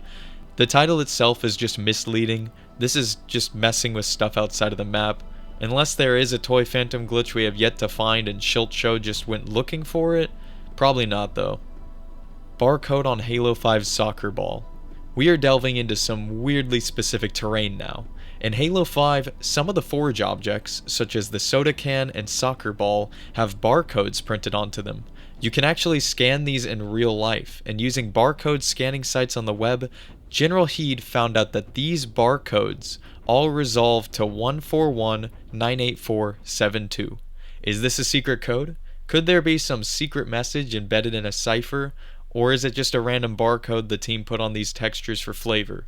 You be the judge. Halo Reach demo differences.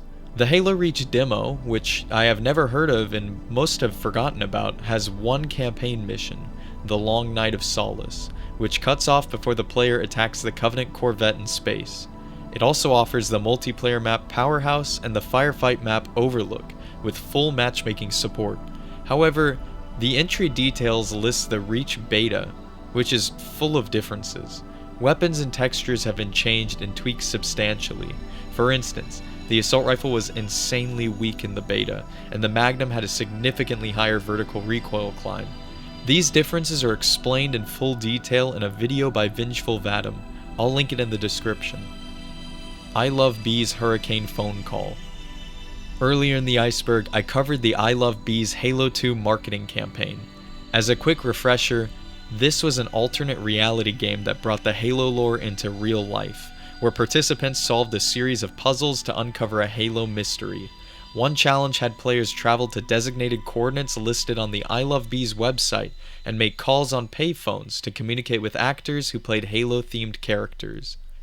While players hunted for payphones to solve the next clue, Hurricane Ivan touched down on the east coast of the southern United States, and one devoted player made a call within the center of the hurricane's destructive radius. The character on the other end, Puppet Master 2, answered the call and proceeded to break character and say, "Dude, it's a hurricane, put the phone down." Secret Area and Pillar of Autumn. In the first mission of Halo Combat Evolved, there is an observation deck at the bridge of the Pillar of Autumn. If you look into the distance at the Halo ring, you might notice that the ring in the distance is an optical illusion. The Halo ring model is actually very tiny, but made to appear massive due to the textures and how far away it is. This isn't really a secret area as the title suggests, but more so just a strange optical illusion in an off-the-beaten-path room that a lot of us missed. Reaching the bottom of Japhyrophobia. The Halo Alpha wiki for this Halo Combat Evolved bridge map states that at the bottom of the map, deep in the foggy depths of the crevasse, there is a room containing health kits and weapons. This entry in the wiki is weird to me, as there is no mention of this anywhere else, and in this video, players used vehicle tricks to reach the bottom of the map to find nothing but a towering column. Reaching the bottom of Damnation. Another Halo Combat Evolved map, another fall death prevention trick. You can reach the bottom of the map by blasting the overshield off the map with you and grabbing it on the way down to activate invincibility to survive the fall. Sea worms. Very little known fact about Halo CE. In the ocean on the map's Silent Cartographer, you can find tiny sea worms swimming around the surface of the shallow waters. The wiki points out that these creatures and the moths on the level 343 Guilty Spark are the only animals or indigenous creatures on the Halo ring. This is surprising, as Halo CE was originally planned to have all sorts of beasts and creatures on the ring, including Sharkoi, dinosaurs, and more. Halo Creepypastas. There are a variety of Halo creepypastas on the web available for users looking for amateur horror stories about their favorite game series. Some notable titles are the Halo Beta Creepypasta and the Halo 3 Remaster story. Cortana Letters. The Cortana Letters are a series of mysterious letters emailed from Cortana at Bungie.com. They were sent to marathon.bungie.org before Halo CE release, which at the time was a notable marathon website, and from what we know, according to Halo Alpha, Bungie employee Nathan Bittner wrote these letters, and they portray a fairly inaccurate out-of-character Cortana. This is likely chalked down to the character being unfinished at the time, as well as the game itself not being even close to release. At the time, nobody knew who Cortana actually was. After the 7 letters were sent over email, the 8th Cortana letter was found in the 1.3 version of the Myth Fallen Lords disc, another Bungie game. It's interesting to see Bungie tease Halo through 2 of their previous titles, Myth and Marathon, as these titles were their proving grounds, upon which their most notable creation would stand upon. It's even more interesting that in Halo 3, Cortana references the first letter, though the other letters are not canon themselves. The Pillar of Autumn Conundrum. There is a webpage on halo.bungie.org where a curious fan dove far too deep into the files of Halo Combat Evolved to determine not just the size of the Pillar of Autumn, but also attempt to understand where the rooms and hallways lay within the ship. The writer behind this article, Stephen Loftus, determined that the size of the interior rooms of the Pillar of Autumn actually exceeds the width of the ship itself. He overlaid the meshes of the Pillar of Autumn and the Maz levels onto the Autumn, which the ship itself, I must note, is 1.17 kilometers long, yet another reference to John 117, or the Master Chief. Wow, this site itself is an archive. I've also found Halo fanfiction from before the release of the first game. Fans were relying on trailers and hints at the game to write short stories in early 2000. Forerunner Email. This is a short poem sent by Adjutant Reflex, the Forerunner AI from the Iris ARG. This email was sent to all recipients of the Xbox Flash newsletter, and it seems to detail the ongoing war with the Flood and captured the Forerunner mindset as their war against the Flood raged on. Dual-wielding swords in Halo 3. This video, covers yet another video claiming to show a player holding dual energy swords, this time within Halo 3. Interestingly enough, you can even see the other dual-wielded swords video that we mentioned earlier recommended to the right side of this video. Regardless, the original video is still up, and many people have pointed out this supposed Halo 3 glitch had to be a hoax done in Forge.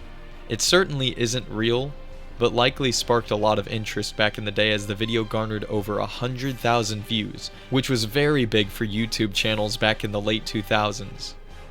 Abandoned clans.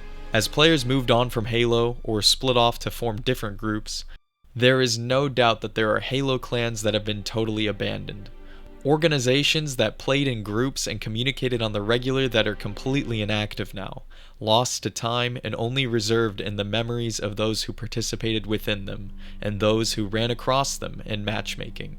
Behind the red versus blue door. I'm gonna save you some time here, there's actually nothing behind it. Modders got behind the red versus blue door and found nothing at all. It's a blank wall. Players likely believe something would have to be behind it, but there's nothing. Halo 5 hand-holding elites. On the mission Swords of Sanghelios in Halo 5, some elites went down like homies. Original resolution textures. This entry is more so a curiosity, and that is, where did Bungie and 343 source the original files that made up the textures of the Halo games? Were they original? Were they modified images from other third-party sites? The Warthog chain gun sound effect from classic Halos closely resembles a stock machine gun sound effect, so that leaves us to wonder, did they acquire some of these textures from third-party providers? Who knows? Flood levels negative emotional aura. This one's a bit of a funny, and also a reference to the most notable Super Mario 64 iceberg. On that iceberg, there is an entry titled Wet Dry World Negative Emotional Aura. This refers to the Wet Dry World level from Super Mario 64, which is supposedly unsettling to many players. This isn't surprising as the level is a flooded town that, much like most old games, is rather liminal. The background is a real image of a city as well, and the music and lack of friendly NPCs was kind of off-putting to most players. In Halo, there definitely is a negative emotional aura to the flood levels, probably down to the hordes of space zombies that you have to fight in horror environments. I will say, the flood levels, though creepy in Halo 2 and 3, are at their absolute peak in Halo CE, where much of the missions are large, quiet, liminal spaces, before the player fully understood what the flood was. Halo Reach Covenant languages are translatable. Marty O'Donnell, soundtrack composer and lead role at Bungie, delivered a tweet in 2018 that tipped fans off to the Halo Reach Covenant language possibly being translatable. The tweet reads, "Did anyone ever translate the Covenant language in Reach? We worked hard on that. I think I still have the scripts." Whether this is a joke, or perhaps some of the Covenant language from Reach, or maybe all of it, is translatable, remains a mystery. Unicorn references. 343 Industries uses unicorns as a sort of reference, kind of like how Bungie uses the number 7. This can be seen through the Fotis armor suit, as well as Easter eggs and emblems in Halo 5 and CE Anniversary. The unicorn has also been seen in Halo Infinite for creator emblems, where content creators and notable foragers are given different variants of the unicorn emblem. Halo Game Boy Advance ROM hack. This video was originally hosted on Google Video in 2006. It was claimed to be a Halo game for Game Boy Advance, and it's up to your imagination how many fans it fooled from back in the day. The developer of this small Halo ROM hack for GBA has a bit of a history pulling off hoaxes, where they fooled parts of the Sonic community a couple of times in 2000 and 2001. On the user's blog, Blaze Hedgehog admitted that they developed the Halo-inspired game in a GBA emulator, and posted it to, well, garner no views at all. They were hoping that rumors would generate of Halo being ported to Game Boy, which would cause their hoax to explode in popularity. Despite the initial failure of this hoax, it did eventually blow up when Kotaku found the game and hosted it in a news article after IGN hosted a video of gameplay of Halo DS, which is the mod for the DS GoldenEye game that I covered earlier. The Kotaku writer who detailed the game in their story believed the GBA port to be an actual unfinished Halo port to GBA. All of this is according to Blaze Hedgehog's blogs, whether true or not. Regardless, it's a very interesting ROM hack. Halo Infinite mines Bitcoin. Halo Infinite is an expensive game. It taxes your computer hardware and utilizes a lot of computational power from graphics cards and CPUs alike. This is due to some poor optimization for the PC port of this game, which performs far worse on PC than on Xbox. Top graphics cards fail to break 60 frames per second on Big Team Battle and portions of the campaign. It really is a game held together by popsicle sticks and superglue at times. It is likely that some of these issues are much less of a problem nowadays, but there are still some bugs with Infinite. This brings me to crypto mining attacks.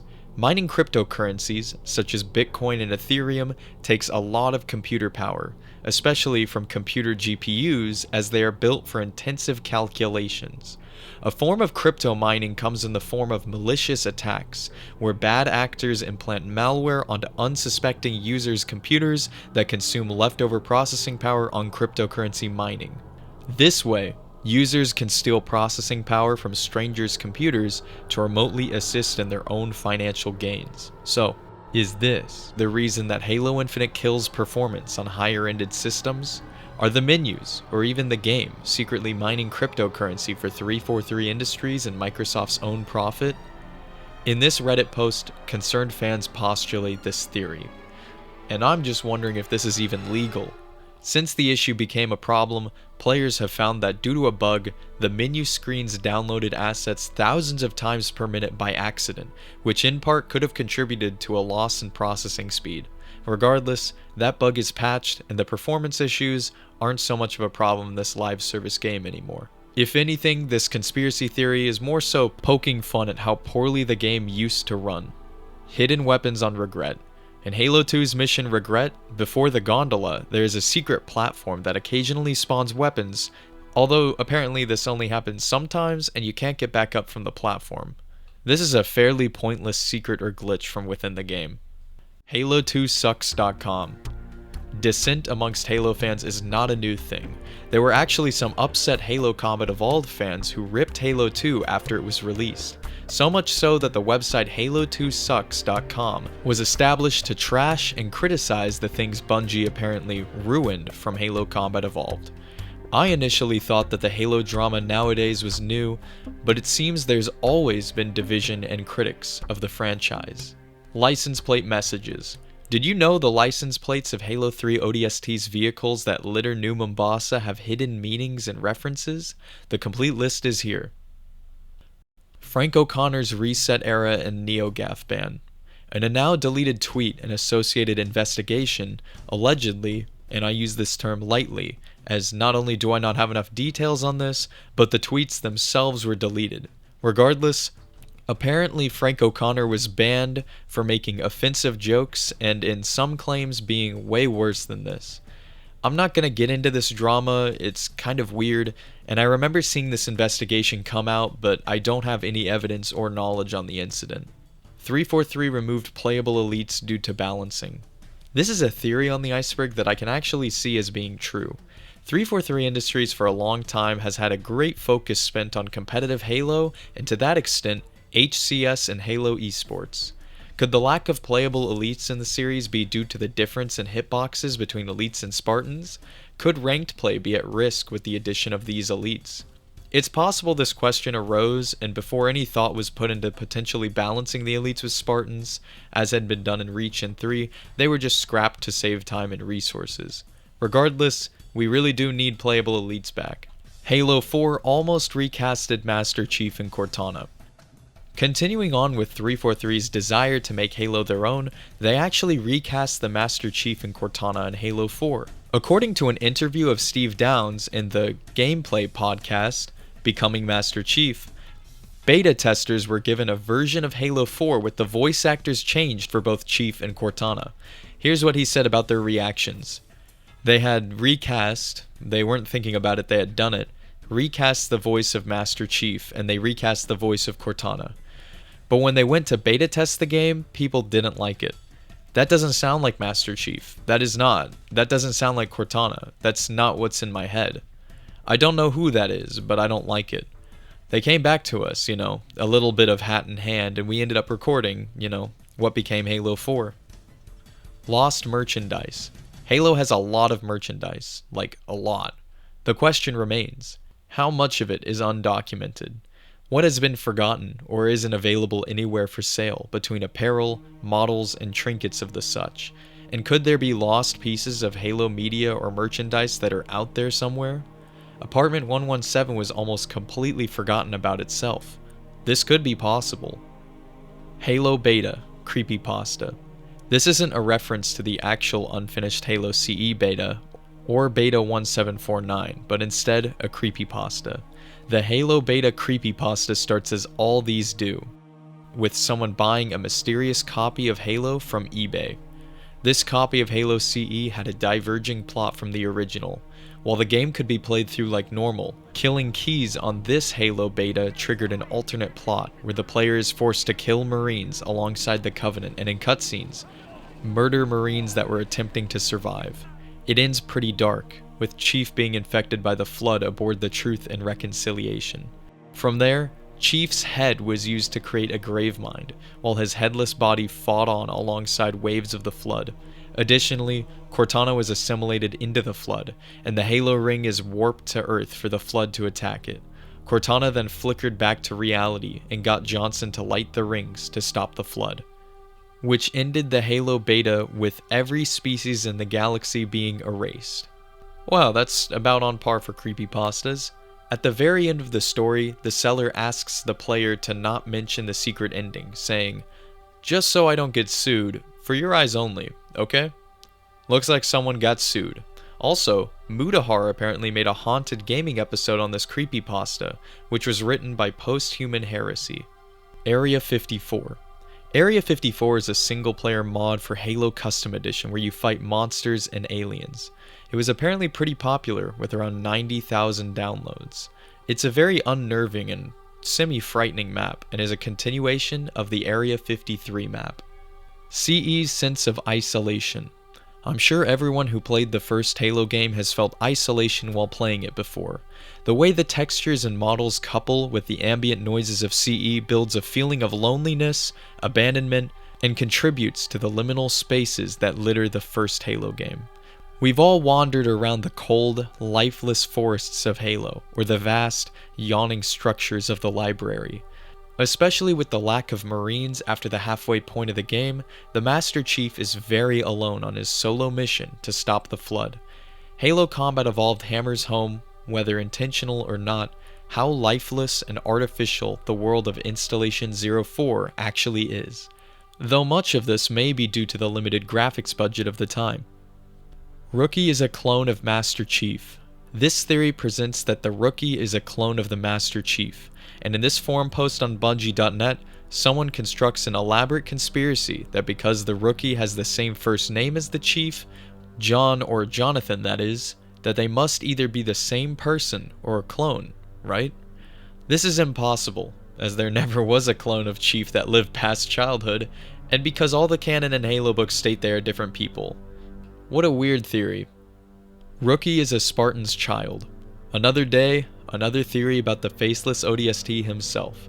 This theory, however, is hosted on Halo Amino and was written by Installation 00, the Halo lore YouTuber himself. Anyways, he presents that Spartan ones such as Johnson, among others, could allegedly pass their augmented DNA to their children.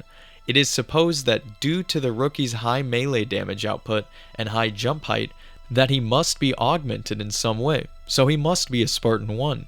Never mind that the rest of the ODSTs in the game function the same way. I'm pretty sure this false theory is just a joke or a stretch, as it seems that Installation 00 has made a few of these fun posts before. Yed 4, and perhaps one of the least known pieces of Halo lore, in the novel Halo Ghosts of Onyx, the elite navigation officer aboard a Covenant ship noted anomalies within Yed 4, which is the Covenant term for the slip space dimension that ships use for faster than light travel.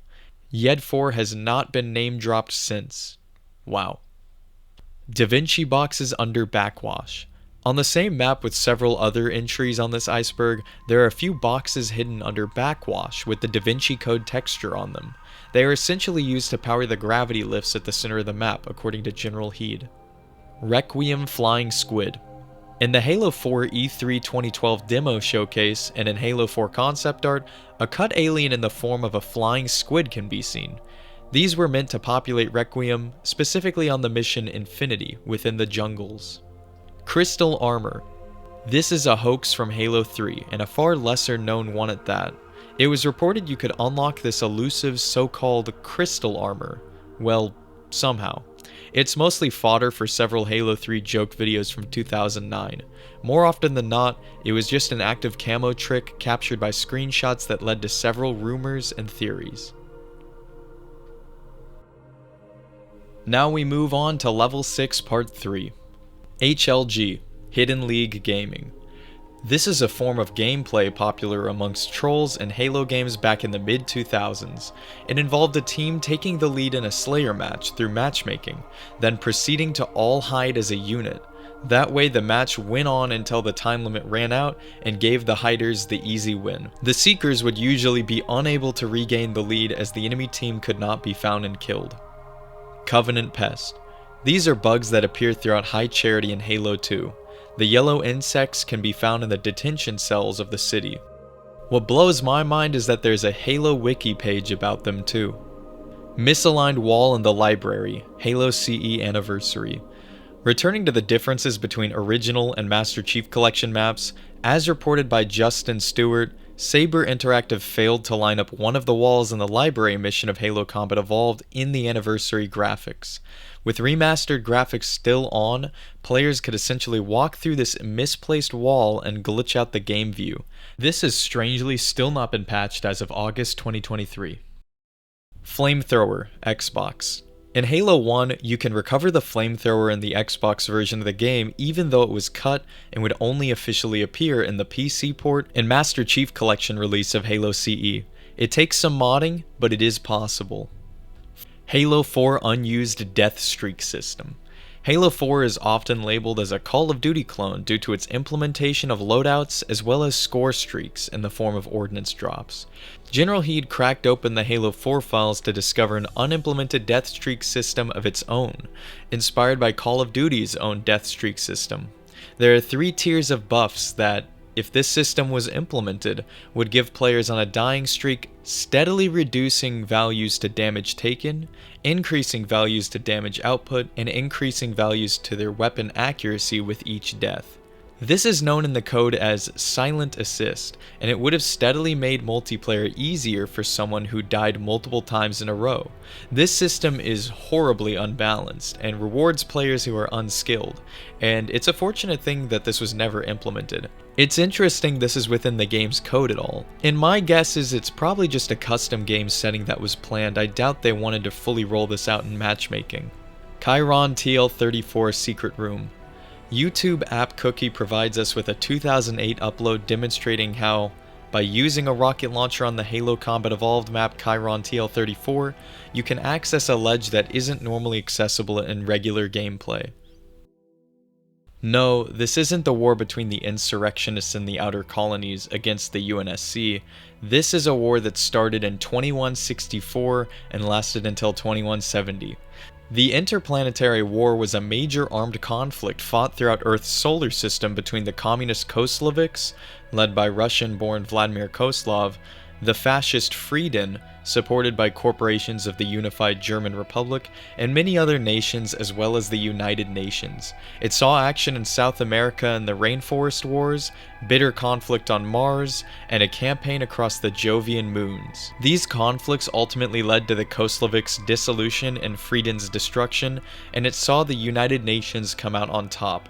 And as the sole superpower in the solar system, the United Nations Space Command, or UNSC, formed the United Earth Government, which was the single governing body that dictated all in humanity's realms from then on out. Also, this widely unknown part of the lore sounds very reminiscent of World War II.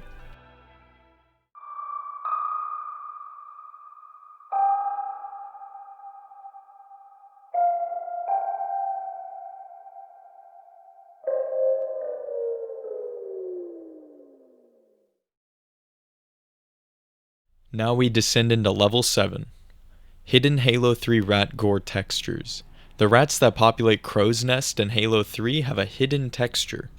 Within the rat texture file, the insides and organs of the rat are present. Why would Bungie spend the time modeling the insides of a rat? Perhaps they planned to have rats dismember into pieces when killed. This, of course, never appeared within the final release. 7 dead Marines if you backtrack 343 Guilty Spark. This is an obscure Easter egg in Halo Combat Evolved. What you're seeing is the only video I can find on the topic. This entry is not referring to the secret hidden Marine who is very much alive chilling out by some trees outside the map, but instead a group of 7 dead Marines who litter the opening stages of the mission. The thing is, these Marines are not present upon first treading this path up from mission start. They seemingly spawn in after the player backtracks from a later section of the level, or at least this video claims this to be the case. Most players miss these Marines as they're off the beaten path, and it's strange that they would even load in here. Someone at Bungie took the time to deliberately place them here. Either that or it's some form of accident. Perhaps the Marines from the Jenkins cutscene were teleported there and killed since players are not able to return to the start of the mission with normal means.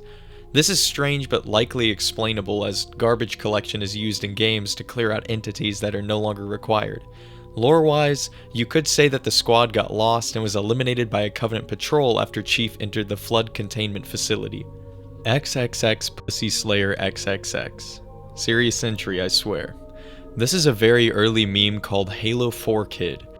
And the original version of this image uses gamertag nomenclature in the form of XXX Pussy Slayer XXX. This is meant to poke fun at the irony of gamertags and gaming culture as a whole, or something pretentious like that. You don't need me to overanalyze a meme, you get the joke. Why is this so low on the iceberg, you might ask? Well, it seems to have been popular back in the 2010s, but not popular enough to be remembered by many. It's perhaps the rarest Halo meme out there, and maybe one of the oldest ones. Liminal spaces within the Halo games.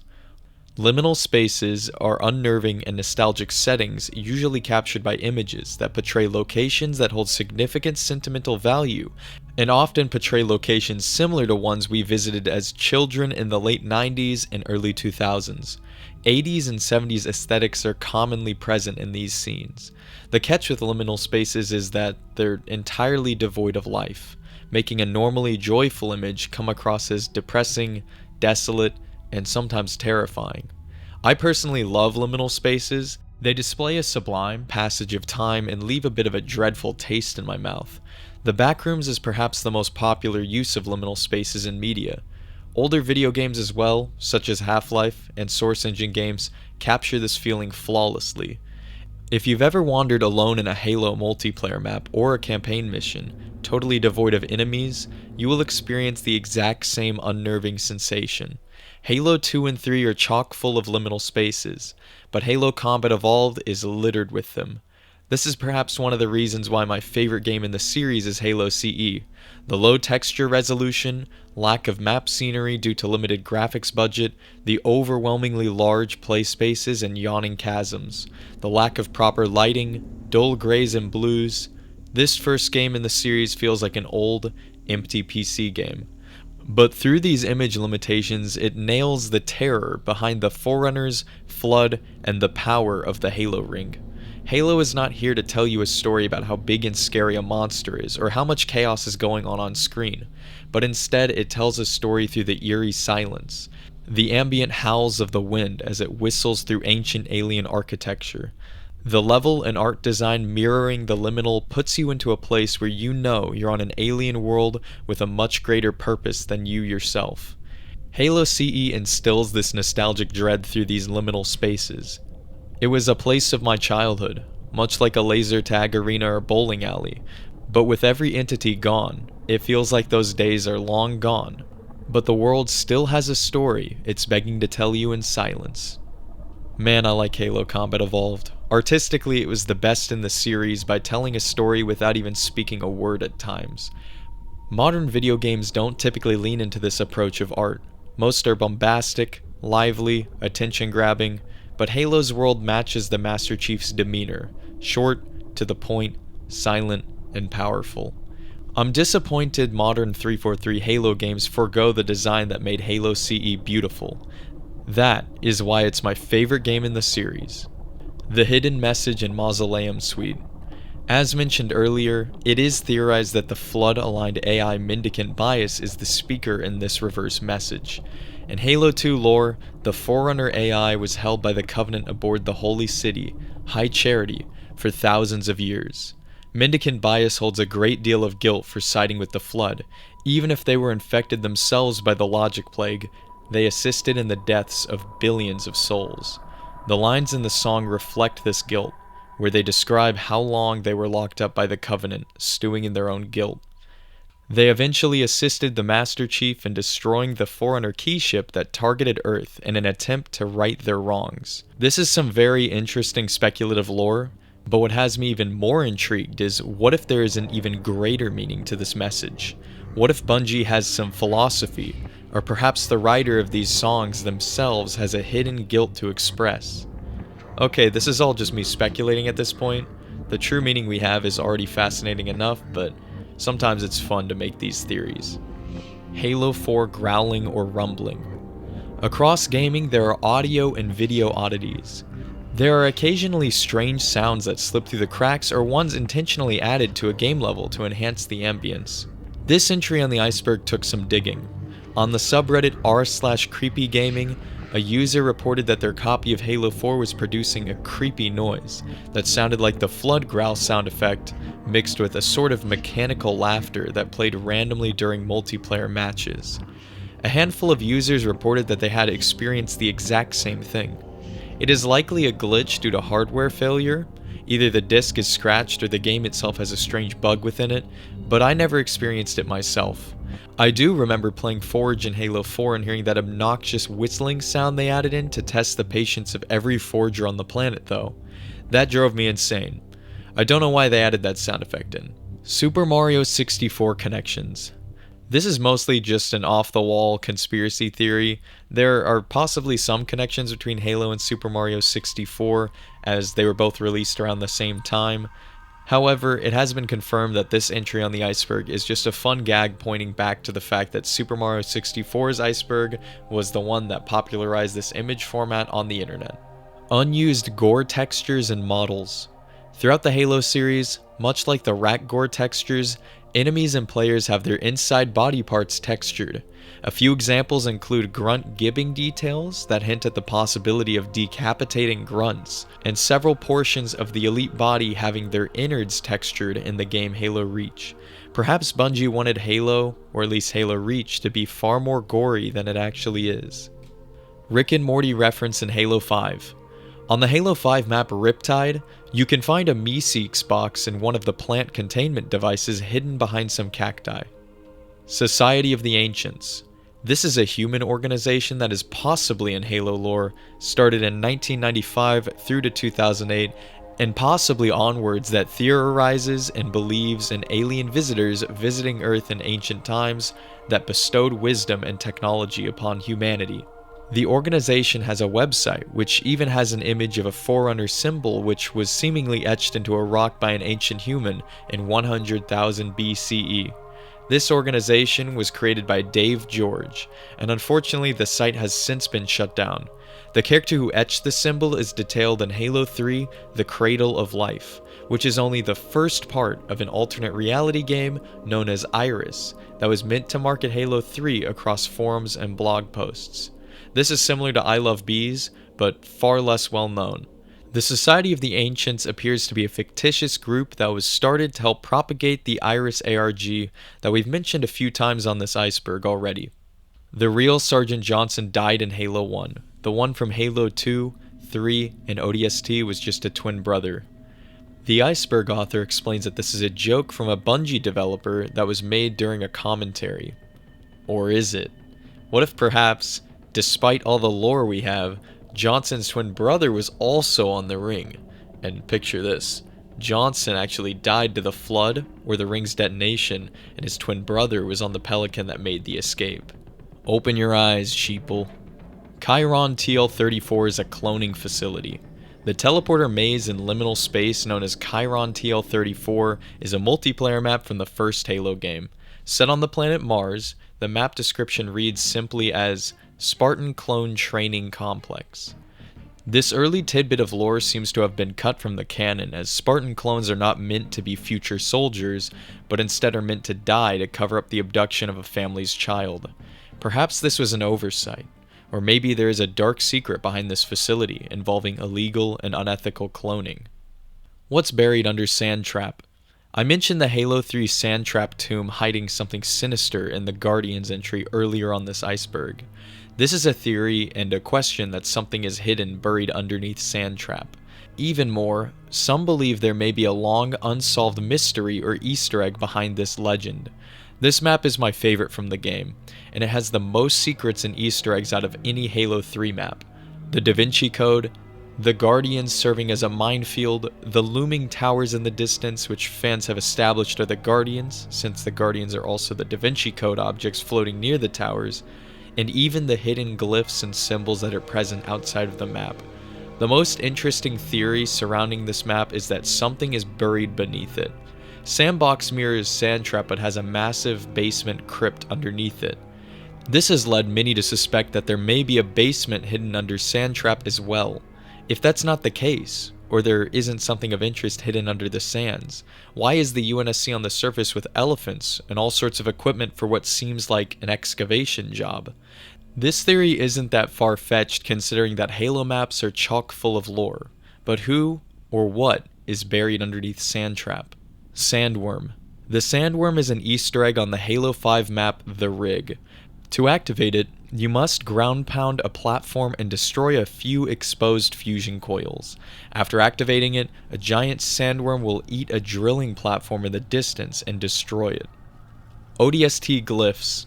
Around the New Mombasa streets in Halo 3 ODST, there are several glyphs plastered around the walls. For the longest time, the community was under the suspicion that these glyphs had a deeper meaning, and attempted to decipher them for some secret message, but to no avail. Martin O'Donnell himself commented on a Rocket Sloth video on the topic, saying essentially that there's nothing to this mystery. Prophet of Disdain. This is a prophet only known due to a Halo 2 match held at E3.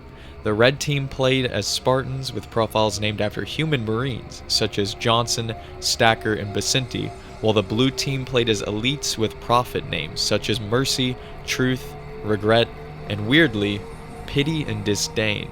These two extra names may hint at two other prophets that are present within the universe but have no lore or data surrounding them, or they were just random name selections by the demo presenters to match the theme of Covenant naming schemes. Regardless, it's provoked some theories. Welcome to Level 7 Part 2.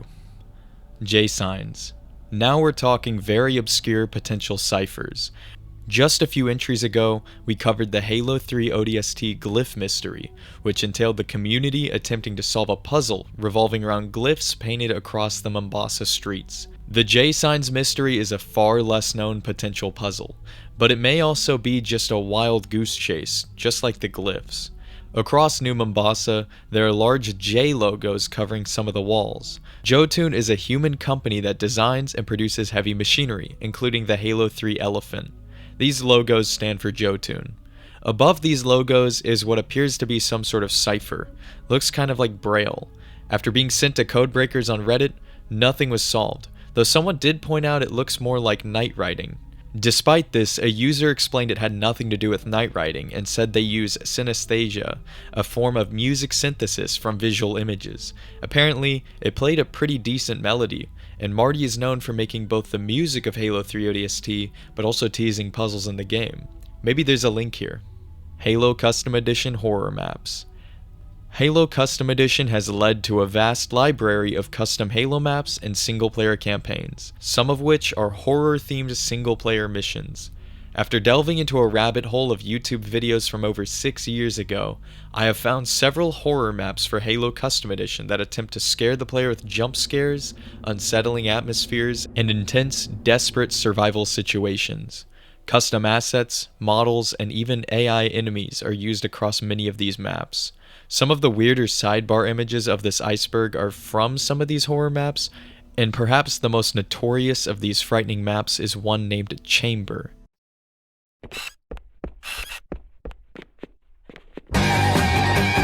The creator of this map is strangely unknown. Nah, just kidding. It seems that Quite Gamer made this map in 2014. 343 Industries is a conspiracy to destroy the Halo franchise. This is pretty funny, not gonna lie, but obviously not true. With the release of Halo 4 through Infinite, sometimes it makes you wonder though. Noble 7. Most people might not realize that there have been 7 members of Noble Team. Spartan Tom A293 was the original Noble 6. In an operation on the planet Fumarole, Tom and Kat fought their way to a Covenant battlecruiser, the Sanctity of Purification, in an attempt to destroy it with a nuclear bomb. After Kat is wounded, Tom takes the bomb himself and destroys the battleship along with himself. The Noble 6 we play as fills his shoes, so in a way, you're Noble 7, lining up with Bungie's love for the number 7 once again. Tom's sacrifice can be seen in the Halo Reach trailer, Deliver Hope. Gruntopedia. This was a satirical Halo wiki that documented the lore and Halo universe in humorous entries. It kinda died out and has been taken down since. Even the subreddit Gruntopedia is completely dead. Untitled Halo Project, 2011. Development for this cancelled Halo began around 2010 before being cancelled around 2011. There is barely anything known about this cancelled Halo project, aside from a few assets that an artist was working on that were posted online in 2016. Parts of a UNSC frigate, the Mjolnir Mark IV armor from 2009's Halo Short Stories series, Halo Legends, and the Halo Reach MA-37 assault rifle. Along with these concept art leaks came a shot from what was supposed to be part of the project's trailer. It is theorized that this may have been part of early Halo 4 development, back when the creative director Ryan Payton was at 343 Industries. The game was going in one direction until, with his departure of the company, we ended up receiving a very different Halo 4. This Halo project was potentially a different direction planned for Halo 4, or possibly even a game prequel, judging by the older UNSC assets on display. Unused flashlight toggle animation. It's amazing what little details get cut from the development of video games, only to be forgotten about completely. In a 2001 GameStop live demo of Halo CE, the Master Chief displays a first-person animation for toggling on the assault rifle's flashlight, where he shifts his hand back and forward to turn it on and off. And perhaps it was because they didn't want to have to create animations for every weapon when you flick a flashlight on. T-rated Halo CE.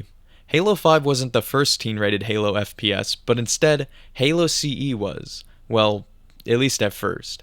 In an advertisement for the last page of the Halo Fall of Reach novel, Halo Combat Evolved is listed as T for teen, for blood and gore and violence. For one reason or another, it seems that the ESRB changed their decision, though Halo has always been a relatively light, mature rated game. Some artifacts of this rating change can be seen across display copies of Halo CE that still remain the teen rating. Perhaps the rating was changed due to the flood. Adjutant Reflex.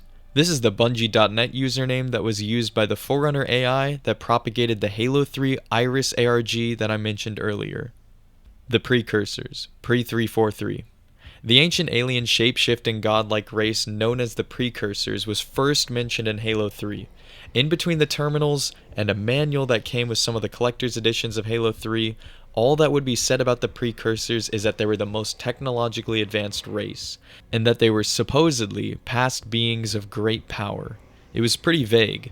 Everything was speculation before 343 Industries fleshed them out in the lore. Reaching the other side of the structure in Silent Cartographer. In the depths of the Silent Cartographer facility, there is a large trench that is meant to be impassable by players. But it didn't take too long for some to discover tricks to cross the gap in search of secret areas. Halo fans have long searched for secret areas across the vastly diverse worlds of the Halo campaigns, and this is likely one of the least known ones. Johnson says, wow, alright. We're going there, aren't we? In this old video from 14 years ago, some kids believe that they hear Johnson saying something kind of offensive. The only thing is, not only is it not Johnson, but it's Sergeant Stacker, and he's also just saying, hold on to your...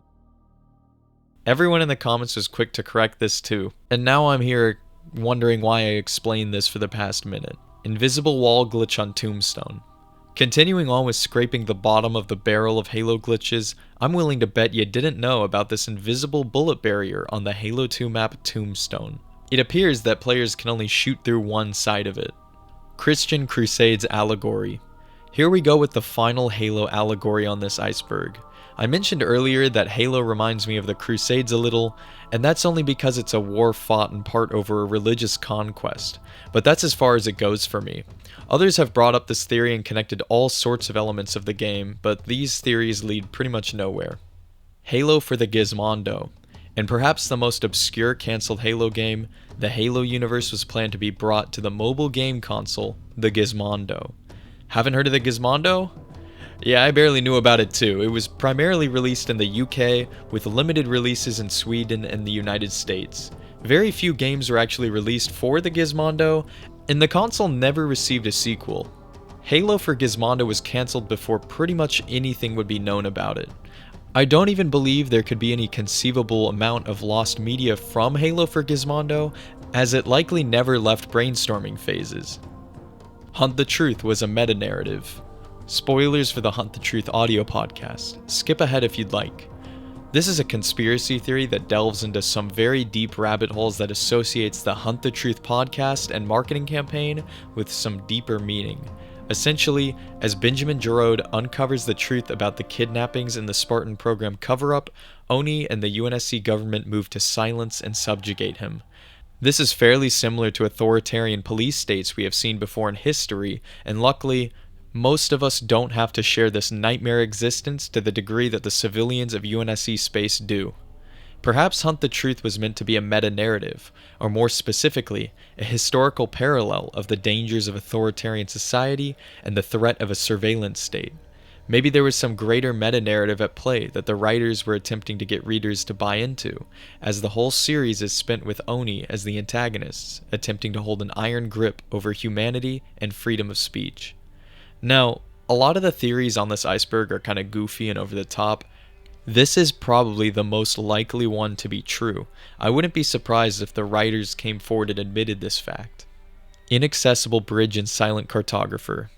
This is an obscure entry, but it refers to this bridge here, in the first room you enter in Silent Cartographer.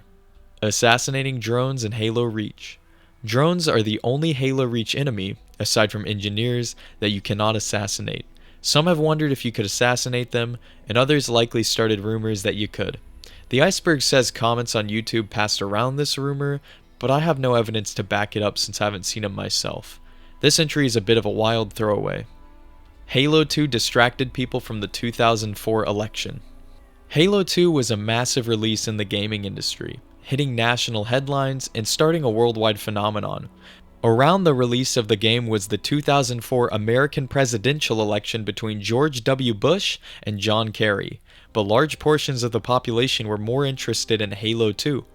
In this IGN forum board, we can see one worried fan speculating on this in October of 2004 prior to the election.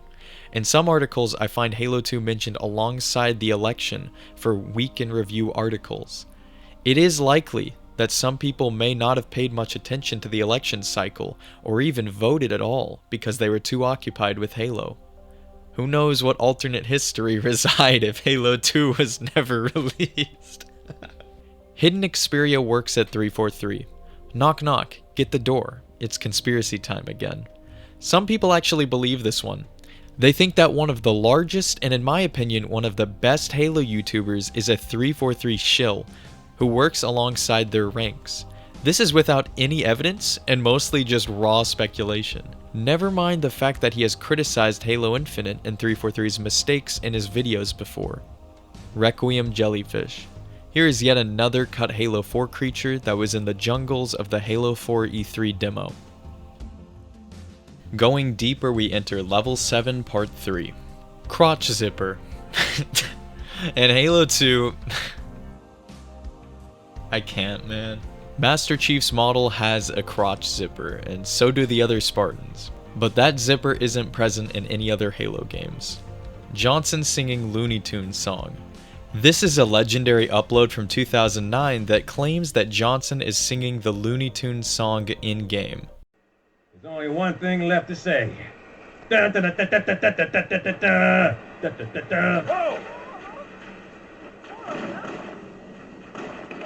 It's fake, but pretty fun, I suppose.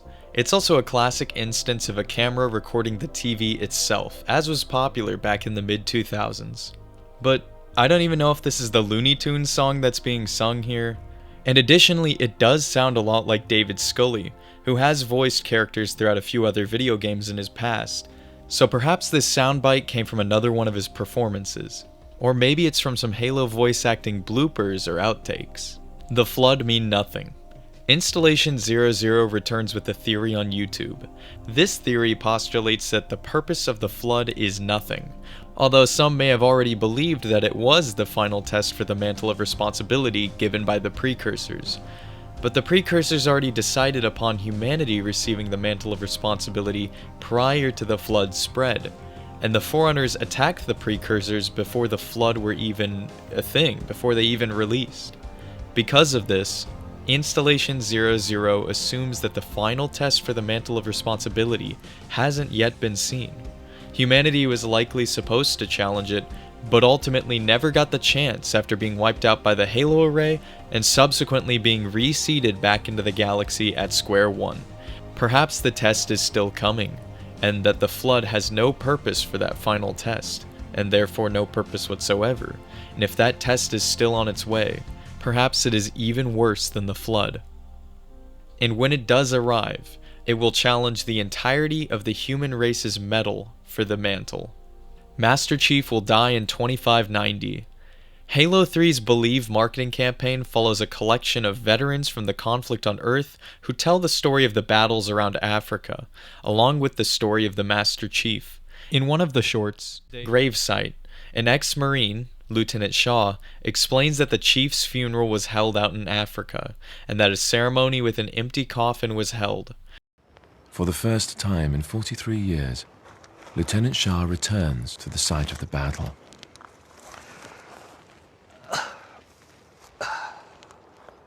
What is that? A shell from a sniper rifle. It's amazing there's still so many remnants out here. Where's Master Chief's grave? I don't think anyone really knows. There was a ceremony 5 years ago, over there. Just as a symbolic gesture. The coffin was empty. Why was the coffin empty? No Spartan could be listed as KIA. They could only be listed as MIA, missing.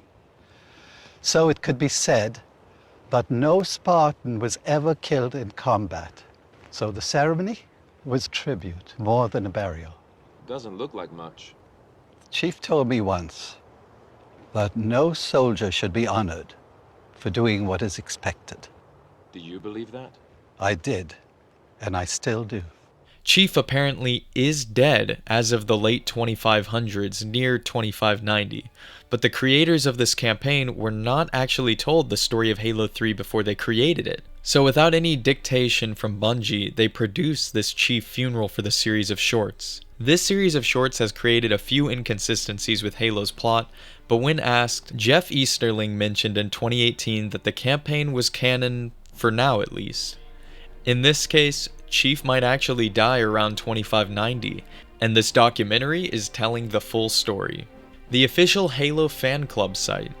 This is a website last updated in 2010. The site describes itself as a place for all Halo lovers and game players who love Halo well. This website is awesome. It's full of video links and image galleries for the Bungie Halo games and has dozens of grammar and spelling mistakes. I'm pretty sure a kid made this website as a bit of a passion project, and it's downright adorable. There's even a store tab full of since deleted eBay links to Halo action figures from the classic McFarlane runs. I'm happy this website still exists, and if the contact email is anything to go by, it appears the site author was in high school when they built this site, although it hasn't been updated in years. I would be honored if maybe my video could be on this website. Please make it happen, website author. In all seriousness, this website is very nostalgic for me. Like, I grew up with these games, and this creator right here, who was just in high school it seems, seemed to be a really big fan at the time. Halo Combat Evolved unused slow-mo power-up. YouTuber ASDF demonstrates in this now unlisted video an unused slow-mo power-up that slows down time for everything aside from the player who collected it. And this is the only mention of this cut power-up I can find on the web, anywhere, uploaded in 2020 with only 686 views. My question is, how did the Iceberg author find this video? Because there is no information posted of this video or anything similar to this anywhere on the web, and no modders have talked about an unused slow-motion power-up. It is likely a hoax or a mod that claimed to be a real cut power-up that would have turned Halo into the Matrix. Again, how did the Iceberg author find this in the middle of nowhere? I mean, it may have been public at one point, but it's so... like, there's no views on this. Where did he find this? Dig Site Deliveries was heavily censored.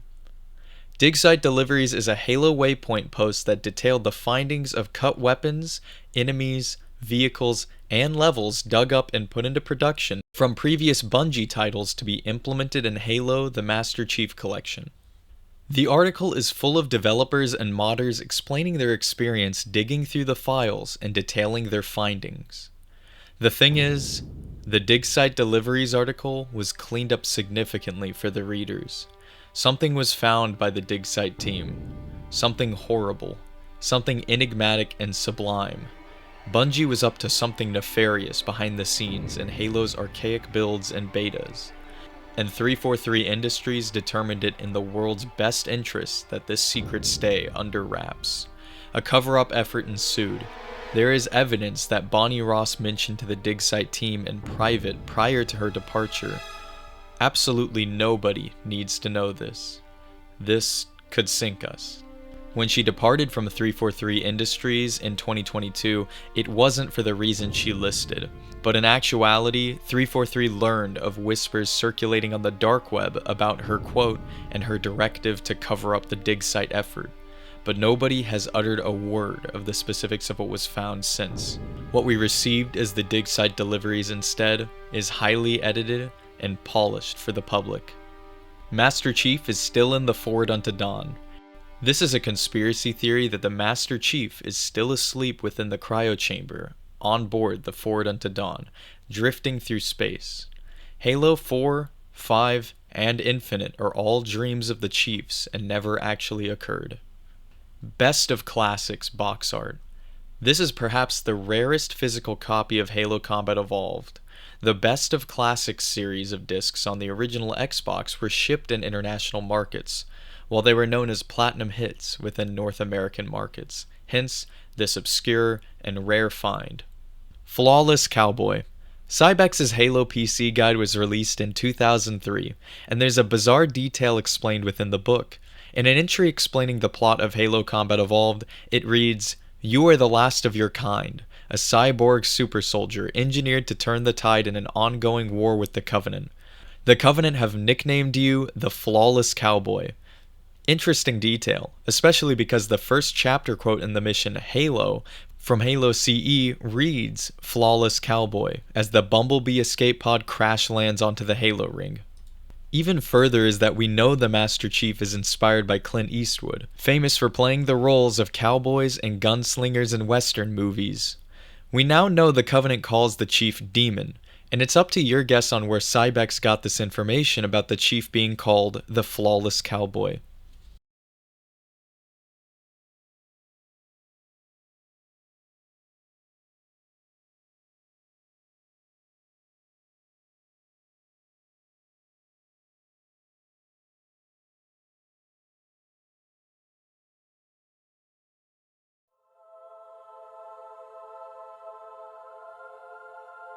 Finally, we move into level 8, the final level. This is about the time when everything gets extremely absurd. Lost Google Video fan content from 2005 to 2012. This entry refers to all of the lost Halo video fan content that was hosted on Google Video. Google Video is a video hosting site that stopped accepting uploads in 2009 and was finally taken down in 2012 due to Google's shift in focus to YouTube. Users were given this notice: later this summer, all remaining hosted video on Google Video will be moved to YouTube. Google Video stopped taking uploads in May 2009 and now are moving the remaining hosted content to YouTube as private videos. Google Video users can rest assured that you won't be losing any of your content, as it will be fully available on YouTube, and you can choose to make those videos public on YouTube if you'd like. There is no telling how many videos went on forgotten by their uploaders to migrate onto YouTube only to be stuck as private videos for eternity, perhaps the disturbing backwash phase, or any number of other obscure Halo conspiracy theories may be lost to time due to the move. We may never know the details of the hours upon hours of lost Halo media from the early Bungie days. RNG seeds are a gameplay mechanic, and luckily for you, I may be able to piece this together due to my experience in computer programming. I have a question for you. What is truly random? How do we get a computer to roll a die, or perhaps pick a random number off the top of its head? This is impossible, especially because mathematical random is not easy to obtain from nature. Random only appears in very specific events within the physics of our universe. Events on a grand scale occur because of a sequence of factors that determine that it would happen to occur. In computing fields, a computer takes input and gives output. Something happens by chance because something else influences actions or behavior on that computer. Programming languages are built in with libraries and features to enable the generation of random numbers, but upon each iteration, the same exact sequence of supposed random numbers are given. So this is not so random after all. There is a workaround to this issue, however, that makes RNG possible. An RNG seed is a starting point for a sequence of pseudo-random numbers. Every time you use the same seed, you get the same exact sequence of numbers, over and over and over. Changing the seed changes the sequence of numbers, which effectively makes a random number generator possible. Don't worry, it confuses me too, and I've actually programmed using RNG seeds in C and C++. Now you may ask, why is this here in a Halo Iceberg? Perhaps it is here to show that random events in Halo gameplay are all made possible by these RNG seeds. This is a very zoomed in picture of how randomness, which already is a mind-boggling concept when it comes down to it, functions in the Halo games. Further to this, I wanted to explain a few comments I got on my video from a lot of y'all who left some very interesting and insightful comments. So, first of all, one of y'all mentioned that RNG is incredibly hard to replicate, like I mentioned, but added that you actually use a weighted table for RNG drops and loot drops in video games, which is an interesting form of mathematical function to give weighted random rarities to items. For how rare they are is how often they will drop, that type of stuff. And another commenter mentioned that they believe the RNG seeds entry refers to how Martin O'Donnell referred to how a ton of things in Halo are programmed with RNG, such as enemy ranks and weapons in the missions, so they're subtly different each time. And I can't find this exact quote from Martin O'Donnell. I'm sure Marty did say something like this. I wouldn't doubt that Halo was programmed in this certain way. However, at the end of the day, that is actually pretty interesting to think that no run of Halo's campaign is the same each time. But either way, we just talked about random for the past 5 minutes, so I think it's time to move on. You be the judge on this entry. This has been a fun one to talk about. Halo PS2 physical build. Unconfirmed existence. Earlier in the Iceberg, I mentioned a PlayStation 2 port for Halo Combat Evolved. This entry details a, supposed physical build that is playable. This sketch IGN video, which fittingly glitches out and lacks audio completely, does report to contain footage of the 99 build of Halo CE playing on PlayStation 2. This build, or another PS2 build, was never created. Bungie has admitted that it never existed, and the company didn't go further than planning to release it on PlayStation 2, and this reported PS2 demo is just footage from the Macworld build. And I really don't know why IGN would claim that it was a PlayStation 2 build. It's likely a form of journalistic clickbaiting. Forerunner tank is still in Halo 2.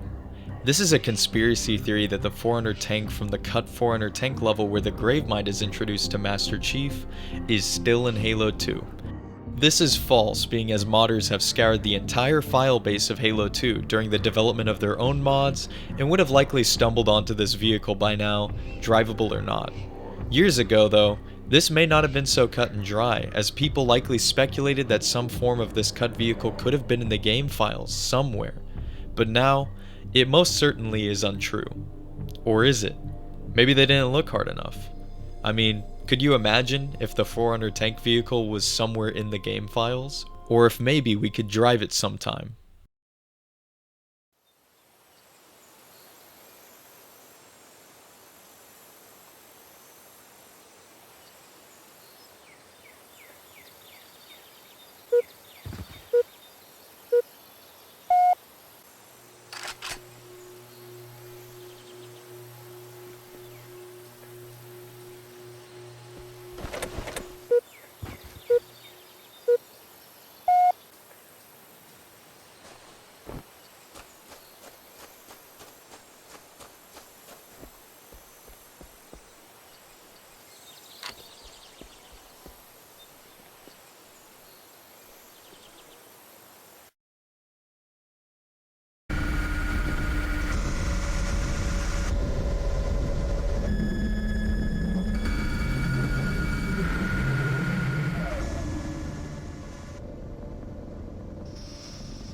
In 2012, a small channel named Disgend posted a couple of obscure videos.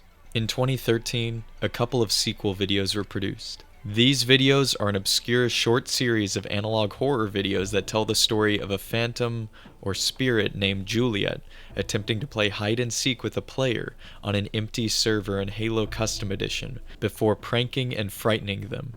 It's strange that these videos would even be produced in 2012, as Halo PC ports were over 10 years old, and Halo CE wasn't a very popular game at this time. Perhaps that's what leads to the appeal of this horror. Old games of our childhood do have a lot of creepypastas written about them. Hide and Seek with Juliet is a staple of a spooky Halo video series. But the story doesn't stop there. 6 months ago, around the time I uploaded the second Iceberg video, 3 sequels were produced, and they continue the story, but these sequels serve more as prequels, as they're dated for before the original videos were uploaded. Now, they were uploaded in 2023, but their titles and descriptions state that they were uploaded prior to the first upload, and they show a different Juliet, one that is more cheery and less terrifying. This is a fun, cool little Halo creepypasta series for all of us to enjoy. And it's so obscure and like in such a remote corner of the internet on such an old game that it's just so cool to me. I hope Disgend continues this series, as it seems like they're trying to put a little more effort into it with secrets and all sorts of other little goodies. I want to see where Juliet goes and hope it can turn into something great.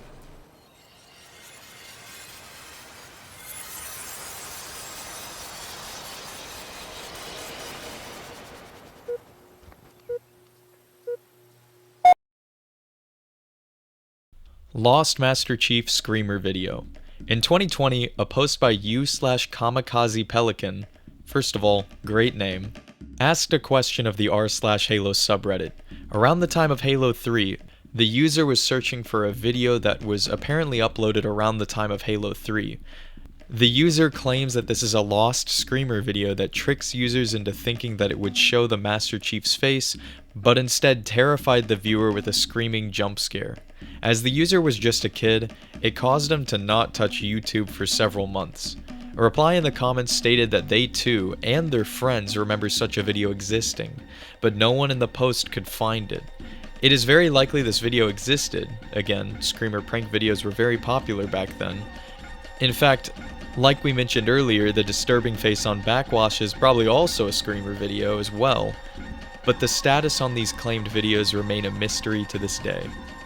Second water wall on Outskirts. On the Halo 2 campaign mission Outskirts, according to a very obscure YouTube video with less than 1,000 views, there is a second water wall on Outskirts that you can get to by going outside the map. Shooting this wall causes water to spray out just like the first water wall on Outskirts. Backwash is the disturbing face. The disturbing face that supposedly haunts Backwash is the entire map itself. Either this entire map is the spirit behind the screaming face, or Backwash is its domain, tomb, or mausoleum. The Iceberg author posits that Backwash is potentially quite literally a diagram for the disturbing face, or at least it's a metaphor for it. I don't know, this is far out, but it reminds me of the bin-drowned creepypasta that details the ghost of a child haunting a copy of Zelda Majora's Mask for the Nintendo 64. Coagulation Clown. This is a bizarre Easter egg that I actually found as a kid because I played on Coagulation either alone or with my family far too often. On one of the rocks is imprinted a strange texture. The cracks in the rock look strangely like some sort of freakishly distorted smiling clown with his eyes shut. Basically, it kind of looks like your mother, but moreover, this whole clown illusion is due to the fact that the skin on the rock, the texture, is actually mirrored, so it produces this weird face look. A lot of rock textures in games seem to make faces. It's a strange illusion that a lot of people tend to see within rock formations in video games. POW promo. This is theorized to be the very first Halo video ever to appear on YouTube. Remember, Red vs. Blue started out hosted on Rooster Teeth's website before it eventually migrated to YouTube. So the Parody of War promo could have beat RVB and every Halo video to YouTube. This upload is from August 5th, 2005. The site was launched in February of that year. Behold, the POW promo.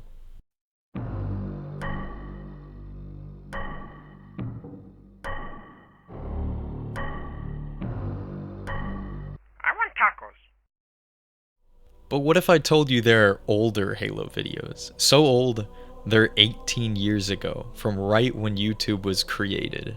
And yes, we will be getting into those other videos, but POW promo serves as one of the oldest Halo memes on YouTube. Actual ghosts in Halo. We've already gone over some potential hauntings and real ghosts within Halo. This entry refers to the possibility that these bizarre events in Halo Legend, such as the Ghost of Lockout, Ghost of Forge World, and many others, are actually due to paranormal, unexplained phenomenon, rather than the inner workings of the games glitching out or faltering. This entry proposes that the Ghost of Lockout was a real case of paranormal activity, not a video game glitch or staged performance. I am personally a bit of a skeptic, but I experienced something myself that is unexplainable. When I was 12 or 13, I was on a blank canvas of Forge World with one of my friends. It was another routine day of map building, when all of a sudden my friend was killed when he was in Forge mode. After respawning, he claims it was like some sort of Gauss cannon-like projectile killed him from across the map, as if some invisible force killed him. I recall hearing him confused on the other end, but a lot of my memory from this event is hazy. I don't remember watching him get ghost clapped or vaporized or anything. It's all just hazy, like I said. He accused the Ghost of Forge World for killing him, saying, "You haven't heard of the Ghost of Forge World?" Was this story true? Probably not. He may have just been pulling my leg, but it had me a bit creeped out for a few hours on that map. I certainly felt like I was being watched in that lonely Xbox Live party, and haunted Halo videos were very prevalent on the web as well. Haunted video games in general are a facet of popular culture. Sure, my friend could have been telling the truth, but it could have been a glitch that killed him, or maybe he didn't die at all. Unexplainable thing in a video game? It's a ghost, or Herobrine, or the Ghost of Lockout. The Ghost of Forge World likely never has existed, but its legend was certainly real. And further, I must add, when I mentioned this in the first Iceberg video, I got a comment describing someone who witnessed a similar event where they were killed on Forge World by a Gauss-like weapon alone, and I continue to get comments on the daily about players who had an experience when they were a kid, or even still like recently, where they were alone in a Halo lobby or in an offline split screen match when some bizarre phenomenon began happening. And the best way I could explain these are, it's probably a glitch. But it makes you think sometimes. Sometimes it just doesn't make sense. The precursors know they're in a video game. The precursors are an overwhelmingly advanced species. As detailed in previous entries, they could jump from galaxy to galaxy, form almost anything into physical space that they could imagine, and seed life into galaxies. These guys are pretty much on God mode, as they were the smartest and most powerful beings in the known Halo universe who seeded the Milky Way with life. So what if they're so omnipotent that they're fully aware that they're inside of a video game? This is a theory that I have not seen posited anywhere outside this single iceberg, but it's a fourth wall break and a very mind-boggling one for sure. Bungie's love for the number 7, greater significance. The number 7 is Bungie's favorite number and appears everywhere throughout all of their games. 7 is also a number that holds great religious significance. In Christian scripture, the number 7 resembles perfection or completion. The number 7 refers to the seventh day, or the one God rested on upon completion of the earth as detailed in the book of Genesis. The Bible also uses the number 7 as a significant symbol frequently, and thus has several different meanings, such as fulfillment of promises, exoneration, and healing. There are also 7 chakras, 7 wonders of the world, 7 colors of the rainbow, 7 primary notes on the Western musical scale, and the list goes on. Why does Bungie obsess over this number so much? Why is their community known as the 7th column? Bungie Day is on the 7th day on the 7th month. Why do they have 7 steps for world domination? And why are there 7 Vidmaster achievements that unlock recon? How could a company be so obsessed as a unified whole over a single number? Nowhere else in history can you find a company vehemently use a single number everywhere throughout their games, to the point where there are pages upon pages of instances where 7 was shoehorned into the Halo games. The company has loved 7 since the start in 1991, so perhaps they all agreed on picking 7 as a significant number and have forced it into every game since. Or maybe the CEO demands 7 to appear an excessive number of times. Perhaps one higher up is very religious at Bungie, or superstitious, and believes that in order to make a solid product, the number of perfection must be utilized. Either that, or maybe it's just an inside joke, or they really just believe in using the number to design game mechanics and plot elements around. Either way, this theory does actually hold weight. It all seems so obsessive, to the point where maybe Bungie's love for the number 7 does have a greater significance. Halo is real. I added this one because it's so far down the iceberg, because it's an insane theory that very few have postulated. Think about it. If the universe is infinite, or there are infinite parallel dimensions, doesn't that make the story of Halo a reality, somewhere in an alternate universe or dimension? Or perhaps it is occurring somewhere else, in our currently expanding infinite universe. And if alternate dimensions and an infinite universe actually do exist, and this theory rings true, we may just yet have to fight the Covenant and the Flood in reality. Halo is not real. Halo is not real. The game never existed and is a figment of your imagination. You are in a simulation, and I suggest you wake up. Now we go even deeper into Level 8, Part 2. Modders. This is stated to be the oldest Halo video still up on YouTube, even older than the POW promo. It was posted by Psycho Exile around 18 years ago on July 27th, 2005. After checking out the channel, there is a video even older named Terminal Hacker, which was uploaded on July 15th, 2005, 12 days earlier. This video is a time capsule. But as YouTube launched in February of the same year, it is possible that there is an older Halo video. My quest to find the oldest Halo video on the platform continues, but for now, Terminal Hacker will remain our current oldest Halo video. Halo changed my life. This entry refers to the fans of Halo who cite Halo as life-changing, or at least life-defining for some. Many see Chief as a hero and a role model, and some want to live by that example. In some Reddit posts, I've found some saying that Halo and the universe around it kept them pushing through difficult times after tragic events. Halo has had a lasting impact on pop culture, and that's undeniable. Millions of passionate fans share life-defining experiences, like that one LAN party on Halo CE on the PC that got you into computer games, or perhaps that one custom games lobby that introduced you to new lifelong friends. The franchise served its job well. Maybe in the future, very few will share these experiences, but many from my generation remember Halo fondly, and in some rare cases, life-changing. Yeah, I know it sounds cheesy and a bit campy, but Halo was what my friends and I played when we were kids. In a way, Halo did change my life, as it provided me the opportunity to make videos for you guys. And I figured I'd mention one other thing. The red versus blue marriage proposal. Faces and Sidewinder. The textures in Halo Combat Evolved are fairly muddy, as is indicative of video games from that time. In the Halo Combat Evolved map Sidewinder, outside of Blue Base, the textures on some of the rocks are mirrored. The video that discovered this quirk believes one of them to look kind of like Jesus. Bungie has not come out and talked about this obscure optical illusion, so it is likely not to be an intentional Easter egg. Now we have the anthology of face illusions though. Sidewinder for Halo CE, the Coagulation Clown in Halo 2, and the Cave of 1,000 Faces of Halo 3. The lag is fake. The lag you experienced in Halo lobbies was all artificially produced by Microsoft. It's a grand conspiracy to get you to buy expensive Xbox 360 hardware, including wireless adapters, Ethernet cables, and more. Open your eyes, sheeple. Big Lag is trying to keep the secrets of superior online video game networking from us. I wonder if this is why Infinite has such dreadful desync and server issues sometimes too. The first Halo fan game. There are numerous Halo fan games, some of which are still in production. But which one was the first?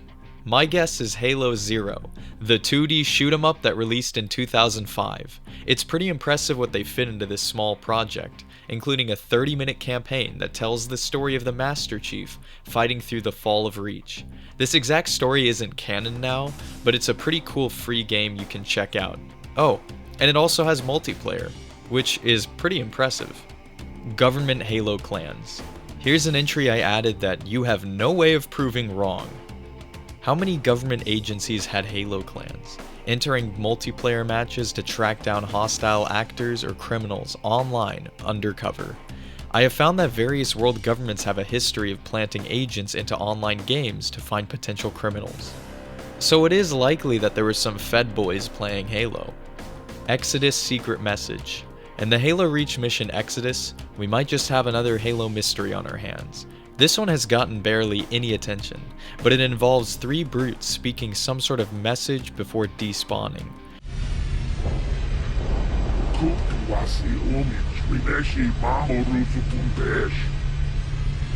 Someone tried reversing the audio and got nothing, and if you ask me, this is likely a glitch or oversight no one knows about, involving some brutes that were spawned in the wrong place that are just uttering normal idle dialogue. Subliminal messages. Halo has no subliminal messages whatsoever. You should play the game. Enjoy it at your own leisure. There is no underhanded motive at play here. Internal plexus of the Pillar of Autumn. This is a reference to the Mario 64 Iceberg and how the interior of Peach's castle contradicts the exterior of it. This is similar to how the Halo CE Pillar of Autumn and how the interior sections of the level are far larger than the Pillar of Autumn's model itself. This entry itself is kind of a joke entry, as each copy of Super Mario 64's personalized theory, or more so joke, is tied to it. So basically, to that extension, Halo CE's Pillar of Autumn being built out of impossible architecture is due to an AI built into Halo CE's code that constructed the Autumn as a replica of its nervous system to facilitate its personalization algorithms. What does this mean? Every copy of Halo Combat Evolved is personalized, and no 2 discs have the same exact content on them. Halo's Illuminati symbolism, purged from the internet. There was a mention of a connection between Halo and the Illuminati on a now taken down conspiracy website. According to the site, Halo and Halo Reach have Illuminati symbolism. Others have seen these same connections, including the repetition of the number 7 from throughout the games and the allegations of Halo being connected to large events in history, and therefore individuals in high places, including Bill Gates with Microsoft, and how Halo is a Microsoft game. The rabbit hole of connections and conspiracies knows no end here. Shared nightmares. It is likely that due to the prevalence of Halo on a lot of our youths, and the presence of horrifying entities in the game such as the Flood, that people have shared very similar nightmares while asleep that focus on the topic of Halo. Shared nightmares themselves are infamous in pop culture, where many people have claimed that they've dreamt up the same horrifying concoctions in their dreams and wonder if there's some greater meaning to these coincidences. People who suffer from sleep paralysis often have visions of similar, shadowy beings lingering in the dark corners of their rooms as they're frozen in paralysis late at night, one of which is named the Hat Man, which, in case you don't know who that is, a lot of people who are either under the influence of intense psychedelic substances or who are suffering from sleep paralysis admit they've been haunted by a shadowy silhouette of a man wearing a jacket and a brimmed hat, like a fedora. It's mind-boggling and kind of unnerving that so many people are witnessing the same entities and visions, and I wonder how Halo plays a part within these shared nightmares. Also, it's a reference to the Super Mario 64 Iceberg once again, but I think it still applies here considering how Halo actually has horror elements within it. Bungie stole the idea from Ringworld, 1970. Ringworld is a sci-fi novel from 1970, written by Larry Niven. The book involves an adventure of a shipwrecked crew along the surface of an inwards-facing ring-shaped planet that is decorated with landmasses, mountains, plants, and animals. In addition to this, the crew runs across the ruins of an ancient civilization and find a map room that holds a charted out map of the entire ring world. A disaster from the past wiped out the civilization that used to call the ring their home, and the protagonists attempt to get their ship off-world. This sounds very familiar to anyone even remotely familiar with the plot of the first Halo game, and while it may be possible one of the heads of the project at Bungie was inspired by this book, there are plenty of differences between both the book and the video game. Ring-shaped worlds are also common in science fiction. Perhaps most interesting is that Larry Niven was even asked by Bungie to write the first Halo novel. So perhaps there is a connection here. Custom edition maps with 0 downloads. I should add Halo 2 PC maps to this as well. Checking halomaps.org, there are no modded maps that have 0 downloads. But this only includes this popular website.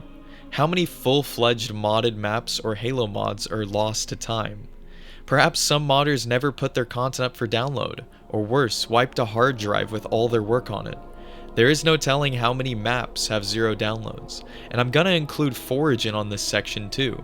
Halo 3 introduced Forage and the map editor was carried throughout the entire franchise. How many maps were never played? How many maps has no one ever experienced? Crosshair turning red when playing multiplayer maps alone. This would have terrified me as a kid. Has anyone had this happen to them? What was keeping you company on that map after all? Undiscovered areas. Halo's levels are massive, sprawling expanses with plenty of secret and hidden areas. This makes me wonder how many sections of Halo's campaigns and multiplayers have not been explored. Halo Zero full game. Halo Zero is one of the most notable fan games, created by a user known as Doberman. The game features a 30-minute campaign, as I mentioned earlier, which seems kind of short, doesn't it?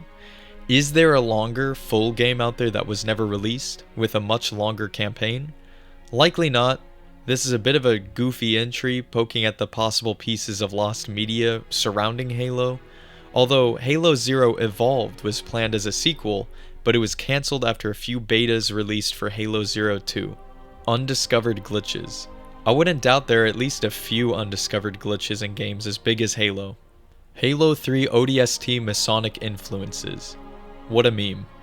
I can't find any connections between Halo 3 ODST and the Freemason Secret Society, although there are some mentions of Halo being associated with Freemasonry only where there are Illuminati connections, of which there are like 2 places to find this from my experience and extensive Googling. Empty multiplayer theory. The dead internet theory is a conspiracy that big government and secret organizations are filling the internet with bots and AIs that spit out content to fill the web with manipulative posts in an attempt to sway the masses.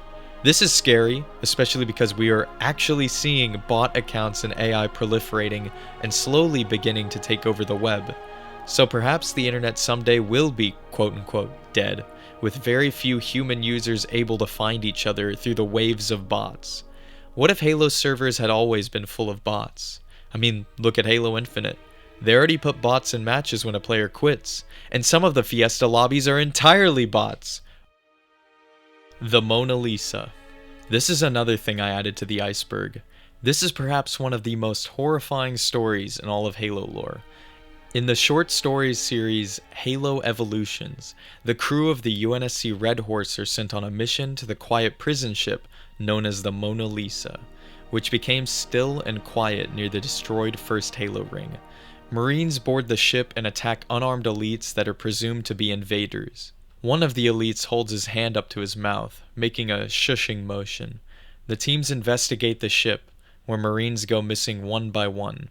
Some dragged into the darkness by unknown entities. Some Marine bodies are found with mutations, and yeah, you guessed it, it's the Flood. They attack the Marines, driving them back in a desperate struggle to the escape pods. In the end, one Marine and an elite with a cricket bat duel for the final escape pod. Halo movie was cancelled due to temporal leakage. This means that the Halo movie was cancelled due to an unknown anomaly, and we haven't caught on to this fact yet. Peter Jackson didn't walk away from the project. The deal never fizzled out. Something else, beyond our control, cancelled the project. And Peter Jackson never speaks of it, out of fear. Original Trilogy's Enchanted Sound Font. Halo's original trilogy is magical, and this is due to magical enchantments applied to the soundtracks and sound effects of the game. As you can tell, there are a lot of joke entries at this end of the iceberg. But hey, that's the spirit of an iceberg chart, right? Martin O'Donnell's MKUltra connections. If you don't know MKUltra, I'll explain it quickly. In the height of the Cold War, the US and Soviet governments were searching desperately for new weapons and methods of defense in case of the worst. Project MKUltra was a CIA experiment where they illegally experimented on unknowing participants in the United States and Canada using LSD and other psychedelic drugs, alongside other methods in an attempt to discover methods of brainwashing. No, MKUltra isn't a conspiracy theory, there are declassified documents detailing this topic. So how does Martin O'Donnell fit in? Well, reasons. Parallels to the Divine Comedy and Data Hive. The Divine Comedy is an Italian poem by Dante Alighieri. It was produced around the early 1300s and consists of 3 parts, Inferno, Purgatorio, and Paradiso, which stand for Hell, Purgatory, and Heaven. It is already known that Halo 3 ODST is a parallel to Dante's Inferno, the first part of the Divine Comedy that highlights the 9 circles of hell, which can all be witnessed through data logs throughout New Mombasa that tell the story of Sadie, the daughter of the man who created the Superintendent AI. In the story, an NMPD police officer is sent to ensure the murder of Sadie's father down in the depths of New Mombasa's data hive. In the second-to-last mission of the campaign, the rookie delves into the Covenant and drone-infested data hive to rescue Veronica Dare, before he runs into the same corrupt cop from Sadie's story. If you manage to collect all of the data logs, a secret Easter egg that provides completion to the story is triggered. Trooper, hold up a sec. I gotta check on a little personnel issue. Crime scene. Restricted entry. Shut up, Virgil! You hear me? Icy conditions. Chains required. Freaking machine. The whole city's gone to hell. Wait here, watch for hostiles. I'll be back.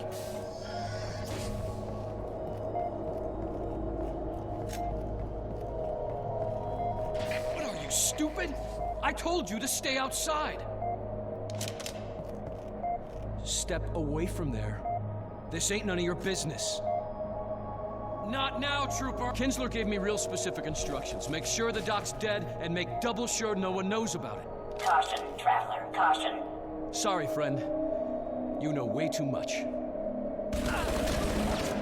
Crime doesn't pay. Good citizens do their part. This is perhaps the only human character who you are expected to kill in this franchise, as he opens fire on you with his shotgun. I'm not counting the crazed Marine on 343 Guilty Spark, as that Marine you can just bypass. This guy turns hostile and isn't going crazy, and he openly tries to attack you. After killing him, you get to view one final audio log to finish Sadie's story. The final ring of hell in Dante's Inferno is treachery, a large, frozen lake where sinners guilty of betrayal are trapped for eternal suffering. See the connection? Frozen room, traitorous cop, frozen lake, treacherous souls. This entry isn't a joke either. It is confirmed Halo 3 ODST is an allegory to Dante's Inferno, and the connections between this frozen room also stand for the treachery of Kinsler, the main antagonist in Sadie's story, who ordered the murder of the Doctor. 2401 Pentient Tangent kills you for waiting on Backwash. The red monitor that floats around the multiplayer map Backwash was rumored to kill idling players according to an isolated mention on a random Halo 2 Iceberg. Apparently, the creator's friends heard about this from some little-known rumor. Arbiter in an alternate universe. Here's another interesting one I heard somewhere. The Arbiter at the end of Halo 3 was warped to an alternate dimension, along with the rear half of the Forward Unto Dawn, never to reunite with the Chief we know from our current timeline. He lives in a separate dimension of the Halo universe. Master Chief is the Messiah. Perhaps you've seen this claimed before. This is the centerpiece to the religious connections with Halo. John is postulated by some to be a parallel to Jesus, or the Messiah, as he continuously saves humanity time and time again while performing godlike feats. He combats ancient, sublime terrors, inspires and leads humanity in an unwinnable fight against all odds against a false religion, and ends up defeating every threat nearly single-handedly. However, the Master Chief is meant to be a blank slate of a superpowered character for any player to fill the shoes of. Master Chief was originally meant to be the player in a green suit, and nothing more. But the lore builds up a mythical, legendary character surrounded by sevens and religious references, especially in Halo 2 and 3. Additionally, at the end of Halo 3, after saving everyone, he disappears into the stars, leaving humanity to remember and believe in him. Humanity has come to revere the Chief, and we're desperately left to believe in him and hope for salvation from the Covenant and the Flood. With all of these references to religion, I wonder if Halo was intended to deliver a religious message, or if it is merely inspired by the mythical and the supernatural. Halo 3 Lost Master Chief death scene. This one is actually real. This scene was almost fully rendered and was an alternate Halo 3 cutscene that was cut before release. In an unlisted YouTube video that I have a link to in the description, you can Now we reach the very bottom of the iceberg on level 8, part 3. The Flood lose on purpose. This is a theory that is lost on the web. The Iceberg author recalls reading it on some forum long ago. Suppose the Flood were powerful enough to wipe out the Forerunners, as they had done 100,000 years before the events of the human timeline in Halo. How did they fail to coordinate and destroy the humans in Covenant when the Flood broke out again in Halo Wars, CE, 2, 3, and even Halo Wars 2? Are they stupid? No, but really the Flood is strategically intelligent once they form a grave mind, and while it is more likely that the Chief and others destroyed the Flood before they had adequate time to spread, they had to get awfully lucky this many times to stop the Flood. So maybe the Flood intentionally handicap themselves. Maybe they intentionally lose just to keep things interesting. Sort of like the Truman Show or reality TV. What if they were just toying with the living beings they fight, almost trying to let the humans, Covenant, and Banished win in fights against them because they know they can never really be fully eradicated. They will usually always come back in some shape or form. Maybe they're giving the living a chance to win as if it's a big game. Perhaps some of the precursor's consciousness remains within the Flood, and they are choosing to give the living a chance at survival. Virgil was helping the Covenant.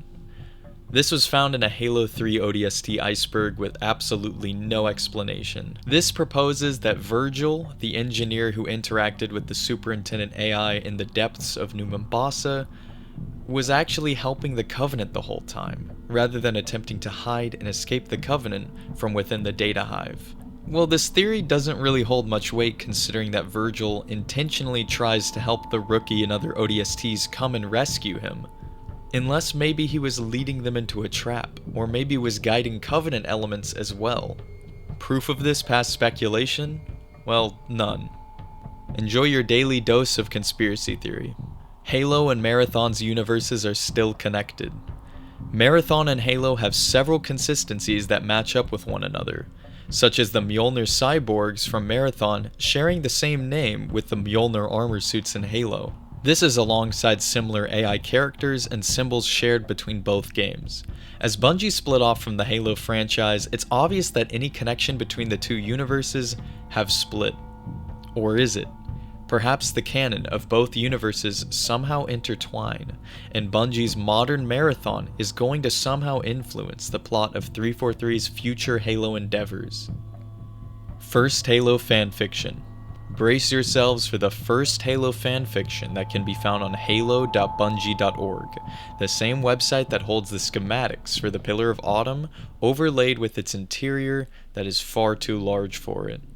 In the fanfiction section on the website, we can find the oldest known article of Halo fanfiction, titled Personal Data Diary 10.10.213909.01, written by Mindreach and posted on January 17, 2000, over a year before Halo Combat Evolved released. This story is, according to the comments, the second article ever posted, but unfortunately that first fanfiction was either deleted or lost from the website somehow. This single paragraph story serves as a journal log entry by a human in a suit of some kind. Could be a Spartan or a Marine. Either way, the suit has advanced systems built in, so this is the best we get to guess that it's possibly a Spartan. Anyway, the story involves our protagonist detecting two bugs, which is what I suppose the writer calls the Covenant forces, as I'm willing to bet they've seen Starship Troopers and don't know enough about the Halo lore so far. Our human character then got into position and used his sniper rifle to eliminate one of them, before being attacked by the other one.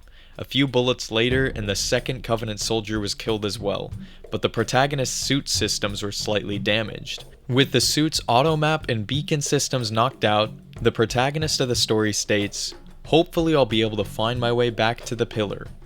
This is fascinating stuff, as this user wrote a Halo fanfiction long before the game even released, and so did several others. There are dozens of Halo fanfictions that loosely describe the plot of Halo without knowing much about it, considering the game hadn't released yet. But this journal entry is the oldest fanfiction set in the Halo universe that still remains up that we know of. All-seeing eye symbolism. On a Bungie.org post, someone makes the connection of Oni's pyramid logo appearing similar in appearance to the all-seeing eye of the Illuminati, claiming further that Illuminati's plan is in all things, and has even infiltrated Halo in this subtle imagery. The user mentions that because the active camo power-up in Halo Combat Evolved is a pyramid with a central core, similar to that of the all-seeing eye as well, that it is also a subtle nod to the invisible nature of the Illuminati as an organization, and that Halo is actually part of the New World Order being set forth by the Illuminati. So, essentially, the Halo series is an instrument of the Illuminati. And with that, I really need to find myself a tinfoil hat. This iceberg is getting insane. Gore video hidden in beta versions of Halo 3's files. This has been purged from everywhere across the internet by Bungie in an attempt to cover up this horrible secret locked away within Halo 3's files. Don't go looking for it yourself though. Bungie will find you and attempt to silence you or scrub your presence from the internet. Lost Halo military training build. The government developed a training build of Halo known as to desensitize military troops to combat and assist their training process. This game would have players enter a combat environment and actually simulate real engagements, and hopefully interface with real combat situations involving hostages and more, in hopes that the popularity of the Halo franchise could be used to dehumanize enemy combatants in war and make armed conflict seem more like a game to soldiers. This is somewhat similar to the Doom 2 mod that the Marine Corps used for training in 1996. I don't recommend researching this though. Halo is a government psyop. There are whispers across dark web forums and conspiracy pages that the Halo franchise has been used as a tool by the government to distract civilians from controversial and suspicious events. This game series was released around a tumultuous time, in American international policy. And it is well known that Halo 2 and 3 made international headlines, often competing with normal news cycles for attention. Now we return to Halo 2 distracting from the 2004 election. It is suspected that Halo 2's rushed, crunched development was actually ordered by the federal government in order to distract and dissuade people from voting as they were lost within the world of Halo 2. This essentially rigged the 2004 results. Now you might be wondering, did you make all of this up completely? Maybe. Halo Mandela effects. There are several misconceptions from fans in Halo, but are they explainable by the tamperings of alternate universes crossing over our own? These misconceptions include the large portion of fans who believe that the Arbiter was left-handed, or whether the flashlight in Halo CE comes out of Chief's helmet or his assault rifle, or about the existence of a campaign mission in Halo 2 called Judgment. Now, we move on to the final entry in the Halo Iceberg. This is it, baby. The final Halo understanding. This is the pinnacle of the Halo Iceberg. You may think you know absolutely everything obscure, disturbing, or mysterious about the Halo franchise and universe after you've completed this Iceberg video. In reality, none of us know the true meaning and purpose of Halo. This lost understanding is pivotal to our survival as a species. I literally can't right now. This class of knowledge surrounding the Halo series has since been lost. This great and unwavering meaning behind the Halo franchise is the final, definitive Halo understanding. And with that, we put a close to the complete Halo Iceberg. I hope you enjoyed this insanely long video, as this took countless hours to complete. And since you made it all the way through these wild conspiracy theories, subscribe to the channel so you can get alerted on more videos like this one. Additionally, the Discord server and my social media accounts are in the description, so hit those up and ask me any questions if you got any. Thank you all for watching. I hope you enjoyed. And as always, I'll see you in the next one.